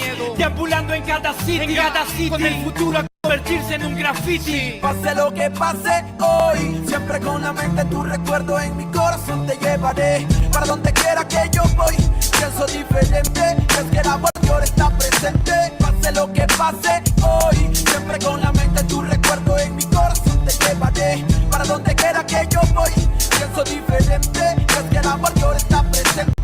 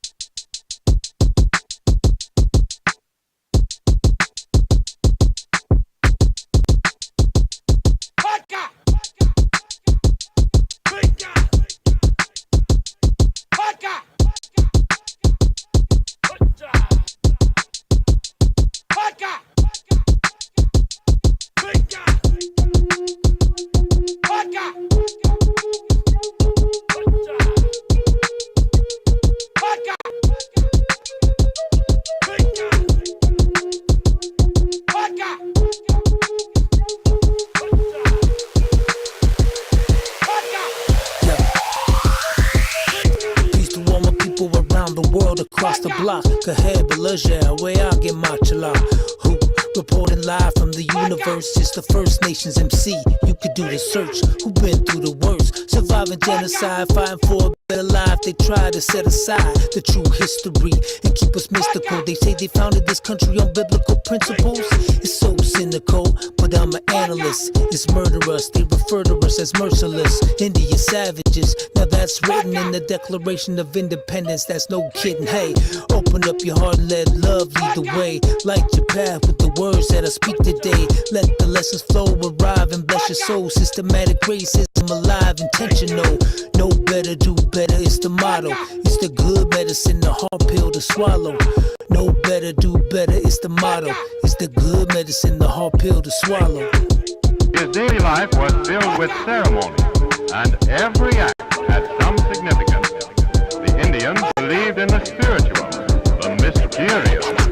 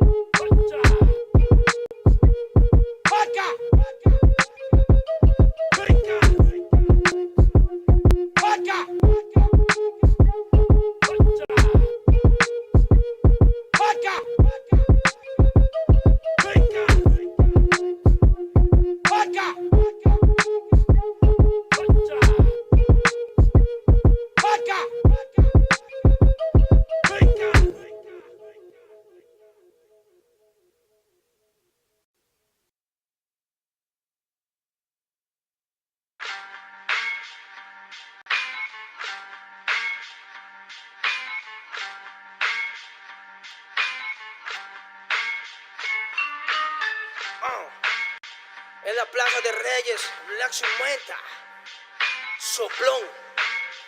Yeah. ¿Qué vas a saber? ¿Qué vas a saber tú? Oye, chiblito, faltomé. Pulpín de los pulpines, batería de Rapunzel, de rapeos, de raptos, de lagartos en cuartel. Cualquier la pega de cruel con un viejo coronel. Soy flojo, se me antojó dormirme en el laurel. Elevé mi level con un label y un Faber-Castell. Ya un papel, lo empape con sangre de todo aquel que se jura Nobel y no ve mis trenes en la riel. What's so man? ¿Por qué no sacan la tabue? Juro por mis abuelos que no te hablo por las powers. Soy chinchadonero, búscame por pico sour y te voy a meter al centro loco como Beckenbauer. Escúchame atento mi bro, que estamos rompiéndole en pro. El negro de Plaza de Reyes como siempre rompe de este micrófono. Que quiere meterle como yo pero no puede meterle tacoprón. Si te pensaba que solo era un gallo, déjame decirle que se equivocó. Real motherfucker feeling on the street. Es el Black Sheep, Black Sea Metal de Plaza de Kings. Motherfucker, so bloom.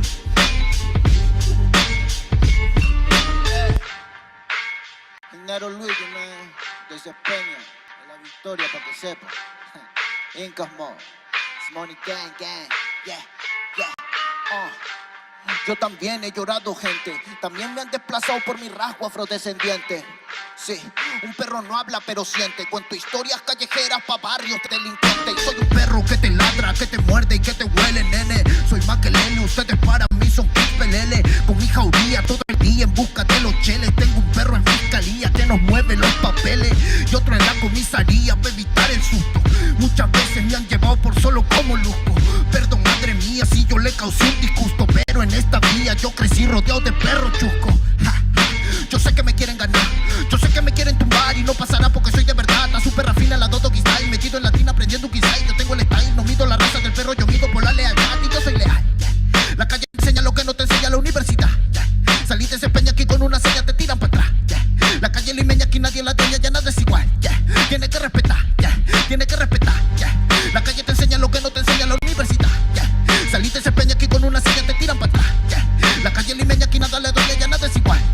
Tiene que respetar, si yo soy tu papá, Cinco Mob, negro, Cinco Mob, nigga, Pero Luigi, man, Cinco Mob, It's Money Gang, gang, gang, Hey, yo,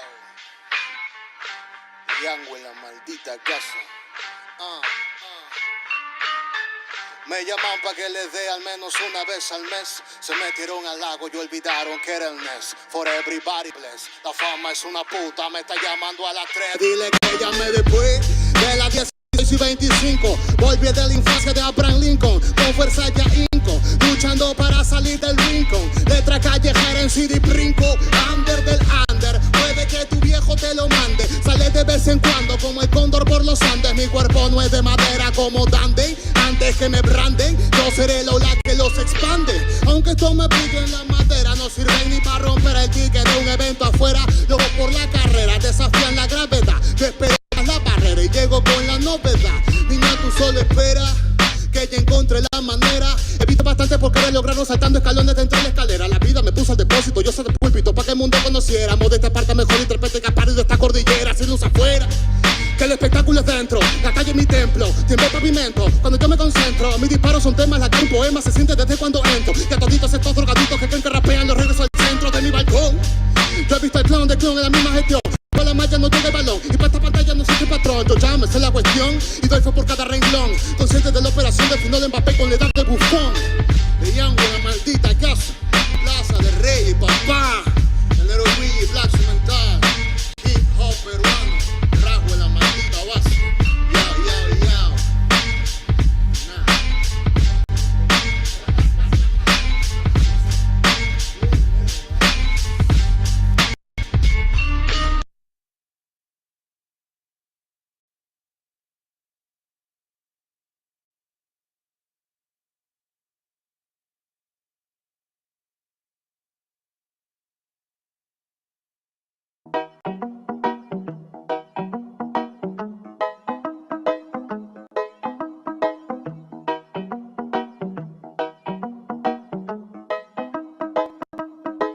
Quiero pensar, pero no puedo, no. El ruido en la ciudad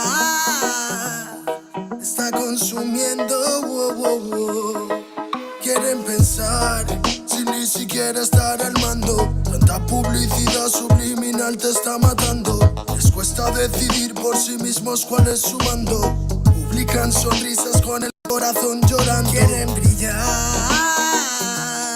pero sin tener que valerse de tener sus ideas propias. Los veo a todos igual, solo son la réplica de la imitación de una triste copia. Obedece, la vida es un suspiro y envejeces. Te dejas distraer por estupideces y pierdes el eje. Te duele por dentro, entonces te creces, pero aceptas mucho menos de lo que mereces. ¿Y quién te ha dicho a ti que no puedes pensar sobre lo que decís, sobre cómo actuar? Lucha por ser feliz sin a nadie dañar y solo así podrás brillar.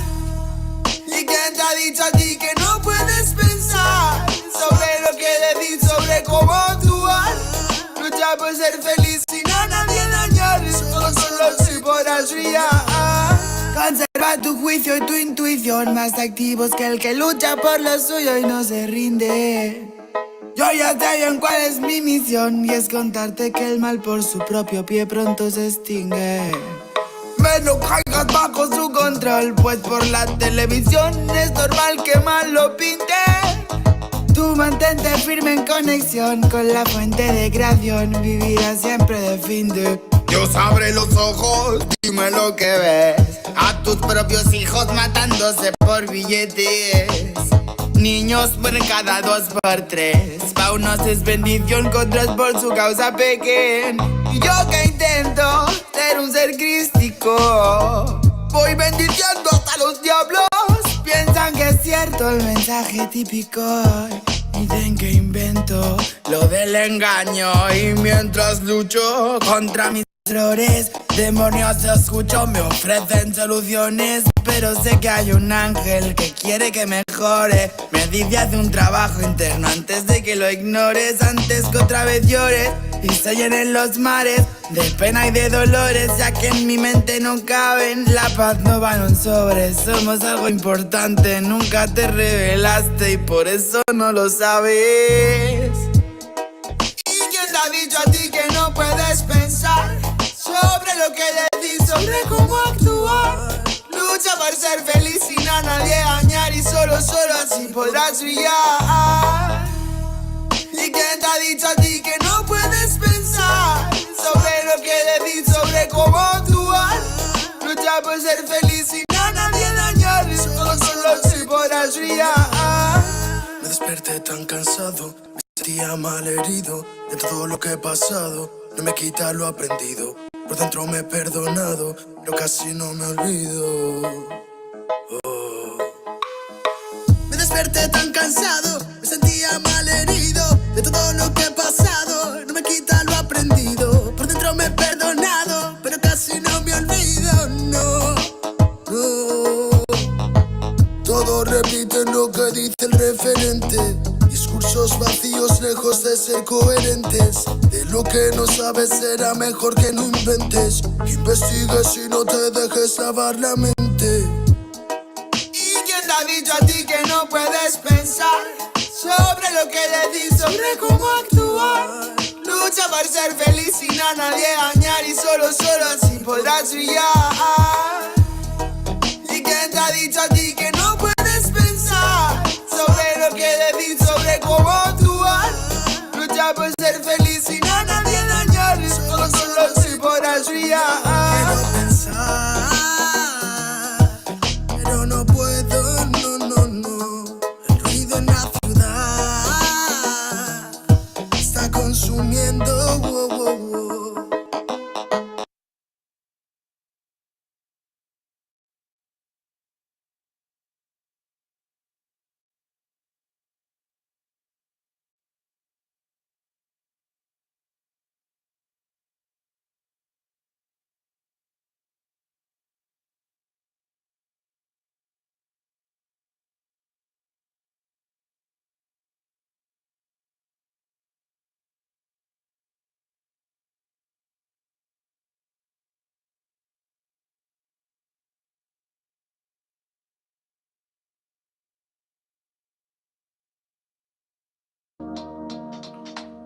Yeah, man.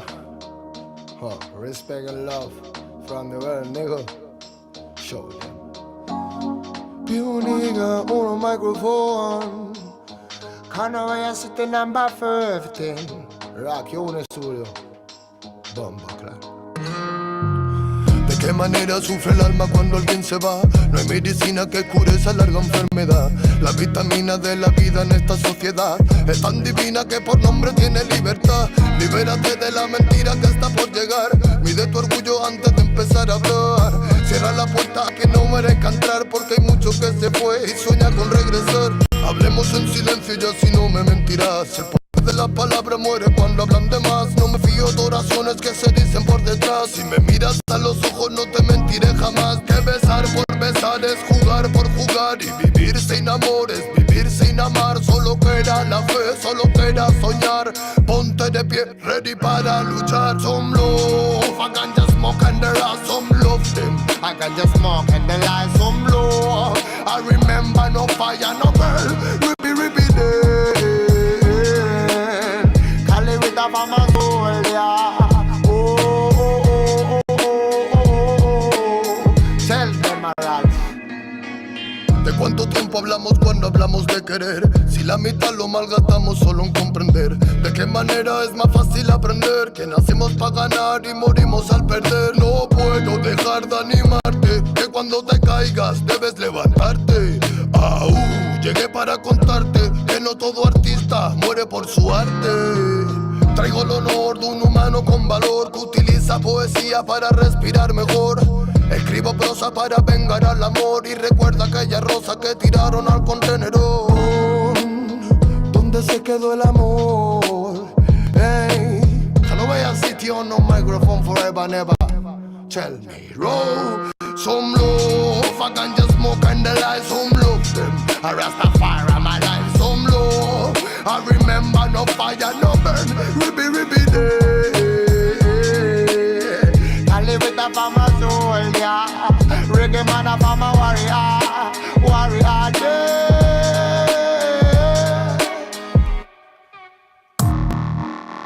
Not a really thing. Oh, yeah, man. Si se piensa que la música es un juego, lo lleva claro, hermano. Desde España, internacional, bomba, clack, you, Lego. Not so really easy. No. Pure nigga on a microphone. Hey, tell it what? Tell it from my Rasta, feeling on my sin. Hey, more love.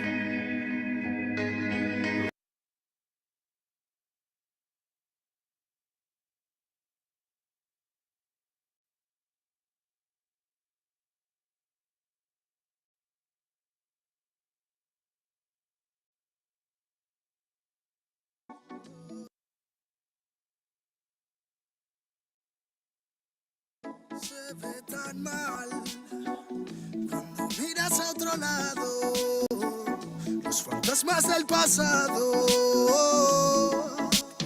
no se detendrán hasta verte derrumbado. Peores lo hemos pasado.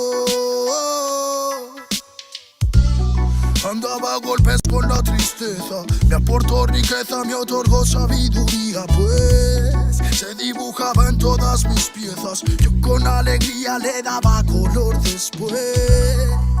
La aguja sigue girando, tiempo parece se burlar de mí. Dijo que sanaría esperando, pero creo que la espina aún sigue ahí.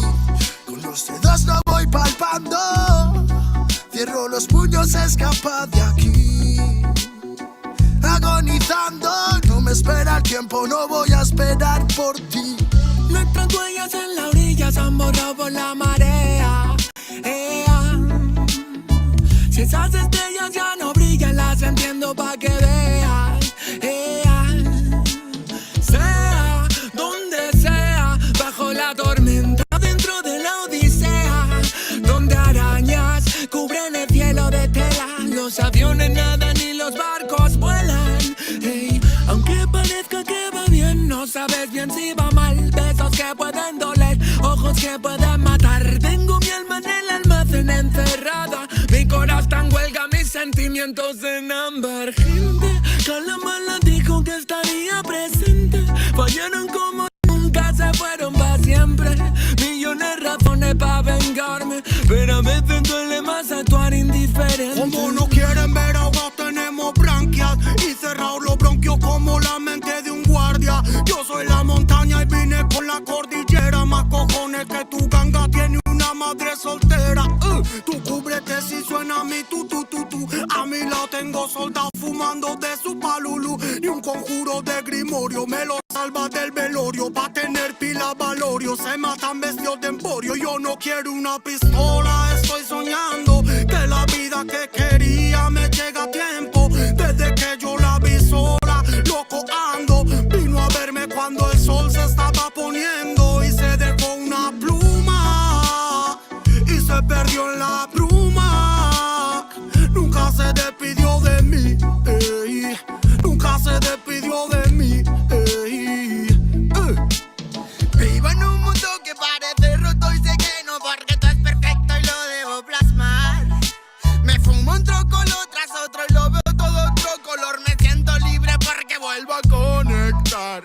Mi gente sufre y no lo puedo evitar, más que dándole consejos siempre desde la humildad. Es su camino hacia la fraternidad. Solo puedo que enseñarles a respetar y amar. Con esta bendición como no voy a aprovechar. Los códigos que llegan los tenemos que aceptar. Si me reencarné fue para ayudar y no para malgastar mi tiempo en beneficio del mal. En la unión nace la fuerza y eso nos hace juntar las ganas que siempre tuvimos para iluminar a la gente que se le ocurra y la malla armonizar. Vinimos para dar fuego a la que no nos va a quemar. Arda y por dentro la llama, no puedo contener la ras. Churruscao el corazón, el armazón no puede llegar a pesarme más. Si abro la boca, tu tumba al suelo, me muelo a diario y sobrado de gas. Escupo ristas perfectas, baladas de versos eternos no mueren jamás. Cuando acabe mi condena, me vi muy solo y perdido. Cada vez más negra la flema, más elegante el problema, pero planté cara a todos mis enemigos. Recuperé las ganas, las fuerzas y el garbo. Dedico requiems a mis diablos, que aquí estoy vivo de milagro. Delicadas flores crecieron entre los cardos. Me dicen vienes más delgado que de costumbre. Será de tanto que he bailado en el alambre, que a tanta pena es mejor no ponerle nombre. Llevamos la música en vena, nuestra sangre.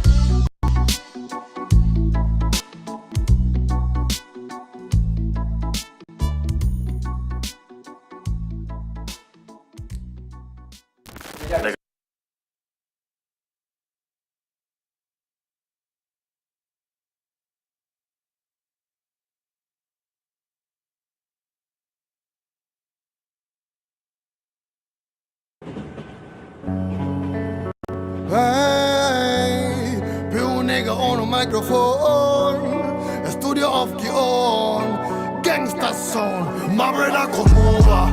It's a champion general flow. Listen, my reggae music is slower. Climb the tower, feel the warrior eternal power. My brother come over. It's a champion general flow. Listen, my reggae music is slower. Climb the tower, feel the warrior eternal power.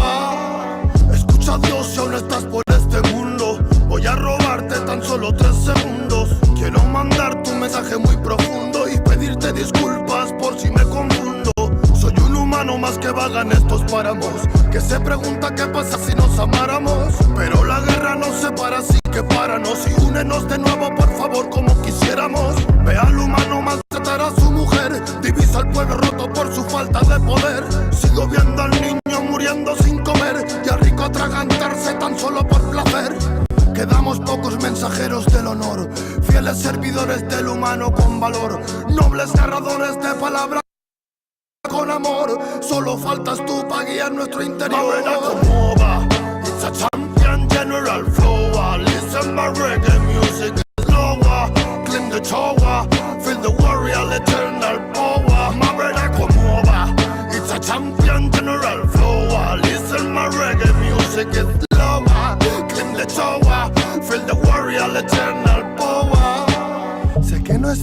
nadar en estas aguas, ni mantener el rumbo en este sin razón. Sé que me quemo si camino en la fragua. Este es mi deber cuando recibí mi don.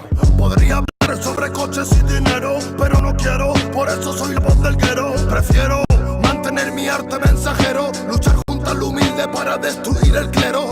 Unos tienen tanto y otros quieren tan poco. Esta melodía me está volviendo loco. Pido a Kion que limpie lo que toco. Él destruye el muro en el que normalmente choco. La tierra muere y morirá callada. Creaste un suelo de arena malgastada. Nos diste ciencia y eso no te avala. Ella da respuestas, tú no dices nada. Sé que mi fe no va mal, pero aquí debajo todo sigue igual. Luchamos por vivir algo que es normal. Por eso lo divino jamás será mortal. Oh, my nigga, feel the rust up, you nigga, no my nigga. Hey, escuela, haciendo fresco lo que siento desde el alma. Nego, lo siento. Lo sé, señor, quizás hable sin sentido, pero al malvado hay que darle su merecido. Mira al diablo en que me ha convertido, pidiéndole consejos a un desconocido. Mamrena como va, it's a champion general flow. Listen, my reggae music is slower. Clean the shower, feel the warrior eternal power. Mamrena como va, it's a champion general flow. Listen, my reggae music is slower. Clean the shower, feel the warrior eternal power. Every day, I know where you see the from president. Oh, gangsta shit, gangsta style, gangsta pure nigga, Kion in Selassie. Every day, soul, yes. My brother come over, he's a champion general flower. Listen, my reggae music is lower. Clean the tower, feel the warrior eternal power. My brother come over, it's a champion general flower. Listen, my reggae music is lower.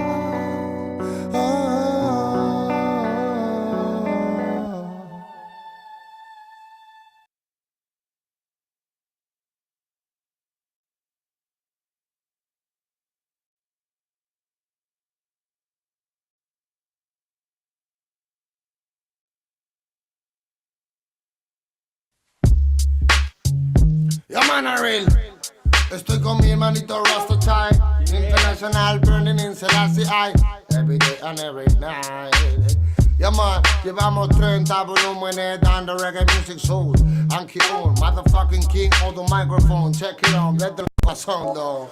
Llega el sonido de ultratumba, tienen miedo. Llegan los rasta con su rumba. Díceselo, la people se hace una pregunta. ¿Quién es mejor? Ni tú ni yo. Ese es el lema de Kyo. Llega el sonido de ultratumba, tienen miedo. Llegan los rasta con su rumba. Díceselo, la people se hace una pregunta. ¿Quién es mejor? Ni tú ni yo. Ese es el lema de Kyo.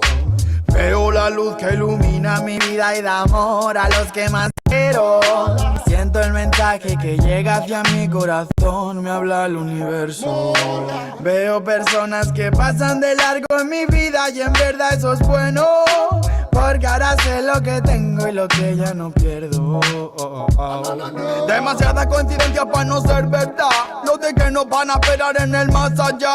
Tú vas a seguir siguiendo el curso en la espiral, mientras que yo evoluciono, llego al despertar. Puente celestial, de luz y el saber, no hay punto final, amar o aprender. Que yo no quiero obedecerte, ya sé lo que hacer. Cuando me muero de calor, de frío, de hambre o sed, ya solo pienso en ser aquel que siempre fui, pero por miedo que mostraba otra versión de mí. Antes solía llorar, ahora no sé reír. Si no ponemos de por medio un poquito de will, eso más de estar bien, más de efecto de pill. No quiero ser tu fe, te necesito a ti. Ángeles con la fe, mándalos de la street.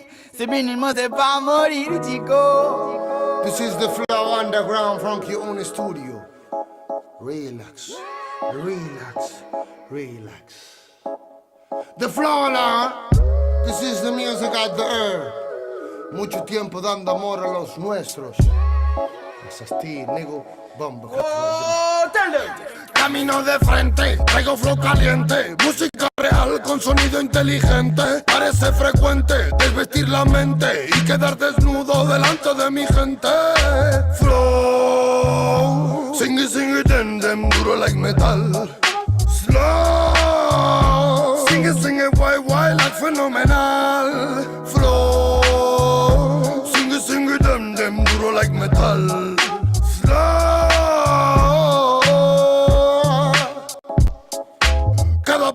balada que parte la sala. Para nada son bobadas atrapadas en miradas. Pues mi familia sagrada prenderá toda la grada. Camarada, se alabada la persona que te daba su calor, su sabor, el perfume del honor. Coreando la canción de un humilde servidor. Pues tu amor seguidor es alivio para el dolor y energía para seguir siendo tu compositor. Flor.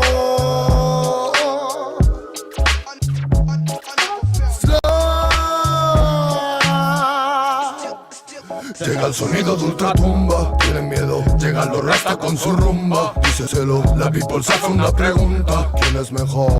Ni tú ni yo, ese es el lema de Kio. Llega el sonido de ultratumba, tienen miedo, llegan los rasta con su rumba. Díceselo, la people se hace una pregunta: ¿quién es mejor? Ni tú ni yo, ese es el lema de Kio. Yaman Regeneral of Day. It's a pussy that revenge and the ganja from the Rastafari niggas. Llega el rasta con su. La people se hace una pregunta.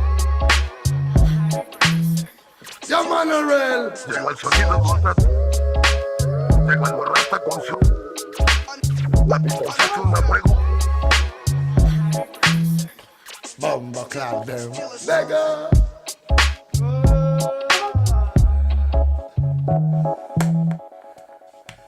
Beam, beam.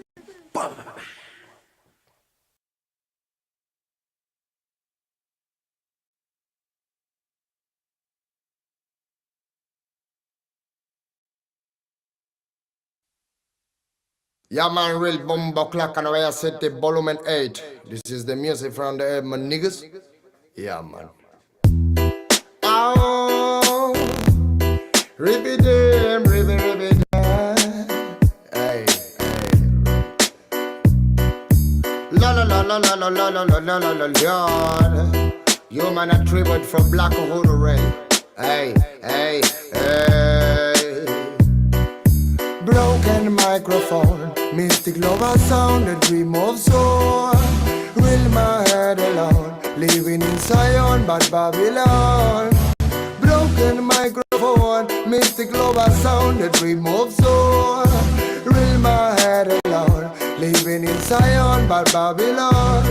Por soñar soñé que todo cambiaría, por pensar pensé. Luchar a sangre fría sin perder la fe. Viviendo el día a día, más con sentimiento que marcó mi sinfonía. Darle pan al que no puede comer, darle bendición al que sepa renacer. 3000 errores solemos cometer, pero solo un gran hombre lo sabrá reconocer. Y me di cuenta hoy de tantas cosas, algunas crudas, otras bastante hermosas. Solo más sabios, personas poderosas, no aquellos bastardos que destrozan nuestras prosas. Es la perdición, mala situación de manchar tu corazón por tu mala acción.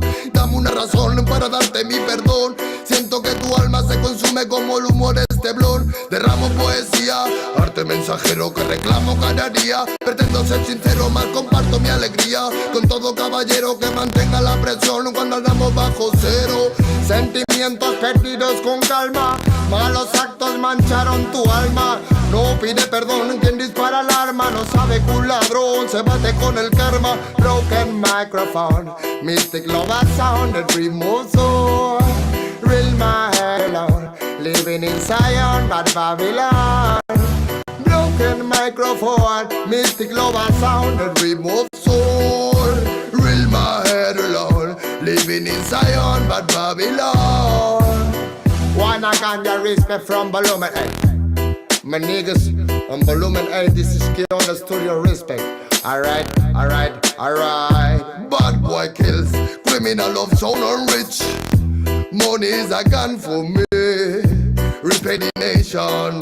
Below the time like this. Bad boy kills, criminal of sound and rich. Money is a gun for me. Respect the nation. Below the time like this. Bad boy kills, criminal of sound and rich. Money is a gun for me. Respect the nation. Oh. La la la la la la la la la la la la la. When I can just smoking from the studio up the on. And when I can just your nigga on the floor. When I live a sound. Oh them, ah. Bye bye.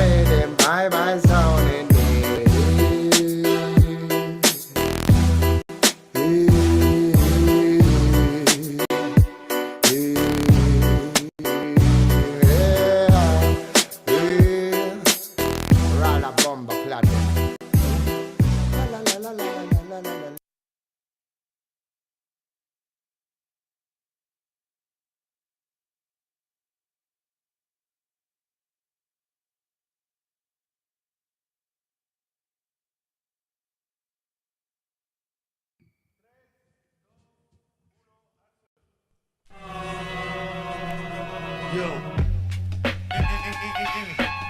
Comentando. ¿Qué dicen? Sí. ¿Qué cuentan? Ya. Escúchame. Ya. Los medios cuentan que si hay libertad de prensa, la mordaz es cosa escasa y todos dicen lo que piensan. Y esa sutil es impresa y repetida diariamente tiene contenta tu mente con yo soy combate y fiesta. Presta el control, Tarantino no es tan gore como los crímenes de amor que a toda hora se nos muestra. Pues tal vez la estrategia impuesta, pánico en el público y manejarás el cuestapal. Político en vez de patrullas se vende camilla para un hospital. Como si esa mierda de combo no diera seguridad. No será casualidad que el otro dueño del canal sea el otro sobrino peruano de un primo hermano pariente papá. Que esa nostalgia no es noticia, su codicia se evidencia. Propicia violencia y plástico, panémicas, belleza. Fútbol, patriotismo, falso, culos, vasos de cerveza. Pléjase pa' tu mesa y el domingo en misa pesa. Sobre su cabeza pesa el atraso mental del pueblo. Oposición vendió trasero, dictador por Romero. Pero se confundieron acá, la palabra es cruda. A tu educación mi camino se afloja la lucha a través de cultura. Es como genera de uno, tal vez otro loco se suma. Ya saben, cortina de humo que explota la mina que mata la laguna. Primo, vengo que trate la fiuna, no una pura canción de aventura. Así no censura, emite basura, no le conviene que sepa verdura. Hay extorsiones, violaciones, robo, llanto y más. Tanto muerto el morbo están alimentando, ves no hay paz. Solo un odio contenido en filis para que vivan en la fantasía y algún día cambiará. Hay extorsiones, robo, violaciones, llanto y más. Con tanto muerto el morbo están alimentando, ves no hay paz. Solo un odio contenido en filis para que vivan en la fantasía y algún día cambiará. Sensacionalismo, amigo eterno de la prensa, el mismo que forjó al humano sumiso, callado y muestra. En el noticiero, en el artículo del diario, la vida de una vez de al vecindario sirven como fieles feligreses a oscuro interés, se mienten todo el día, crean solo estupideces. La historia afirma, indica que siempre negaron información alternativa que todo pueblo merece. A cada instante pareciera su labor asesinar una memoria colectiva que hace una nación, con una prensa cómplice que juega con humor, desconociendo ese dolor que nos dejó ese dictador. Cortina de humo es su mejor función, para apartarte de la fuente harán de todo. Pues miro, como venderte el culo de Sharon Stone, cagándose en tu derecho a la objetiva información. El narco, el almirante, el presidente, el congresista, algún ministro, algún legado, de seguro es el patrón de ese periódico morboso y amarillo que al leerlo 2 minutos te vuelve en un show. Los medios son culpables, responsables de toda propaganda basura que te ofrece la TV. Pues será mejor que se autoeduque, pues my friend, porque el comercio de los medios te carcome hasta las 100. Hay violaciones, extorsiones, robo, llanto y más. Con tanto muerto el morbo están alimentando, ves no hay paz. Solo un odio contenido en filis para que vivan en la fantasía y algún día cambiará. Hay extorsiones, violaciones, robo, llanto y más. Con tanto muerto el morbo están alimentando, ves no hay paz. Solo un odio contenido en filis para que vivan en la fantasía y algún día cambiará. Que algún día cambiará. Que algún día cambiará, CPF.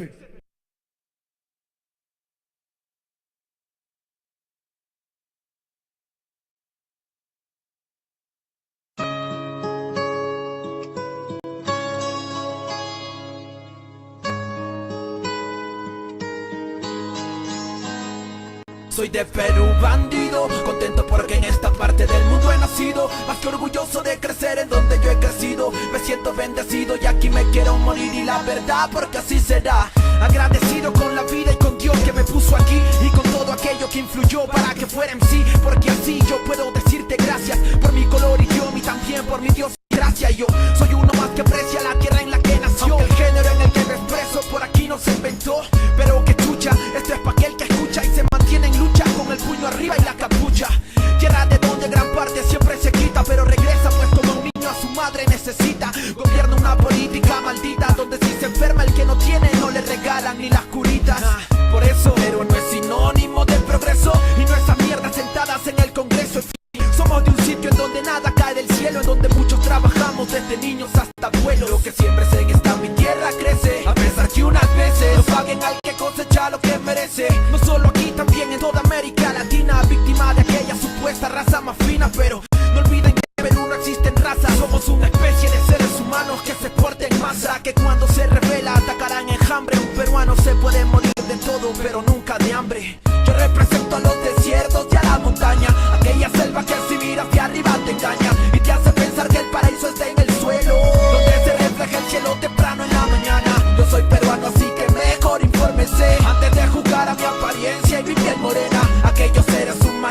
sobresale, soportando todo a pesar de que muchos me envenenan. Paisajes de mil colores, comidas de mil sabores, playas con arenas blanquitas, no quiero nada. Tierra de grandes señores, culturas y soñadores, gente amable que te hace pensar, yo me quedo acá. Sufrimos y nos levantamos como otros pueblos hermanos, víctimas de terroristas y tiranos que se llevaron mucho y a muchos para el carajo. Pero el peruano sabe cómo se sale de abajo.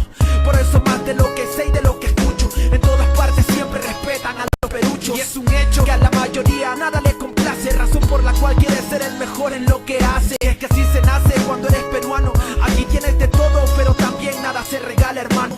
Norte, sur o centro, en donde quiera que te pares. Lo dijo Romero, el Perú es de la concha su madre. Orgulloso de mi esencia, de mi herencia. Tengo un tatuaje en la maleta que te indicará mi procedencia, para que quede bien claro de dónde es que soy. Represento a donde voy y así lo hicimos siempre hasta el sol de hoy. Esta canción yo la compuse estando lejos de mi patria y no por querer hacerme el pendejo. Desde la costa por la sierra hasta la selva somos cholos. Si tú me entiendes, no permitas que yo haga este coro solo. Yo represento a los desiertos y a la montaña, aquella selva que si miras de arriba te engaña y te hace pensar que el paraíso está en el suelo, donde se refleja el cielo temprano en la mañana. Yo soy peruano, así que mejor infórmese antes de juzgar a mi apariencia y mi piel morena. Aquellos seres humanos que sobresalen, soportando todo a pesar de que muchos me envenenan.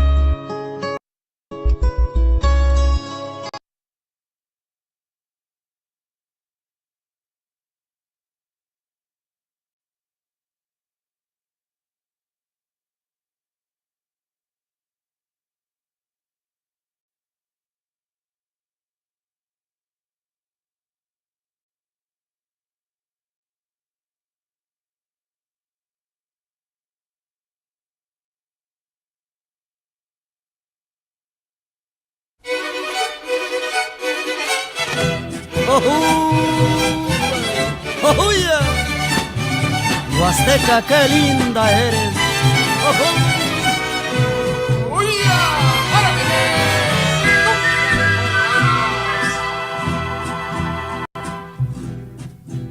Qué bonitos ojos tiene debajo de esas dos cejas, debajo de esas dos cejas. Qué bonitos ojos tiene.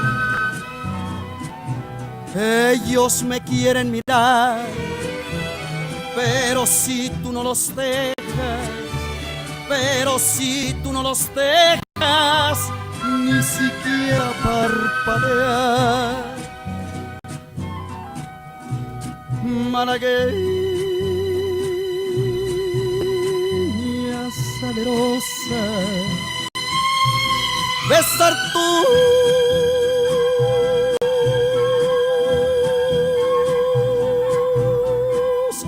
labios quisiera, besar tus labios quisiera, malagueña salerosa, y decirte,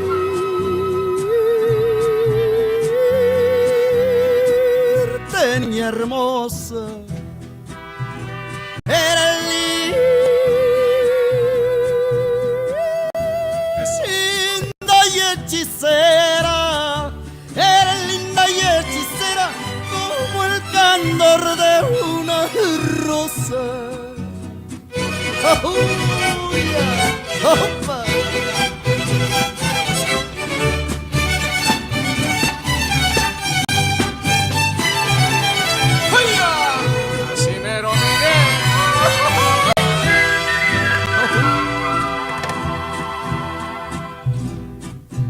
Con tus ojos me anunciabas que me amabas tiernamente, que me amabas tiernamente.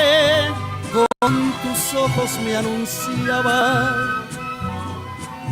ingrata me traicionabas cuando de ti estaba ausente, cuando de ti estaba ausente.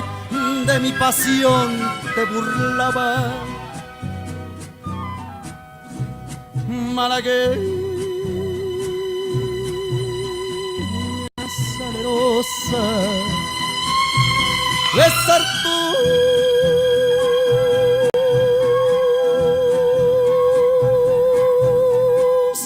labios quisiera, quisiera besar tus labios, quisiera malagueña salerosa y decirte,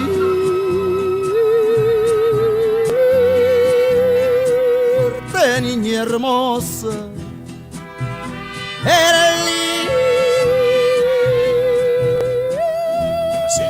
linda y hechicera, eres linda y hechicera como el candor de una rosa, como el candor de una rosa.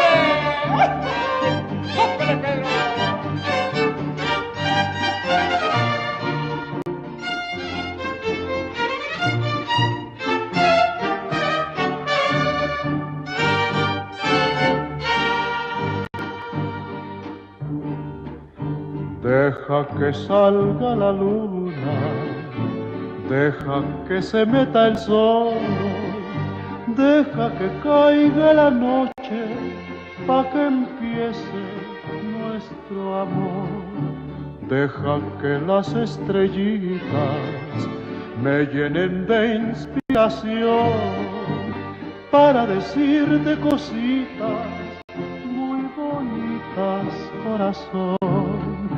Yo sé que no hay en el mundo amor como el que me das, y sé que noche con noche va creciendo más y más. Y sé que noche con noche va creciendo más y más.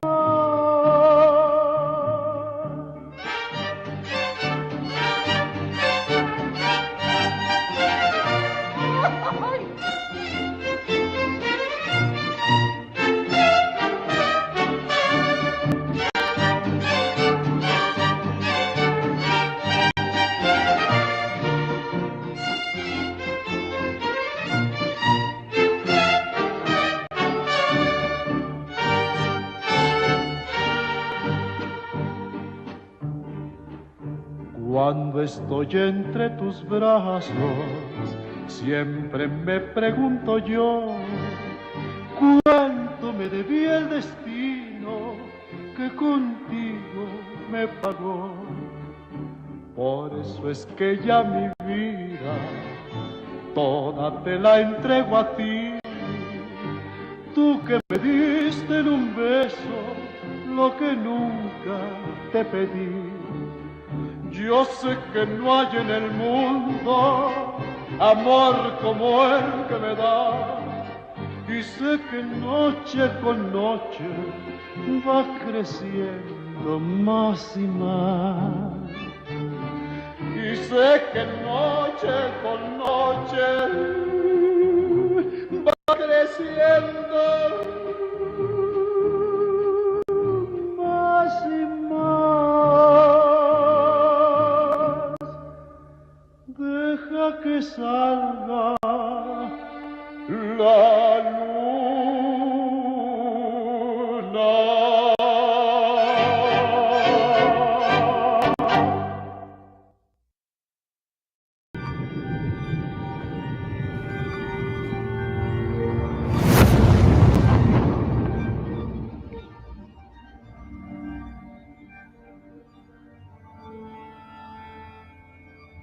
Ical, hijo, abre los ojos.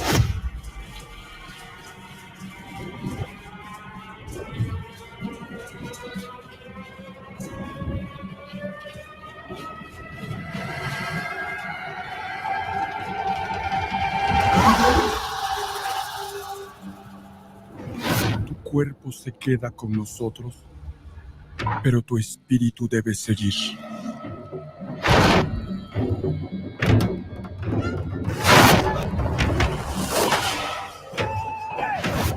Busca la luz. Aléjate de las sombras. Deja que nuestro dolor sea tu fuerza.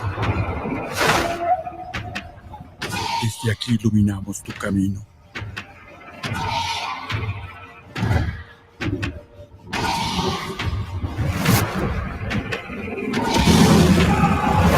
Lucha como nosotros ante esta pena tan grande.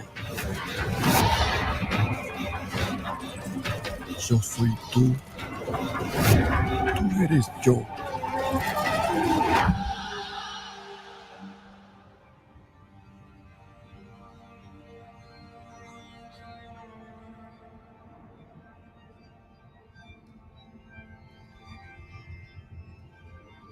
La muerte que hoy nos separa,